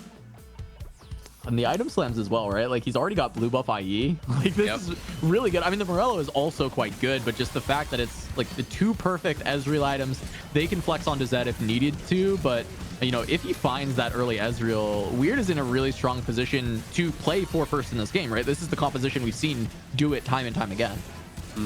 And he has quite a few points, right? He's not that far back of that #1 spot right now, so it is definitely within a striking distance for him. He's 7 points behind Malala, but if you're able to play for a first here, hey, who knows? You could be taking the whole thing home in that final game, because Weird is one of those players we've seen get some first place. He plays those risky lines, just going to get a component from this one. Cash out, not raising the stakes, so playing it a little bit more conservatively this time. It's funny because with Weird, you're like, usually this would happen, but we have proof is in the pudding with Weird. That sometimes does not matter. Weird's going to play Weird's game as we're moving back on over to replay. We've got a nice little hat and a Rage Blade on the Kale now. Yeah, he's setting up the items just for the Senna, right? We see the 2 Sennas on the bench from leveling up. He actually swaps out to keep his loss streak. I wonder if he does have Weird in his pool. And he did recognize that Weird had just made himself weaker. So this is good scouting from replay to weaken the ward and ensure that he can keep the loss streak into Krug.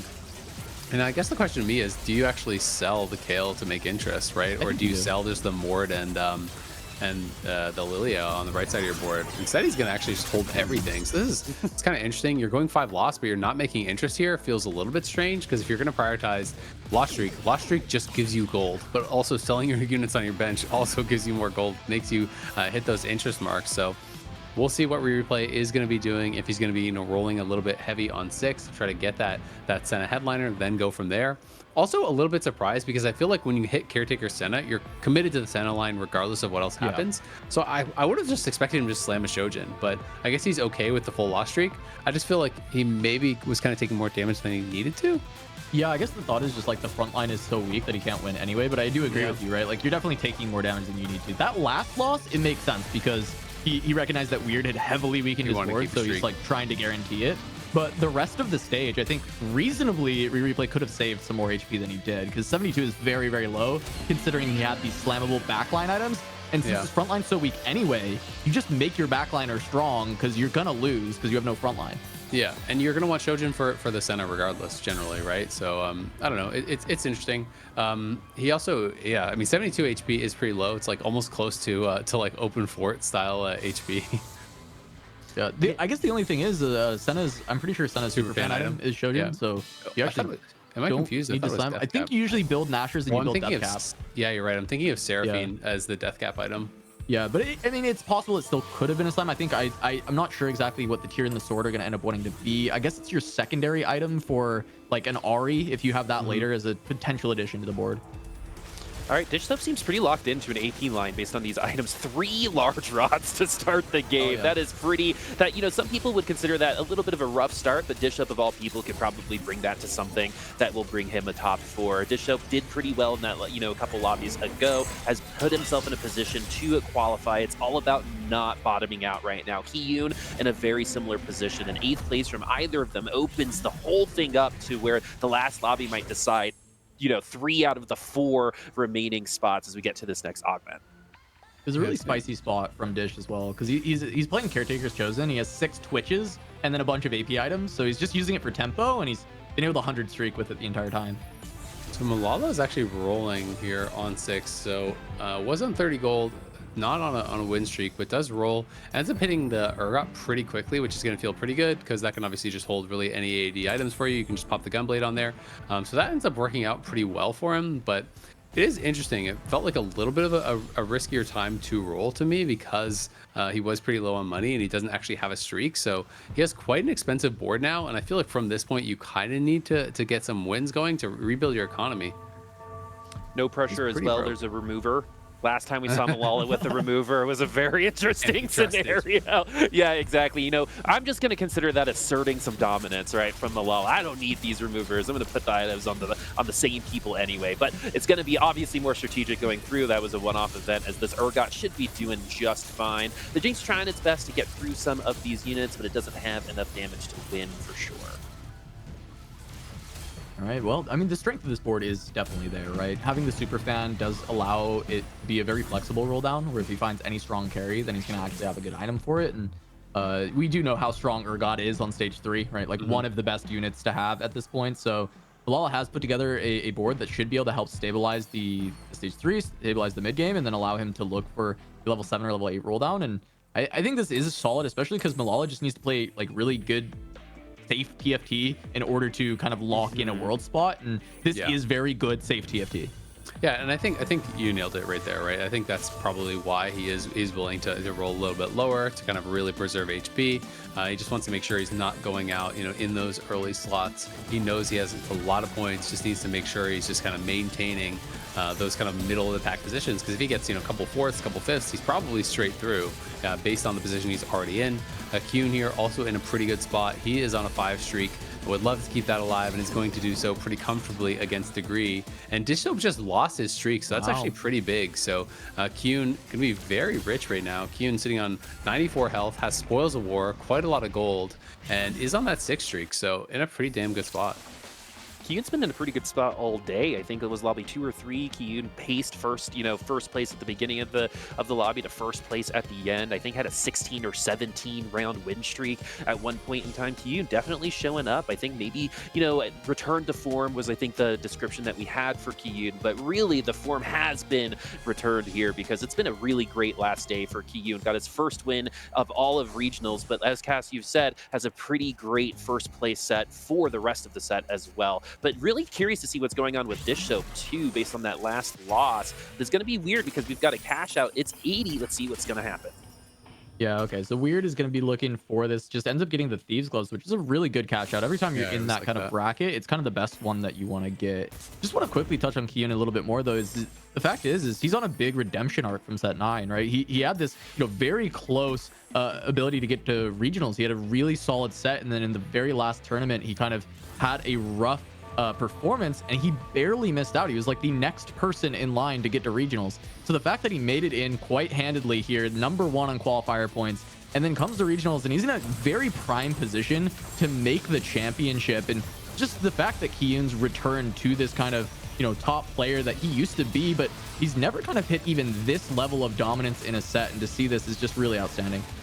Yeah, it's great to see that level of performance from him, and he's got to be feeling pretty damn good about his spot. He actually did get to 7. He did get that Urgot upgraded to level 2 as well, so going to be able to maintain the streak for now. Something else we didn't touch on is I believe it's item payout as the portal, which is part of the reason that buried treasures is so prevalent in this portal. It's obviously very strong. It also makes Heartsteel even better because when you're getting those components, you're also getting additional gold for every item that you're slamming. So any kind of item generation type augments that you can get, or traits that you can get, are going to be really, really beneficial.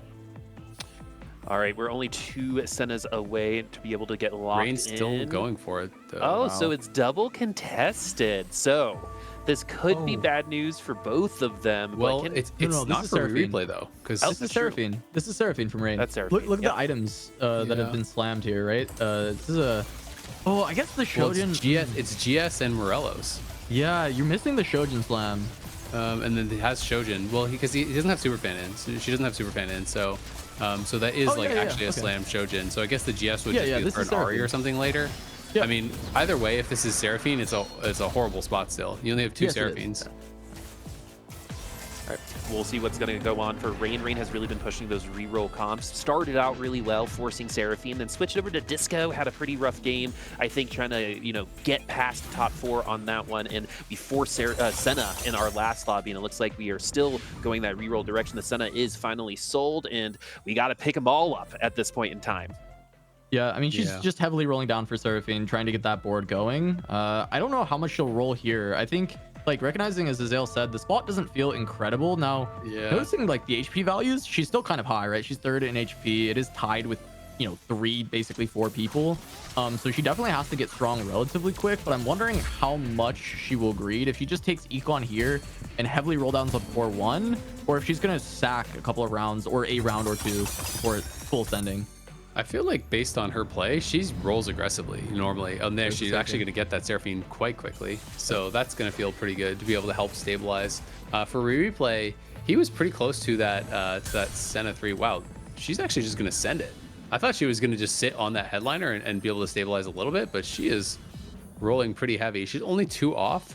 Will she continue to roll more? She will. She Nico really wants more bad. upgrades. Yeah, she wants to get, that locket on somebody else that can actually utilize it instead of the Kaisa, who's just really giving ult charge at this point to a couple of frontliners. Oh, but we're going to be able to bounce out of the way, so they weren't able to burst her down immediately into this fight. Let's see if the Seraphine's going to be able to take a round now that we've gotten it upgraded. We have the items on her, the Urgot, it's coming through, and she just needs a little bit more time for sure. Yes, yeah, I mean, spoils.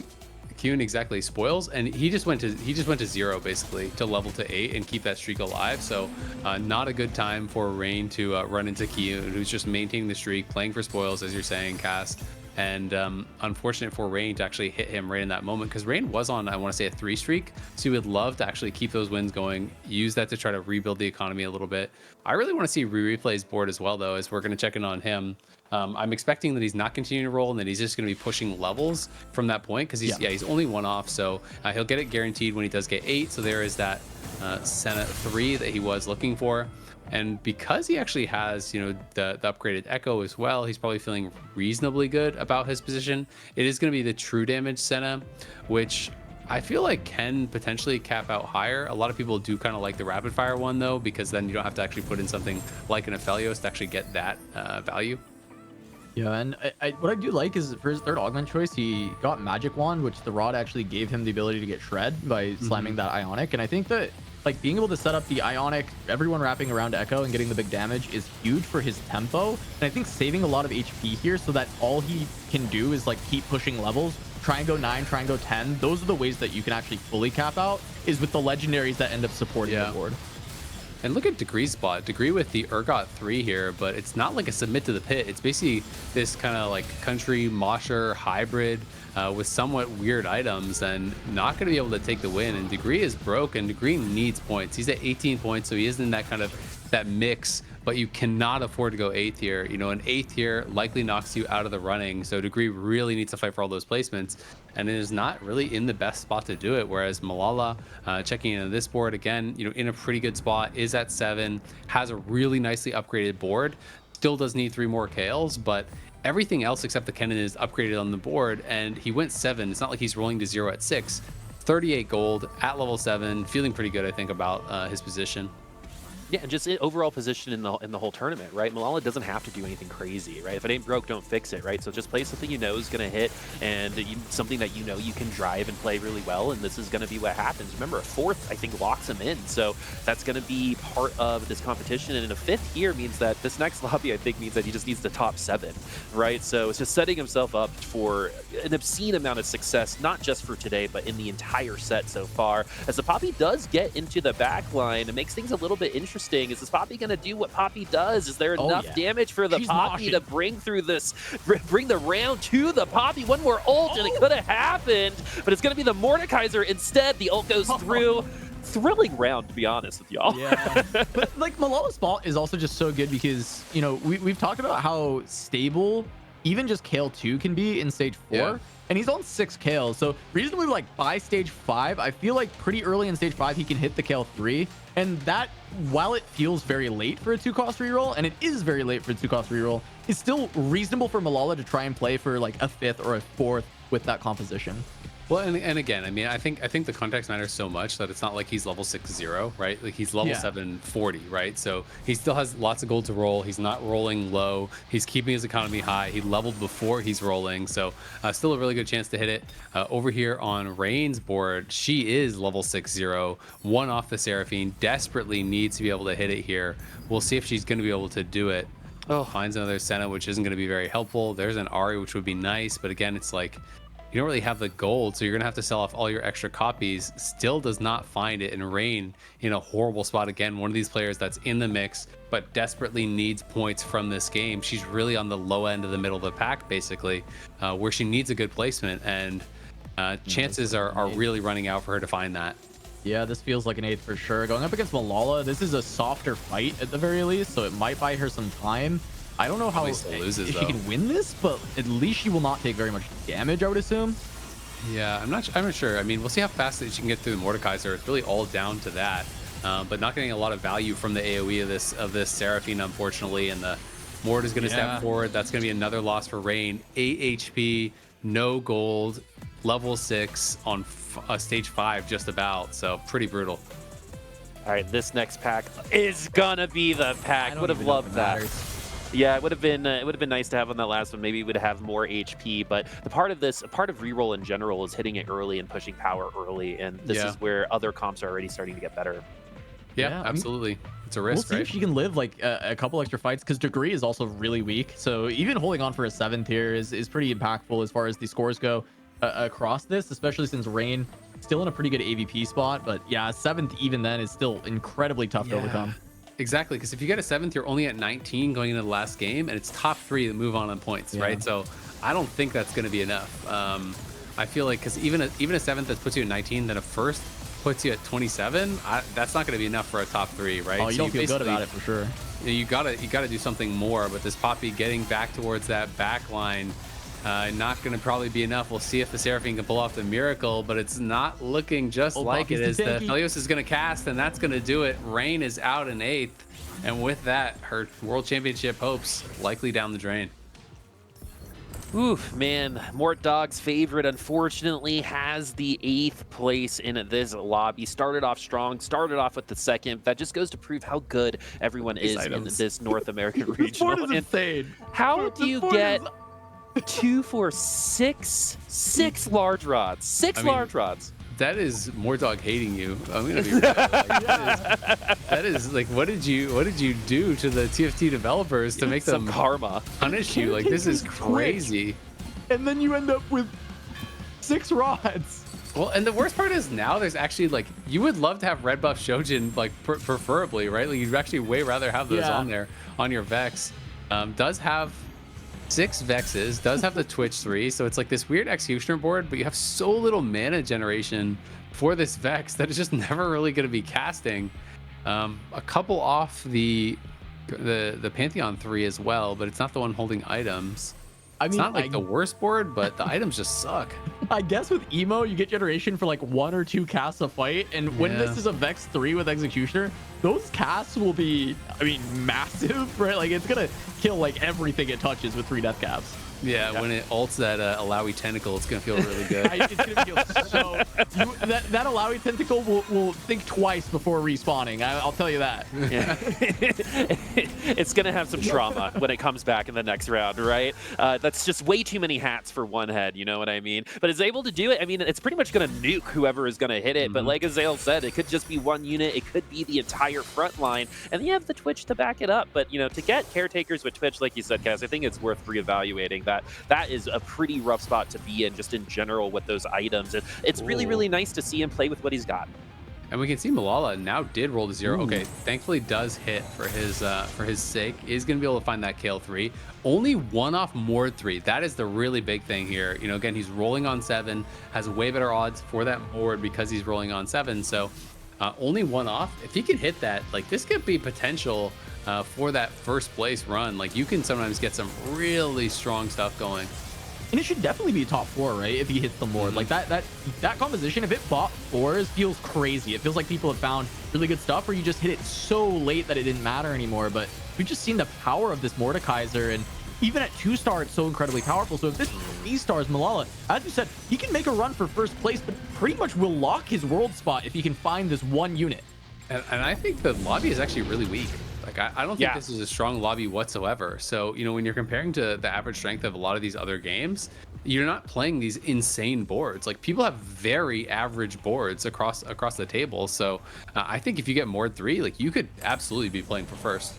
Yeah, I totally agree. I think we've had lobbies where at like 3, 5, 4 reroll comps all hit. Yeah. Right? And that's kind of what we were messing with. But in this particular situation, I think today's lobbies have overall been actually a little bit slower than they had been over the weekend. Maybe people being a little bit more intentional with their choices, making less mistakes, or not being willing to push faster and go out of their comfort zone like maybe they were when there are more people remaining, and a little bit less on the line, I suppose. But this is going to be a pretty good win, it looks like, for Preston, as he's got a lot of beef and some true damage there too.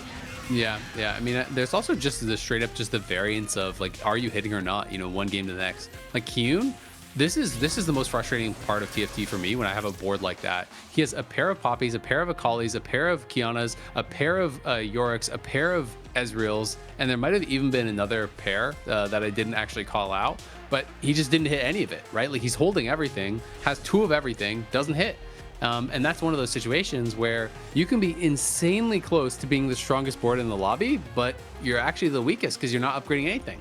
Yeah, we saw here there was an emo emblem on the carousel, and that would have been insane for Dish. So Weird actually recognizing it, taking it away from Dish. The fact that you could get to 4 emo with the triple death cap Vex is actually very strong. Like that is actually a way to generate the mana on the Vex, get multiple casts, and actually pull some power out of there. So Dish really wanting that, gets denied by Weird, and so he's not going to be able to have that. As we take a look here, Replay and Kiyun on 2 sides of this. Kiyun needs to stay alive because he's in one of the best chances to make that top 3, whereas Replay needs to stay alive for that first place, and he's found a true damage emblem here for the Caitlyn. 6 TD, and he's 9.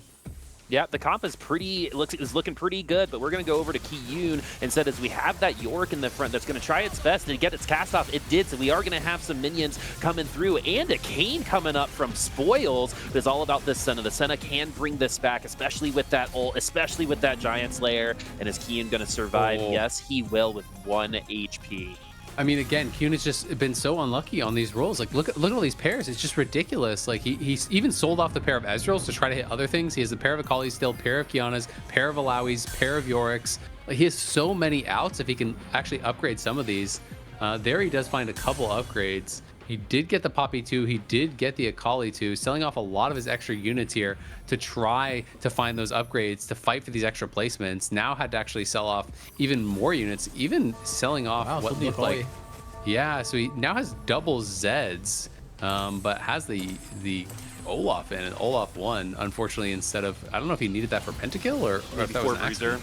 And then so let's see if that's going to matter, that extra HP on our front line just from getting that Olaf in. It could be a difference maker. So far, that Zed is doing a lot of work on the set, but where's it going to go after? Doesn't go to the back and to the Ezreal. It goes back to the other frontliner, and so it looks like Hyun's 5th lobby is not going to go as well as his previous ones, but it's not in 8th place.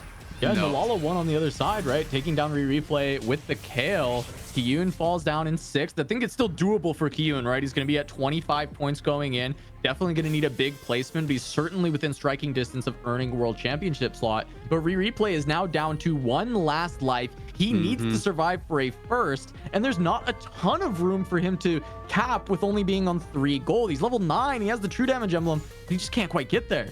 Yeah, I think he's really praying to be able to get a Kiana 2, maybe find some items for that, be able to get a Lucian 2 or something and swap those Caitlyn items over, because the Caitlyn is sitting on bench. We'll see what he does find. No luck with like a duplicator or anything, really high roll. And what is the roll down going to be? Can he actually get some of those legendaries upgraded? Doesn't look like it's going to happen here. So the Caitlyn's going to have to go back in. I feel like you sell those extra units and you roll for the Kiana 2, because that's really all you can look for at this point. But it's going to be tough. We saw the power of that Kale, and now Malala got the Mord 3. He didn't have the Mord 3 in that previous round, had already beat Replay, who's level 9 to his level 7. Now he has the Mord 3. We'll see what he can get done.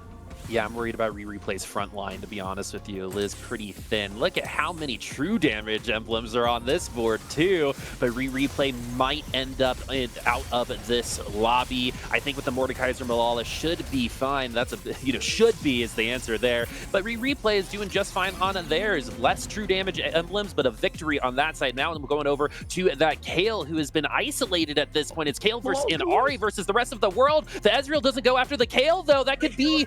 Oh my god, that is the worst thing that could have happened. That almost was a loss for Malala. That would have taken him out potentially from the lobby, but they come through instead. And Malala's going to Worlds, folks. Mr. Vegas, Mr. KDA Cup, and then some lag, and then now here in regionals as well. We have our first North American representative, and of course, it's Malala. Serendipity, if I say so myself. It's so good. He's had such a set, and the fact that he gets to continue it at the championship is huge. But now it's not job done. He still has to get that first place and lock it in as the best performance in a single set ever.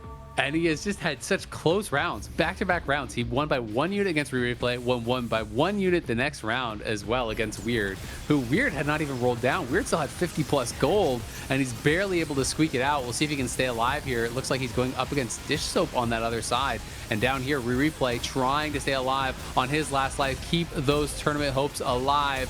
But it looks like it may not be enough. It's incredibly close. This MF is trying to get it done, but the Seraphine goes down. It's just Lulu versus the MF, and the Lulu wins it out. Replay barely alive. Malala barely alive. Replay needs a first to stay in the conversation for Worlds.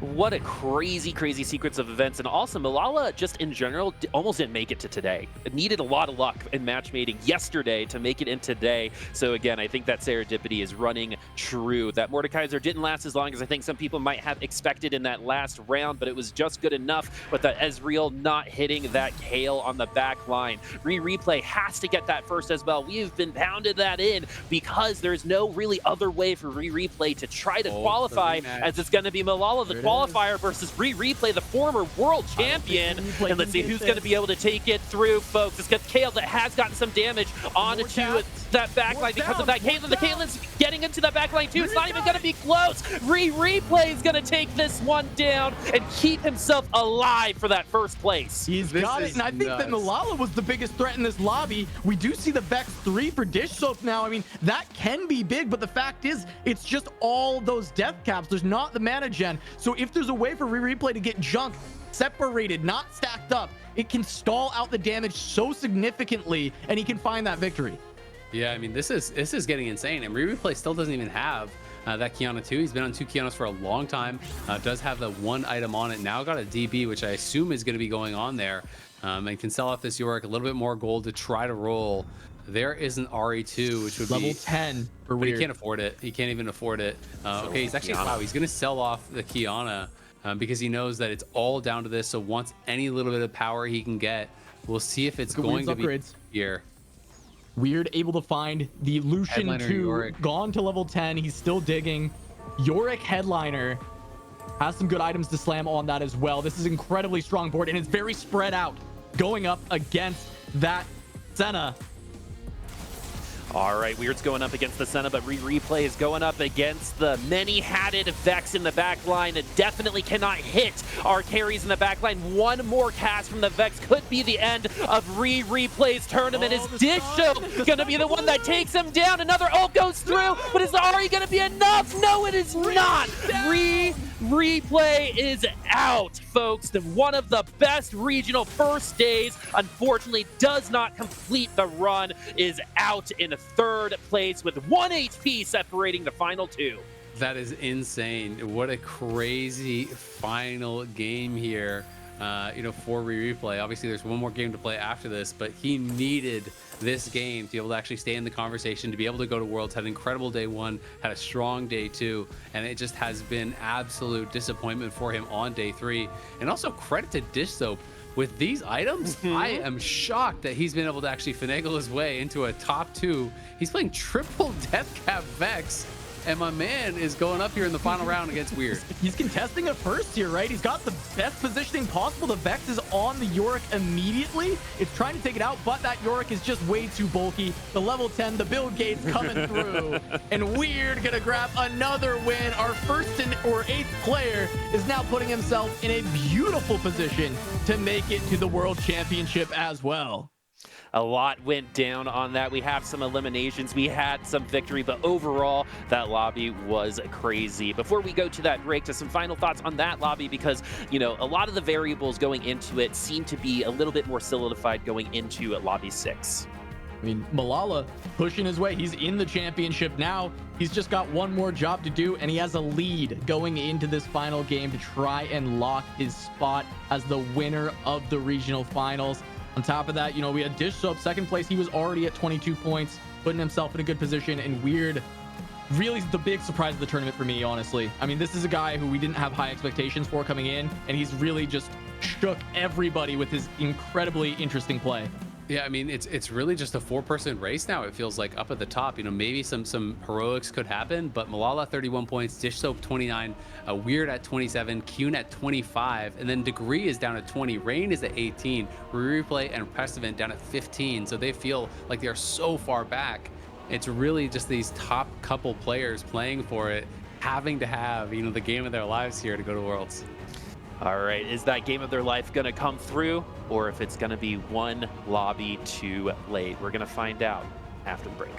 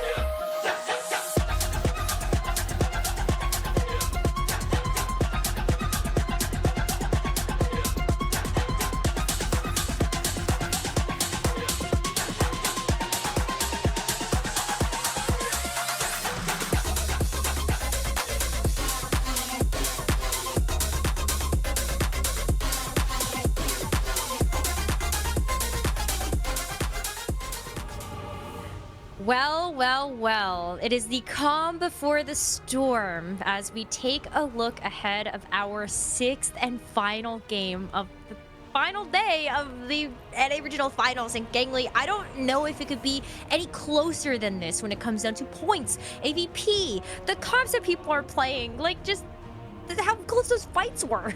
Let's take stock of kind of where we are right now, right? Game 5 has ended. As of right now, Malala, Dishsoap, and Weird are the 3 players in 1st, 2nd, and 3rd. They are also the 3 players with the best average placement. So what does that mean?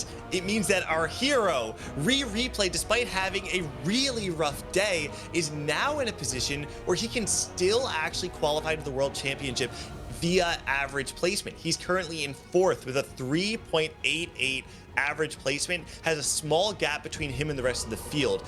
And this is one of the beautiful parts of this average placement holder going to the World Championship, right?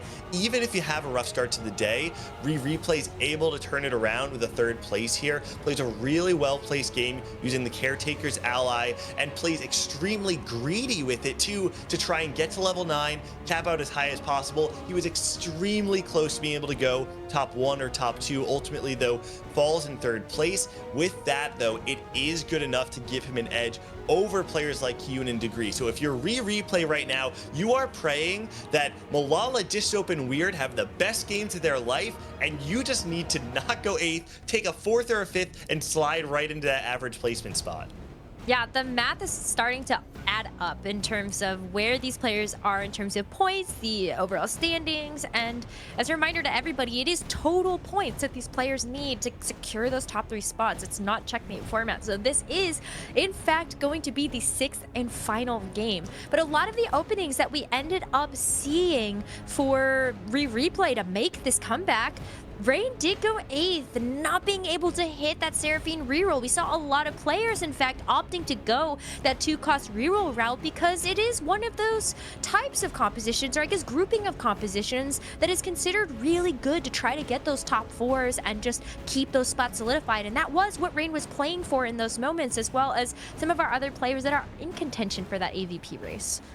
Yeah, there was definitely some tragedy that game for the 2-cost rerollers, and if you're Replay, you're extremely happy about that because those are the conditions required for you to actually make it into that AVP race, specifically against Rainplosion. You can see right here, Malala with another top 4 that game goes to 31 points. But even with that gap, Malala is not locked in via points. He might actually just be locked in via AVP, depending on how that actually pans out. But right now, even as I'm looking at it, he's 3rd place in AVP. So if he goes 8th in this next game, depending on where Replay places, there is maybe a world where he's able to overtake him. So Malala cannot fall asleep at the wheel. He needs to not go 8th in this next one. You can ignore those stats that are popping up right now. That's just a quick misclick there. Malala currently in 1st at 31, Dishsoap with 29 points, and Weird TFT at 27. It's a really important game, this last one. We have multiple players vying for either the top 3 slots or that final AVP slot.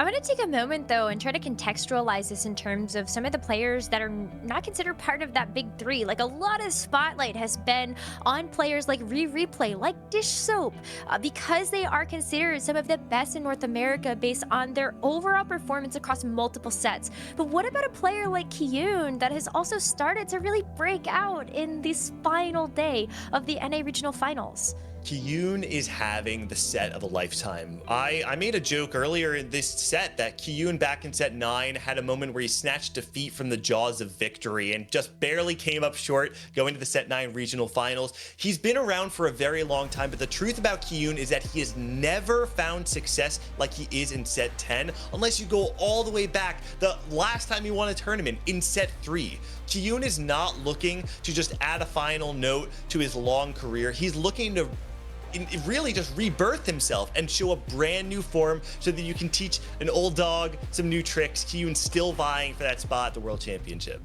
So we have a couple of different players we need to keep an eye on. It's the AVP race. It's the big three, Dish Soup Replay. Can they make it through in points or AVP respectively? What about these more up-and-coming players, or the players that are having the best set 10s in terms of Kiyun and Malala? There is so much on the line for this final game where we get to send 4 players to the Remix Rumble Championships. And Gamely, I can't wait to take a back seat and watch with all the popcorn in the world as our casters take over. Let's send it back over to Bupasaurus, Casanova, and Azael. One game is all that's remaining for these 8 players for us to decide who will be North America's representatives at Worlds in just a week, I believe. So it's not even that far away. But folks, this is a really big deal. Not only are they competing for spots at Worlds, they're also competing for a good amount of money as well. So even if you're out of the running here, it's still not a good time to give up.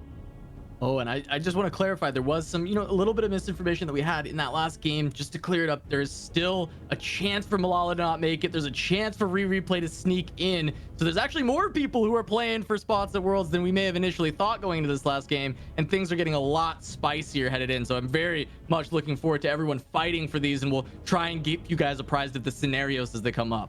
Yeah, so the scenarios that we've just been given here are that, so Weird needs top 4 for points, Malala would need a top 5, Disob needs top 5 for points to get into the top 3, Rain needs a first for a chance in AVP, Kyun would need a first or a second, and everyone else to do poorly to be able to actually get in points. Replay, they're saying, is out, but I think Replay still has a chance in AVP, right? So a lot of the players do still have a shot here. I feel like almost everyone still has a shot in some way. It feels like either AVP or in points, but it's definitely a bit of a crazy final game here. All right, it still is anyone's, especially on the bottom side of the leaderboard. You can still compete for even more money, like we said before, but we got Mr. Vegas leading the way. Dish Soap, this has been the moment we've been waiting for, and we can't underestimate him at this point in time too, because Dish Soap has never been to Worlds and now just needs to get that top 5 and finally get that monkey off of his back. So item payout, Wandering Trainers to end the day would be obscene, and Golden Symphony will be the third choice. But where are we going? Wandering Trainers. Wandering Trainers would be hype. Everyone manifest. We're manifesting. Let's go. No! Come on, item payout. Replay. It's like you need a first or something. I know. Okay. All right, item payout it is. All right, that's fine. Item payout. Okay. All right. We've gotten it a couple times, so anything that turns items is going to be a really good augment, or ability like Spoils of War would be good. Heartsteel would benefit from stuff like that too, based on what your cash outs are. So now looking at this first go-around, we already have a Heartsteel unit in this Aphelios, and Replay, pretty much I think all of the players that have to win can't play reroll is kind of how the weekend's gone. Yeah, I mean, kind of, right? Because like the reroll comps definitely are not doing as well. The one exception, and we covered it, is Riven, right? That's the one you kind of got to look at, is like, this is another way that you can play for that top 1 from reroll. And the other one that I would consider is Submit to the Pit. Even though that's mostly capped out at second, I do still think that board is strong enough to find that win. Yeah, we have seen some Sennas and Seraphines win, but again, it's pretty unlikely because you have to hit it really fast, then get to 9 or sometimes even 10. We saw, I think it was Rain win a game with a level 10 Kale reroll game earlier in the weekend. So there definitely are possibilities, but the tough thing is, you kind of have to play what you're given a lot of times in TFT. So you can try to force towards these higher cap comps, but in a lot of scenarios, it's going to end up just kind of hurting you. If you're over forcing, if you don't have the items for it, it's not really going to be a viable line. All right, let's go ahead and see where these items will land. I'm sure Dish Soap would love to never see a large rod again as we get to these augments too. Blinged out. These Blinged are all out gives us interesting an ones. opportunity. Yeah, I mean, Not Today can be pretty powerful for melee reroll. He does have like potentially a QSS on bench. Blinged Out can be pretty strong if you want to play towards center reroll, which is what I'm expecting him to grab. Does have some reasonable items for that as well. So there's the Blinged Out. So he's going to be going towards it. We'll see if anyone is going to be contesting whatsoever. or if he is going to have kind of that open path towards it. I actually really like the Stars Are Senna. Born. I like the Senna a lot from replay because of the fact that we actually, looking at the AVP, he's still just he's the #1 below all the people who are the top 3 in the standings. And so just getting a really good result on the Senna here, you know, top 3, top 2 could potentially be enough. We don't know. We don't know all the numbers right now. We're trying to get that all figured out. But I think just playing for this highest placement possible for replay is probably still the best goal, and blinged out is a really solid way to do it. Yeah, absolutely. And Malala also is in an incredible spot, right? Malala, if we are doing our own napkin math correct, basically could only miss out on like an 8th, right? Like, so Malala is in such a good spot now with a significant points lead. Is going to go Stars Are Born, which is going to get you this stronger board online very, very quickly. You're going to play very likely towards a 2-cost reroll, and you're going to have a much higher chance of hitting that early. And if you can get that kind of a board online, you're in such a good spot because he already has 2 Kales that he got from the early orbs. He's going to get a Kale 2 from a shop, and then you just need a headliner and 1 more, and you're at Kale 3, right? Yeah, and then from there, I basically don't even care what else you hit. You're going to be able to be in a position where you're not going to go last. Yeah, we've seen this Kale 3, I mean, even threaten to win repeatedly, right? And so usually it comes off the back of the Mordekaiser 3, but if you start out the game with Kale 3, you can either play for Mordekaiser 3 or just play for Legendary Cap Out, right? So there's plenty of ways for Malala to go. I really love his spot. And you can even see, like, he slammed Sunfire. I think, again, just keep the health high. You know, just try to play for these early round wins. And I think it's really smart given the position that he's in.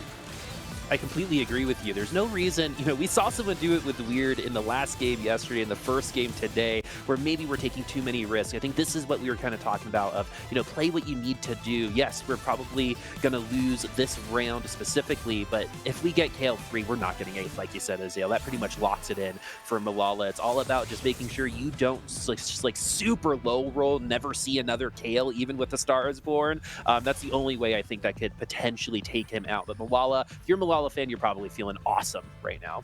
And you can see he even he used his Stars Are Born on a 1-cost and then sold it to make eco on that previous round. So wanted to hit the eco benchmark, was able to do that. So he's just holding on to that second Stars Are Born upgrade, which is going to be for a 2-cost unit. Of course, that is going to be reserved for his Kale. He doesn't have the best components to start, so it's not that big of a deal if he's losing out some early to be able to try to get a better spot on the carousel. He has the BF for a Gunblade, then you need to obviously pick up the components for another Rage Blade, and then your last one will come from the super fans. Yeah, I mean, just needing 1 rod, 1 bow, it's really, or 2 rods, 1 bow, it's really not that bad of a spot to be in, right? Exactly. And as you were saying, he'd probably lose a couple of rounds here since he's just ecoing and not leveling up, and have a mid pick, but realistically, the components he's trying to grab, he shouldn't have too much trouble, especially if he's uncontested in the Kale line. As we take a look at Dissoap, who has been able to keep a win streak once again. He's actually done a really good job today of pretty consistently finding these win streak angles. And I think one of the things that's always really impressed me about Dissoap is he doesn't just seem to be one of these players that kind of just follows the agreed upon meta, right? You know, even on some of these early headliners, there's a lot of people that are like, okay, you grab Vi, or you grab, you know, Olaf, or you grab one of these couple, you know, 1-cost headliners. Otherwise, you just don't play the stage and you kind of lose streak, or you kind of accept that fact. But he's actually put together some really interesting boards a number of times with like Headliner Tarics and things like this.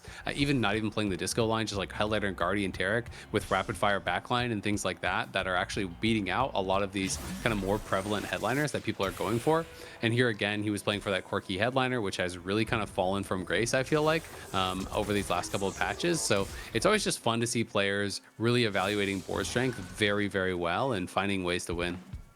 Yeah, you know, sometimes I think people interpret TFT as almost like a color by number situation, but, you know, someone like Dish Soap creates more numbers, right? Is able to get more colors onto the page, right? So we'll see if that's going to be the case. A good top 4 there should be good enough for Dish Soap as well. Looking at this backline now, we've got that Jinx with some good AD items. Of course, that's probably going to be moving on to someone else here soon, but should be good enough for now. We won that last round, we split, and then we lost the first 2. So, I mean, this is pretty much par for the course for the majority of people in an early game. Yeah, but I mean, Degree's board is actually crazy. I feel like he should be able to keep a win streak the rest of this stage. I'm curious, something like Rain's board as well, because Dish's board honestly doesn't seem like that scary to keep a 100 streak all the way to Krugs. And I'm curious if we end up seeing just Rain keep it, or yeah, there, Dish actually. It looks like just, oh, okay. There was an X there for a second, but never mind. Dish able to hold on. I'll just wait and see where that ends up. Rain ends up taking a loss. So Dish up the only one 100 streaking. Yeah, that's actually really, really big for him. Replay, you know, building up a streak now, Degree potentially building up a streak. You can also see Malala did get a bow, and I think it was even a 2 or 3 cost bow off of the carousel. So he has half of his Rage Blade, half of his Gun Blade. So, you know, still waiting to actually natural into that Kale that he's going to use the Stars Are Born on, but keeping his health, you know, relatively high, so not going to be stressing about it too badly just yet. Precedent looking like he's on a full loss streak and just, you know, trying to see what he can scrap together. Yeah, would love to try to increase his possibility for that prize pool as well, you know, as just really showing up. You want to take a good victory out of this and have a couple good lobbies as you leave it. But honestly, it's pretty awesome that he made it to the final 8. The people that he beat to get here are also some of the best players in the world, and I still think President can be considered one of the best. But now it's going to be Dish Soap once more, and I'm really interested to see where this goes for the sole basis of what Azael said earlier. It's just like, we never know with Dish Soap. This could literally be something to other comps by the time we see it again. Yeah, and I think one of the things that, you know, when we were looking at like, oh, how strong is his board, you also have to take into consideration how strong are these items, right? Because Locket is actually super high value, especially in the early game. He's getting Locket on 4 units, and he has a Sunfire. So that alone is just giving his front line so much tankiness, and then paired with the Headliner Corki with a decent item on it, he's in a pretty good spot, you know, and is going to be able to actually maintain that 5 streak all the way to Krugs. Going to be feeling really good about his spot.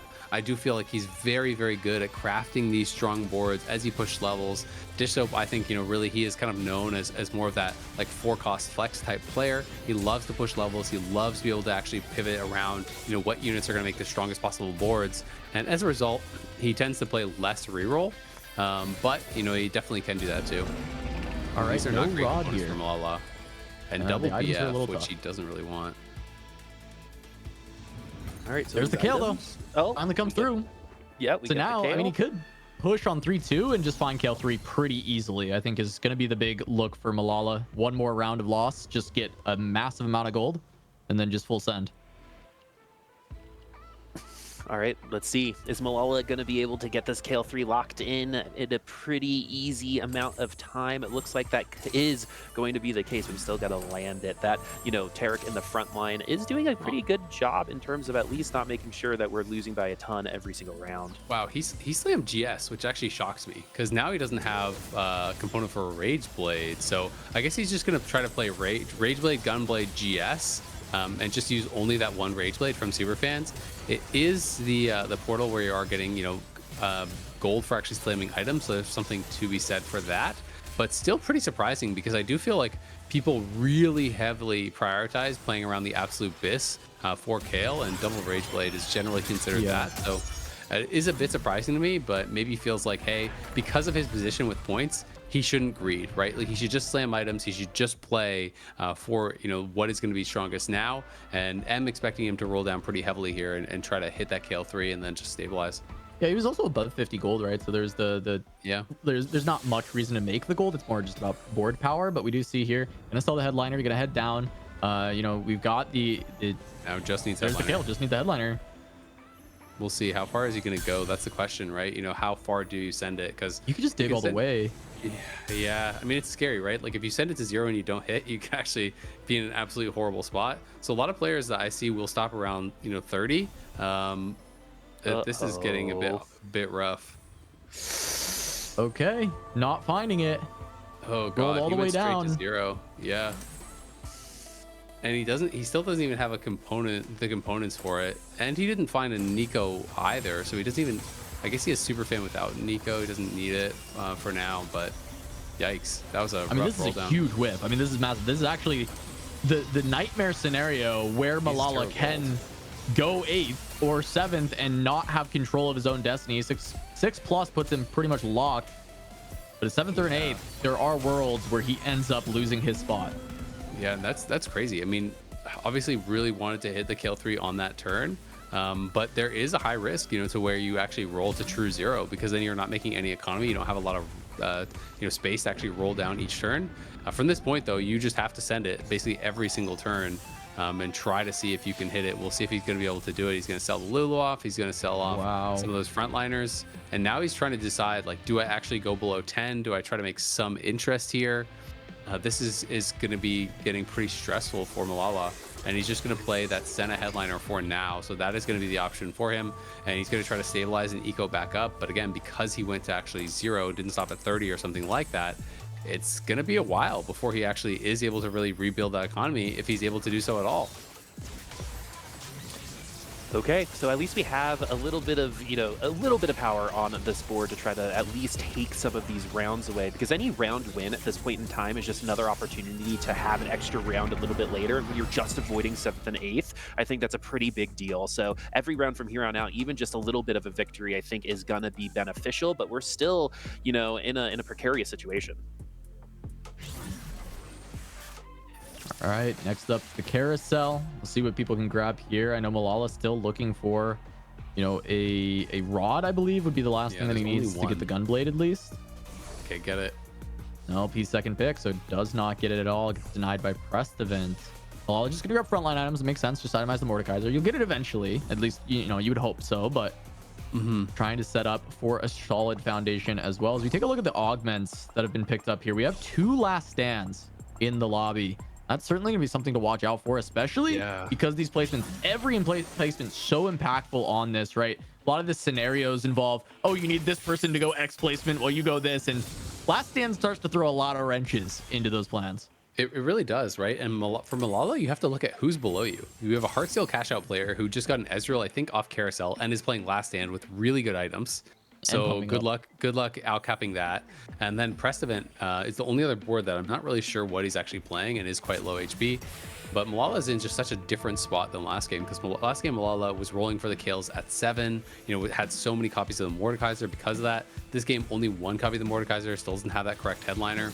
So it's just such a tougher spot, and there's actually a lot of Heartsteel players in this one. Degree as well, playing some Heartsteel now, trying to get those extra components, trying to get those extra items. Yeah, I mean, look at all these kind of weaker boards, and Dishsoap playing from Tempo is on an 8 win streak currently, and Dishsoap, another player, he kind of just needs that top 4 to lock in that top 3 spot of this tournament to get his first time ever going to the World Championship. And this is the kind of start that you want. Now, there are some worries, right? Because a lot of people are playing weaker boards, econing, playing lose streak, playing Heartsteel. And so they can start to cap really high. But by keeping it 100 HP this long, if he can keep it through another creep stage, there's so much extra gold. It's so much health. It is such a good position to be in. Yeah. Yeah, and he is really strong, I think, at playing, from a powerful position like that. I'll be interested to see where he actually wants to go, if he's going to just try to, stabilize with some sort of like pentakill style board at 8, or if, he's going to try to really push levels, but he's definitely looking good. Has pretty flexible items as well. Blue buff, as well as the Hodge and the Gunblade are the items that he slammed.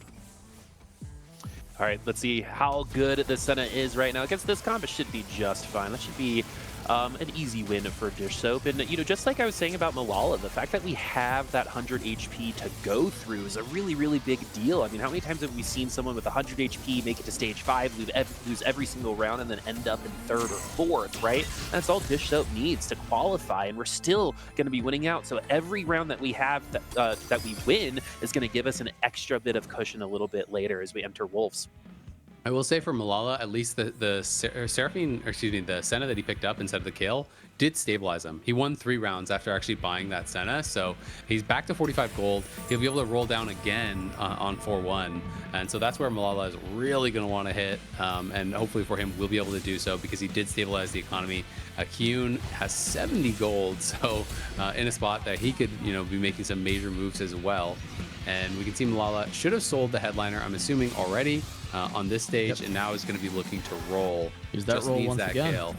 He's and not that's a good solid TFT. We always attribute it to players like Dishsoap, right? Just playing around something, renting a unit. Instead, we're going to have Malala rolling it down once again, missing again. This is so much gold. Roll for the scale. There it finally is. After all this time and so much gold dumped into this, the head start that he bought with Stars Are Born is just gone at this point. He's had to roll so much gold to actually find that last copy of Kale. Oh man, that Kale finally coming back from getting that milk and cigarettes a couple years ago, right? Unfortunately, that's really what it feels like for Malala. But, this was really good. The fact that he even had 68 gold to run with at that point in time is a pretty big play for Malala. I will say, it's also super depressing that he never found a rod. He still has not gotten a single rod this game. So He had to slam the GS because he didn't have the ideal components for a Rage Blade. He's sat on the extra BF sword this whole time, never got a rod from PvE phase or from Carousel, so he doesn't even have the Gunblade. And it's not like you want to slam Red Buff or something like that on kill. Like, you need some items that are going to help you. And over here, you can see just so finally takes a loss there as Rain is able to take a win over him. Rain sitting on what looks like Riven items, but did have them on that Yone headliner for now. But with the QSS, you are assuming it is going to be that Riven that she is going to be playing towards. All right, back over to Degree. Right, last stand. Yeah, I'm really intrigued how these Last Stand players are. Traditionally, we've seen Last Stand pretty much guarantee top 4s. The lowest I think I've seen is that 4th, and it was Biri back yesterday or even Friday. So those Last Stand players are also going to want to avoid each other once those trigger, because last thing you want to do is face the other one and get eliminated. I'm wondering, Replay and Prestivan, right? Both of them went blinged out on 2-1, and I just saw Prestivan pick up a Senna too. I'm curious if both of them are committing to Senna and actually contesting each other, because as though you pointed out earlier, like not a lot of people are actually contesting each other on this set, on this patch at all. We haven't really seen any on stream outside of like 80 Flex. We mean more the re-rollers, right? And this is actually a spot where blinged out, that kind of puts you in a position where you kind of need to play Senna. Yeah, absolutely. And I think Prestivan, I even saw it, I think it popped up twice, these 2 Senna 2s. So he's sitting on 6 Sennas. We're now actually seeing Replay on the other side. He has, it looks like, the Senna headliner, then 2 Sennas on bench. So he has 5, and Prestivan has at least 6, if what those pop-ups on the side were could be believed. So both these players pretty heavily contesting each other. And it feels like, you know, it's tough. You can sometimes be in that spot where you both heavily contest each other, and you kind of just end up holding hands in 7th, 8th, where, you know, you deny each other from hitting. And it can be rough. Again. He hit the Thieves Gloves again. I mean, this guy has got some protagonist energy coming into this to try and get a spot at the championship here. Maybe now's the time for Weird to go to Vegas. Right? Now's going to be a great time for that, because sometimes it just feels like the world is just pushing you through, right? And just carrying you through. Weird also playing really well. Prestivan now, this is a board that we're seeing. Yeah, we are competing with Blinged Out with another board, like you said, and we're going to be looking at this Zed. The Senna in the middle should do pretty well against that initial group, but it's all about how much damage it's able to do at the beginning of the round before the Zed gets there. The Zed gets there with a lot of time to spare, and that's going to be a pretty rough loss for Replay. Yeah, it's also worth noting that both Prestivan and Replay are kind of playing, you know, different styles here. So a lot of times, you know, when you get heavily contested, players will actually level and then roll because they just want to go for a stronger board if they feel that they can't actually do it. The other school of thought is you stay low level, you roll earlier, you just try to hit instantly. Replay stayed 6. Prestivan went 7. So Prestivan went 7 and actually has more copies of the Senna. So Replay kind of losing out in that regard, because he still needs 4 more copies and he's still level 6, whereas, you know, Prestivan should theoretically have more power on his board just by the kind of nature of going higher level. Yeah, if Replay doesn't hit, like right now, he's about to start hemorrhaging so hard in the end of stage 4 towards stage 5. Being at 6 at this point, everyone else is kind of hitting their stride, or they're hitting high levels, and you're not going to keep up with just the Senna. And I know Replay was probably down this game to take a risk. He needs a very high placement. He needs some help to actually qualify into the World Championship. But this is definitely a tough spot, and we see it. He's now gone to 7, so he's not committing towards just forcing for the Senna, and he's just trying to get a bit stronger. Yeah, I mean, he's kind of realizing, you know, how bad the spot is now. But gonna go 7. Doesn't really have anything to put in. Doesn't even have an Echo 2. There was the 6th Senna in shop, but this is pretty brutal. His board is really bad. I also think his positioning is kind of weird, low-key. Like, he lost that round against the Zed where the Nico was so far on the left side of the board that it didn't actually defend his Senna at all, who's kind of sat in the middle. Now he moved the Nico over a little bit more to the right. We can see Kyun, he's level 8. He is playing kind of a Seraphine reroll, but I guess just decided he couldn't actually hit. So he's just pushing levels and looking like he'll probably try to transition into more of like a KDA Ari or something like that type of board, which we just really haven't been seeing at all this set. You know, in this tournament, it feels like it's been almost exclusively Seraphine reroll into Ari carry as that secondary unit. Really, I can't think of a single game that it was like the primary carry. All right, Replay. We unfortunately. What were you saying? Rain just hit Riven 3. It just popped up on the side there. I mean, that's big pickup. I mean, Rain is very much, pretty much out of it at this point. really small niche scenarios that Rain can even sneak in. But Riven 3, that can play spoiler for a lot of people playing for that first place. Pressman also just got 3-star Senna there, so that's actually really big. So Replay, I feel like he's in kind of a horrible spot because some of these people below him in HP just hit. Rain just got 3-star Riven. Weird, we know, is playing, you know, Heartsteel Cash Out. Pressman just hit the 3-star Senna. So if these players start to stabilize, like Replay is going to lose this, and he looks like he's going to lose this kind of bad potentially. We'll see how exactly it does go, but that's going to be another loss for Replay. I think everyone below him, besides maybe Degree in HP, is actually stronger than him. Yeah, and Degree has Last Stand. Yeah, and that's kind of like the fact of the matter when it comes to TFT, right? You know, sometimes the HP totals are a little bit of a mirage because the bottom side will get stronger. They're going to be investing and they're going to have those stronger comps. So Zale, I'm right there with you. Even though the bottom two have those losses, it's still super close from 4th to 8th right now. And with the stakes what they are, I'm sure a lot of those players are trying their best to get out of there. I mean, I think there's a super high chance that Replay goes 8th. Like, super high chance. I can see it. Just actually looking at the boards, like you said, we have Heartsteel Cash Out for Weird. We have Degree playing Last Stand, and Pressevent hit his 3-star Senna. Like, he just has a way better board, right? So I'm kind of trying to think, like, who can Replay actually beat? Like, is there a single board that he wins against? Honestly, I'm not sure, because like I don't think there is. His board a bit. He's gonna look for a new headliner. I think he's trying to play around this Lulu. 50 gold, right? Like, he's either gonna go Lulu, or he's gonna go. He could even just hit like a KDA Ari or anything like that. Like, anything like that makes his board strong enough, I think. And he's a lot of gold to roll. I mean, I guess we'll have to see. He's maybe the one question, but Malala's full streaking. Rain has Riven 3. Dish Soap's pretty strong. You know, it's KDA Akali. Really good. Play 7 KDA. Play vertical. Good enough. And the thing with Kiyun as well, Kiyun is kind of looking at everyone else here. The main person he's looking at is going to be Weird, because Kiyun needs to outplace Weird in order to actually get into that top 3, right? Kiyun's AVP is not as good. He needs to get 3 places above Weird in order to find his spot. And Weird being that Heartsteel Cash Out, right? Kiyun needs to get strong, try and hit him really hard as fast as possible. It feels like if you need to get 3 places above Weird, then you need to go 9. Like, a level 8 KDA board, I don't think is going to outplace by that much almost. You know what I mean? It's kind of interesting. I guess you have to keep watching Weird and think, okay, is Weird actually going to die? Because Weird is Heartsteel Cash Out plus Last Stand, I do believe. He's one of the second Last Stand players. So that's going to be hard to have him going out super early. That is a pretty big loss for Pressman, though. That really hurts him, as he is very low down at 10 HP. And Weird lost again, though. And Replay did win. So that's actually pretty huge for him as well. Because if Pressman dies and Replay is still alive, potentially you can roll down and maybe you then hit that Senna and start some sort of a comeback here to where you can still get in off AVP.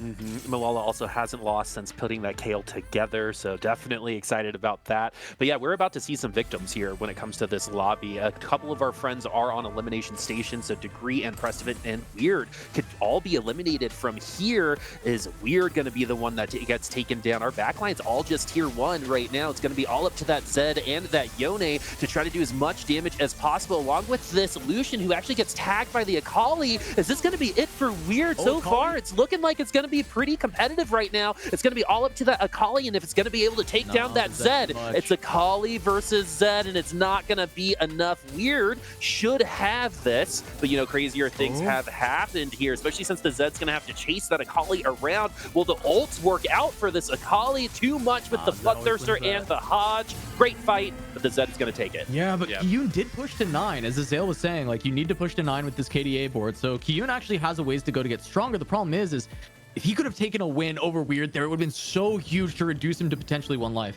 Look at this, though. So Degree procced his Last Stand now. Replay did lose again, where Precedent won. So Replay is at 8 health. Remember, Weird has Last Stand that hasn't procced. Degree just procced his Last Stand and has a pretty upgraded board. I think Replay is definitely the player most in danger of being eliminated. Precedent also could lose on this round.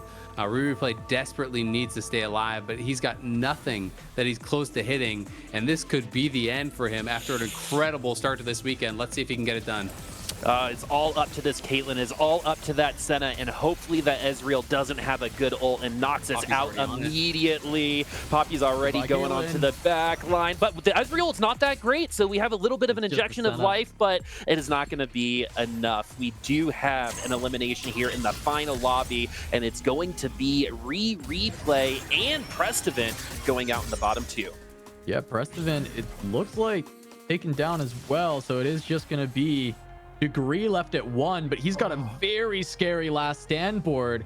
And there's placements are being eaten up. Weird still has last stand. Kiyun is running out of room to run away from Weird here, as Malala and Dish Soap are getting into those spots where they're locking themselves in. Malala needed 6+. He should now finally for sure be locked into the championship. So sorry about the early call, but now he's there. Now he's got it. We called it right. We just knew, right? And now he's pushing for that first place. Dish Soap needs to top 4 this game to lock his. And Replay's got to be out on AVP with that 8th place. You know, that is just a brutal capper to the day for him. He went 6th, 7th, 7th, 7th, 3rd, 8th for Replay after having a 1.8 or so average placement on day 1 was just insane. Degree, you know, trying to get some work done here. It does have quite a strong board. Double Banshee's Veil on the support item, so has pretty nasty last stand board. We'll see what he can get done. Yeah, this board has a lot of opportunity. It's not going to get taken down by that first initial CC. That's, of course, going to be great for Zed and Ezreal and the backline in case they get clipped by something. But double IE on the Ezreal, too. So this ult is going to be pretty big, along with the the Zig Shred, too. This is a very, very good combo. Here goes Weird's last stand as well, and Weird's last stand will now trigger, as that's a brutal loss. That's totally okay, because last stand's the whole point, as we do get another elimination as well. But here's the thing is that, you know, for Weird, you know, he does proc that last stand. You know, he's not actually defeated because I think that's showing him as dead, but he's still alive. He has that last stand. But he's level 8. He didn't actually get to go to 9, right? So he has like a lower cap. So if Q needs 3 placements higher than Weird, it is still possible, you know, depending on who Weird runs into. If he runs into one of those super strong players, like look at how unupgraded his board is. You know, he has so many 1-stars there. 1-star Lucian, 1-star Ezreal, 1-star Yorick, 1-star Alawi, 1-star Aphelios. Like this has a lot of items, but not great upgrades whatsoever. So if he runs in one of the heavy hitters, he could definitely lose, and Kyun may still have that chance to get that big outplace that he needs. Yeah, let's see who the fight is. It is Kyun. Kyun could potentially just eliminate his biggest competition right now. Sona Sona 2 with all those items. That is we haven't seen board. We haven't seen this in so long. Every Sona that we've seen has been pretty much fake, and it's just been there for synergies, but now we're actually going to see it work. Here's that ult, and the damage is going to be going down. Where did it go, actually? But we're going to get another ult going, too, but that's not going to be enough. Not even close. I guess that's why we're not seeing Sona. Yeah. Sona looks like resist an army map. She's just not, she can't get there over this last stand board. Yeah, that's tough. I mean, it's all just kind of AoE damage that they're all healing up. You know, to your point, yeah, last stand really kind of is the perfect counter to Sona because it's just damage spread across the whole board, right? Also doesn't have a Rage Blade, which makes it tougher. But, you know, Kyun now hitting an RE2, you can see on that side there. And again, you know, if Weird runs into Degree or something like that, he could still die there. Malala potentially could take him down. Malala, with that duplicator on bench, is only 1 off the Mord 3, which generally is kind of seen as one of those big win conditions, the ways that you can actually push this comp from a good top 4 comp into a first place. So we'll see if he can find it. He's still 8, so he has good odds to roll, get some gold there. And with that duplicator, he's going to roll down. We'll see if he can find that Mord. All right, looking through this too, Dish Up almost guaranteed to top. Oh, there it is. Two based on this, and they got the board. We also get the Zigs on the Dish Soap's board too, and this one has been brutalizing the lobby so far. Look at how low everyone else is. 19, 13, 6, 1, and 1 with our last stand. Mordekaiser 3 as well. So Malala also competing here. So now the last stand board seemingly a little bit more vulnerable overall, Azale.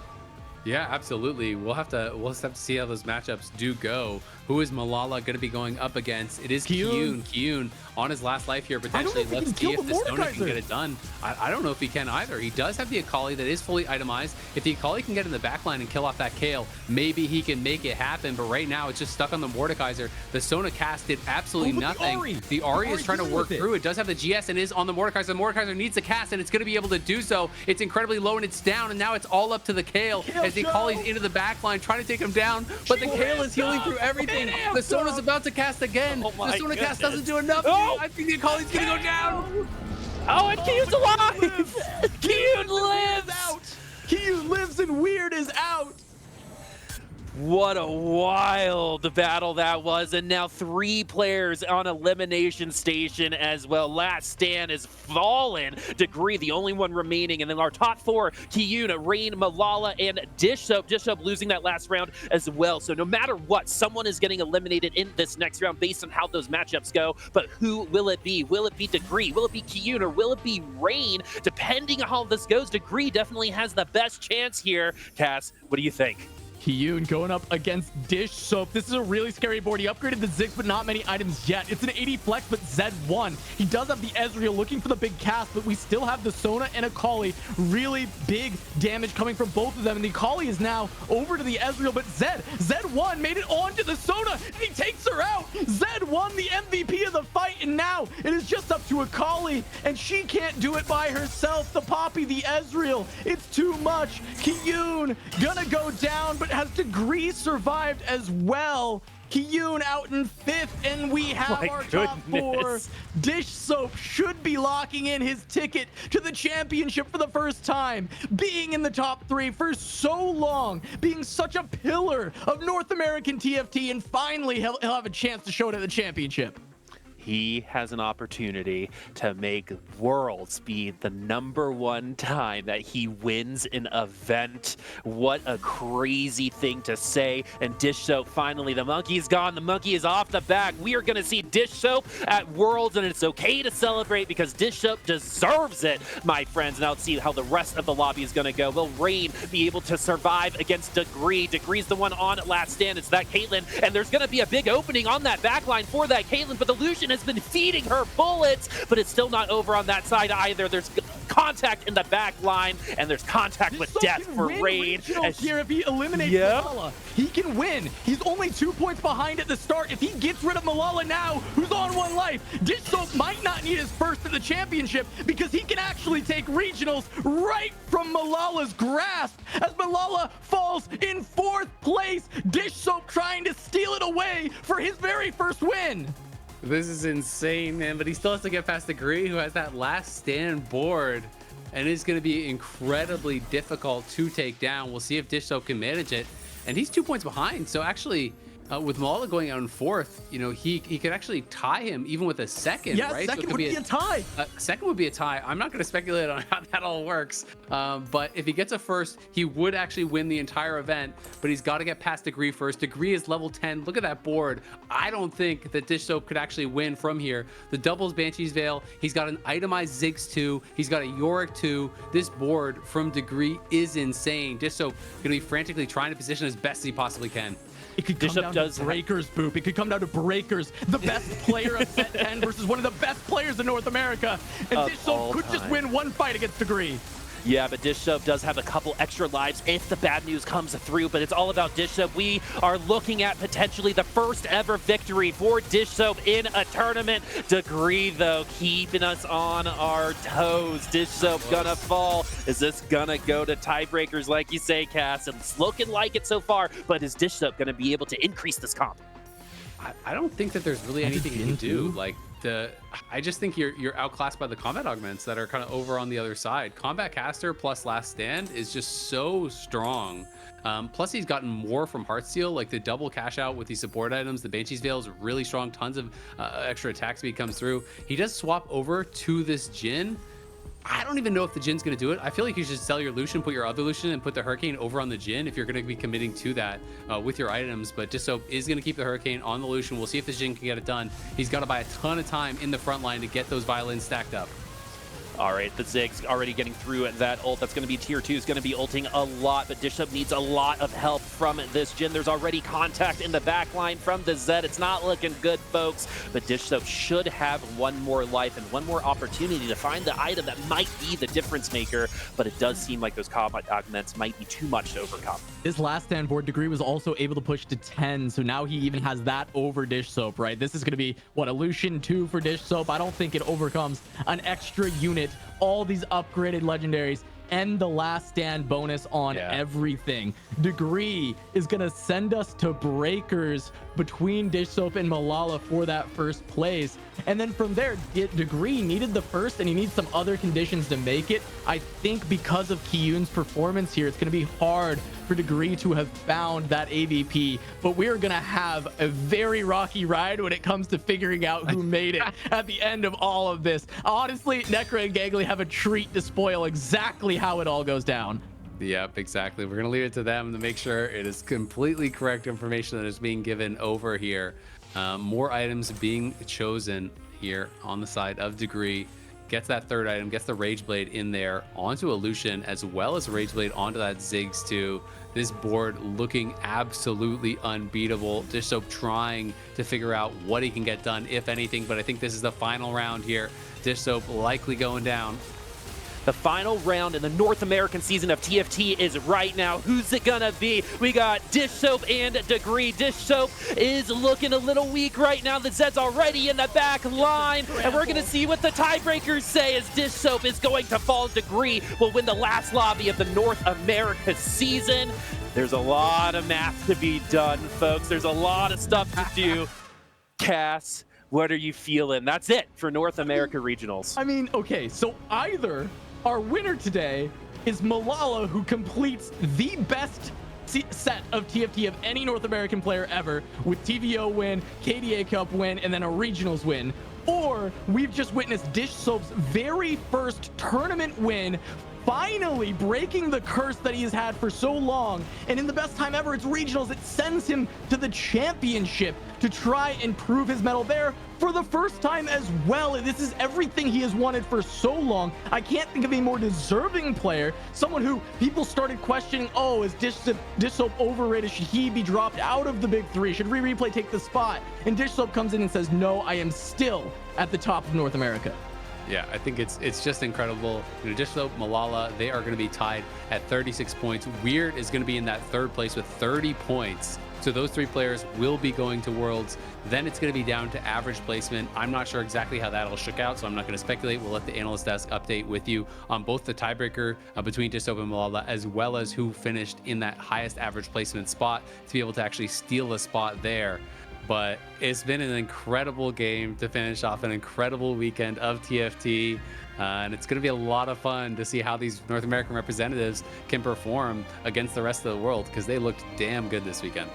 Yeah, North America, this was by far, in my opinion, the highest quality of play that we have ever seen at regionals. And I have never been more confident that North America will win Worlds. And you heard me, everyone, and I'm speaking the truth. But you know what? It is a little bit of a bittersweet moment, because this is the last cast for some of us as well. So we want to thank the players for participating, even if you did not make it, like we had said throughout this entire week. And it doesn't mean that today is your last day. The next one could be your chance. And I am so excited for who's going to be North American Regionals in the future, but really excited for now. So Zale, what about for you for your last words?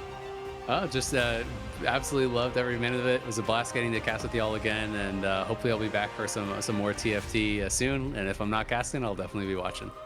Nice. Casanova, same thing. We're going to be seeing you soon, but North America, it's done. How are you feeling? I gotta jump on a flight tomorrow morning and to go to Spain, to go get ready for the championship, to talk about these amazing players. And I'm happy with everyone we sent. Honestly, there was no one I would be unhappy with in this top 8. We had some really, really solid players, and I just can't wait to talk about them some more. Gonna go talk to them and see how they're feeling going in.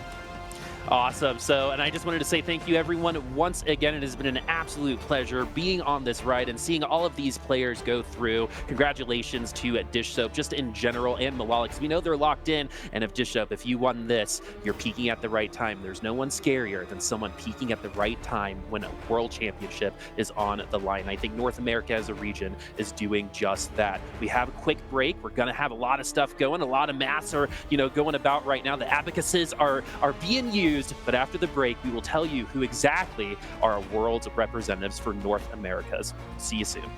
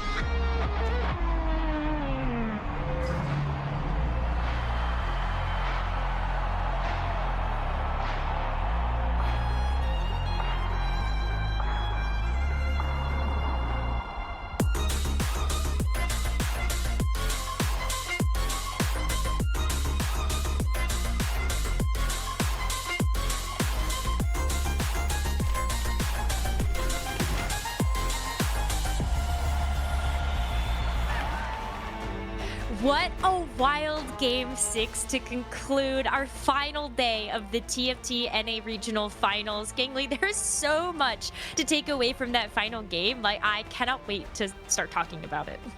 I mean, to me, you have to first start looking at someone like Dishsoap and Dishsoap and Degree, right? That last stand, heads up battle, the level 10 board versus the level 9 board. Degree, I want to like call back to who this guy is, right? He starts in set 7, breakout performance, 2nd place, and after that, he goes real quiet for a long time.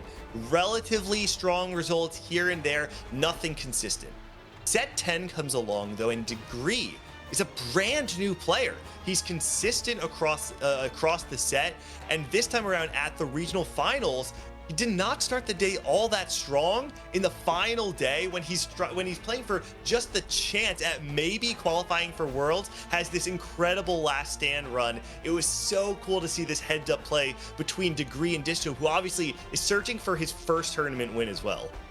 Yeah, like in terms of the standings before we got into this final game, Malala, Dishsoap, and Weird were at the top of the points. So as long as they have some great games to be able to finish it out, they can in fact make it to the championships based on the top 3. But where things started to get really dicey was that AVP race where we had a couple of players in contention. If those 3 make it through in terms of the top 3, then it opens the door for replay with an AVP of 3.88, Kiyun with an AVP of 4, and Degree and Rain tied for an AVP of 4.12 to have the game of their life in order to have a shot to make it through from AVP if that is the top 3 of points.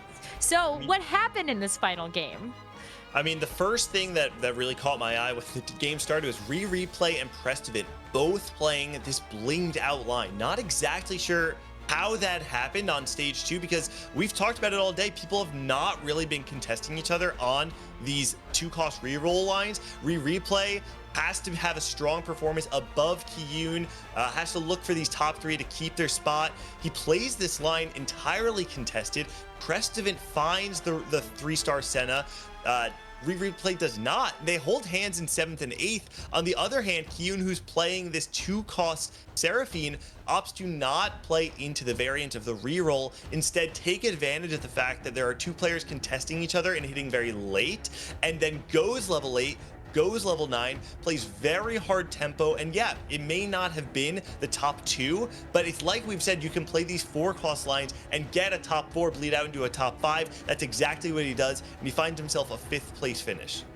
And a big difference maker as well when you look at how the in-between of that final game played out. We had Malala that ended up going 4th with the Kale reroll. So if we're talking 2-cost rerolls, Malala was able to hit that Kale and be able to stabilize with that Mordekaiser 3 in the front. He was missing it for a while, so he did take a couple of losses in stage 4, but was able to turn it around after hitting that frontline unit.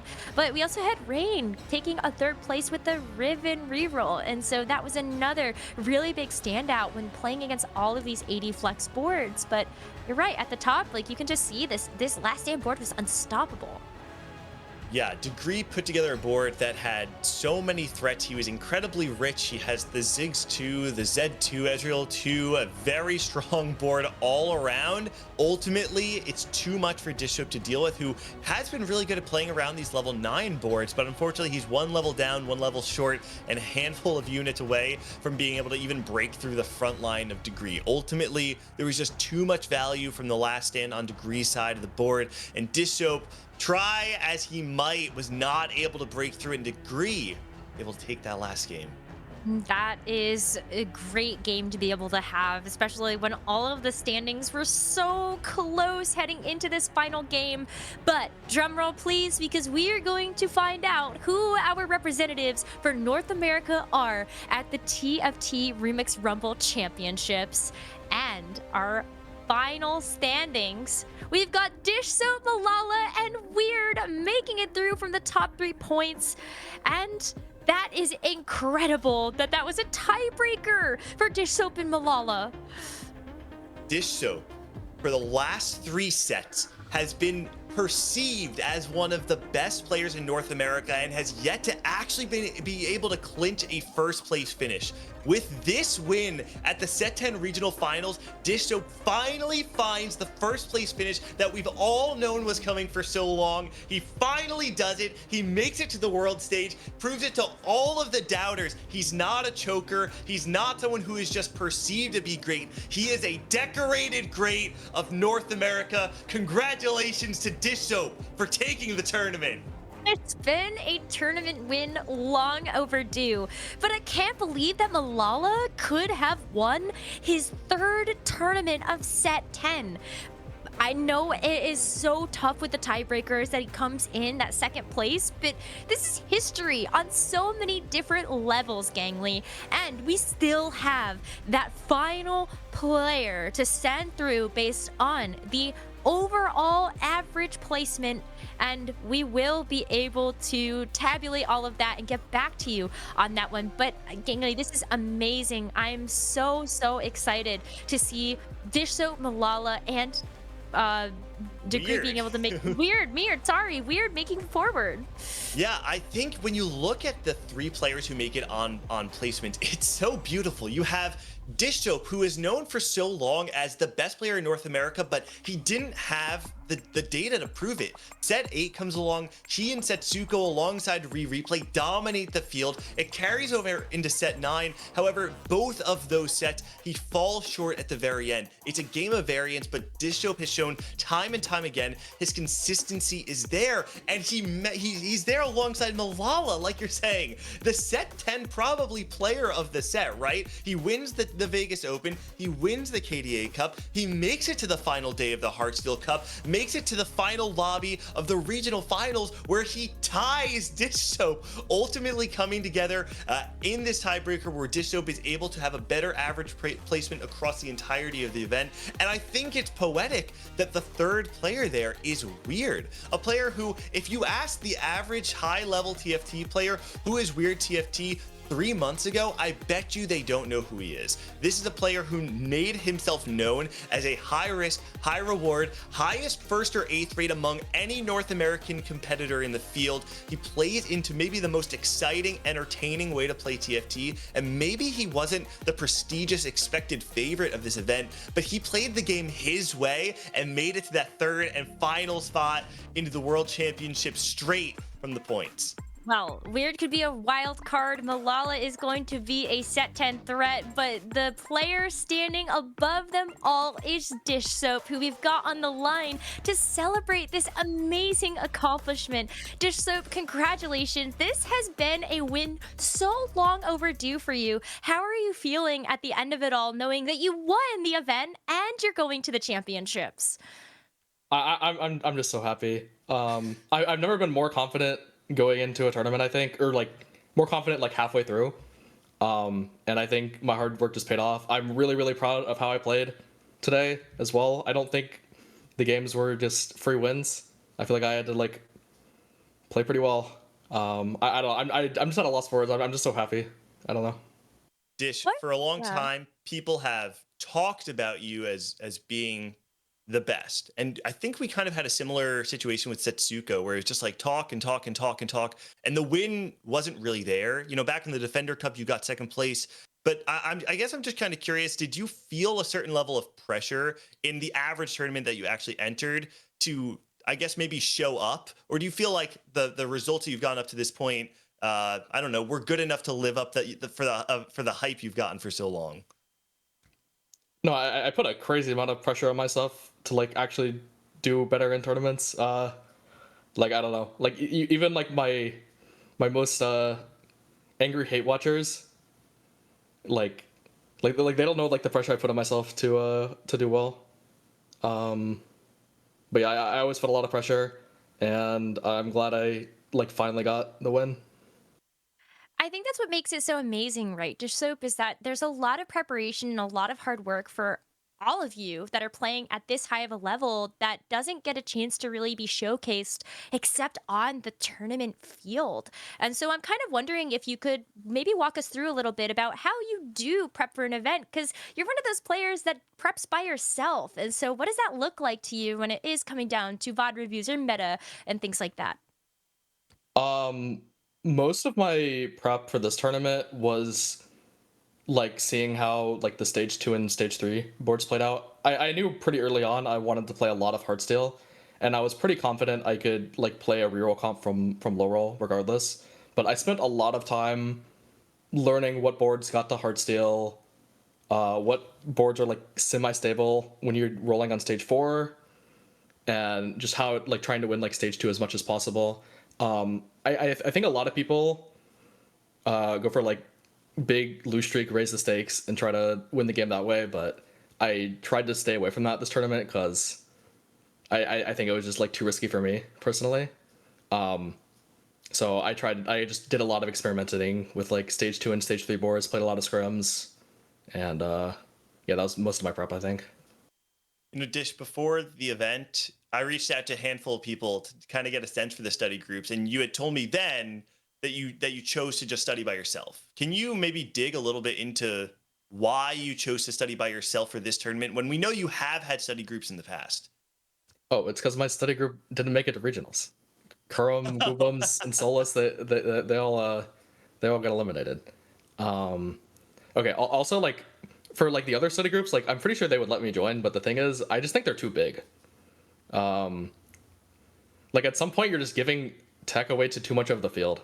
Like I don't think a study group should be more than like 3 or 4. I mean, that's a great point that you make there. When you take a look at the top 3 players, you've got yourself, you've got Malala, and you've got Weird, who all have their own ways of preparing for tournaments and how they study. So do you feel like that did actually play a role in how you were able to find success at this tournament? I'm not entirely sure, like, if the fact that I went at it solo was a benefit or not, but I don't know, I guess the results speak for itself. There you go. Absolutely. Now, something I did want to ask you about, Dish. There's something to be said, I think, about. I'm sorry, I actually completely blanked, which is fine because I actually had a backup question. Quick fun fact for you, Dish. Do you know who the first person to ever put you on a "Don't Talk If You Don't Know" power ranking was? I think you, right? It was me. Thank you very much, Dishdom. I just wanted to get that clarification from you. But listen, I think the thing I was really looking forward to in this tournament is that you are a player that has been in this big 3 for a while, but in the most recent set of power rankings, people have kind of put you 3, even 4. I've seen some people even put you lower than that. Even though, you know, for a long time, you were kind of just like that #1 on-demand alongside Setsuko.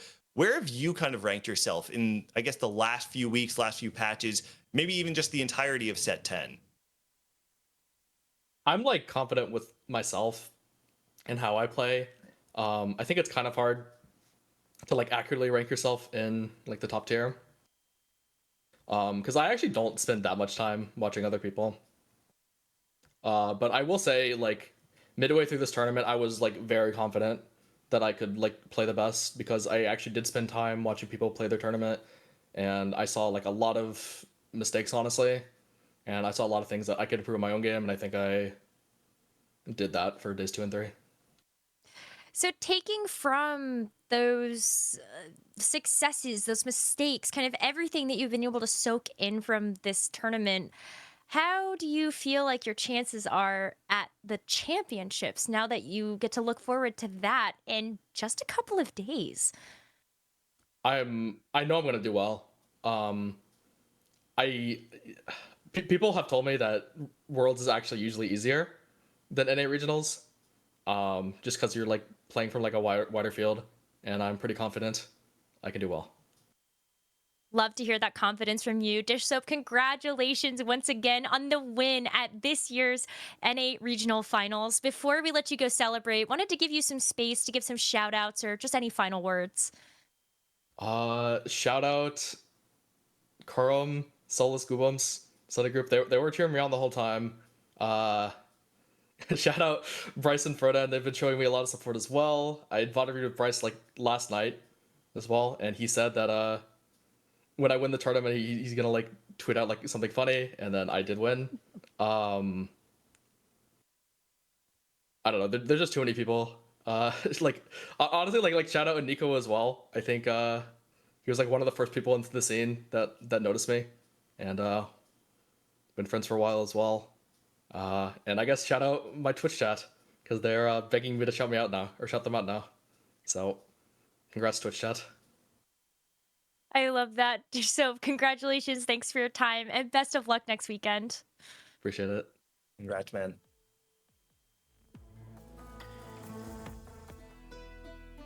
It's amazing to finally see Dish Soap take the crown and take that first place spot after knowing he has worked so hard to be able to live up to those expectations that he himself puts on himself, but everybody else as well. It feels so good. Yeah, I've never actually lost my train of thought so hard before in an interview. There's something so powerful about this moment in time, though. Like, I think if people don't understand, you need to take a second to really let this sink in, because Dishop has been the best player in this big three for so long, ever since his real come up after his rookie set in set 6, set 7, he comes along and everybody's talking about how good this guy is. The results eventually come. For Dishop to actually have this tangible win under his belt, it is a monumental moment in the history of TFT. I still, like, I have chills feeling this moment right now. Huge congratulations to Dishop on winning the tournament. Well, we have Dish Soap that has won the tournament and is going to be going to the Remix Rumble Championships alongside Malala and Weird. But who do we have that's filling that 4th spot in terms of the best average placement across the entire tournament? We've got that ready for you, and the 4th player making it is going to be Degree. And look at how close, Gangly, those AVPs actually are.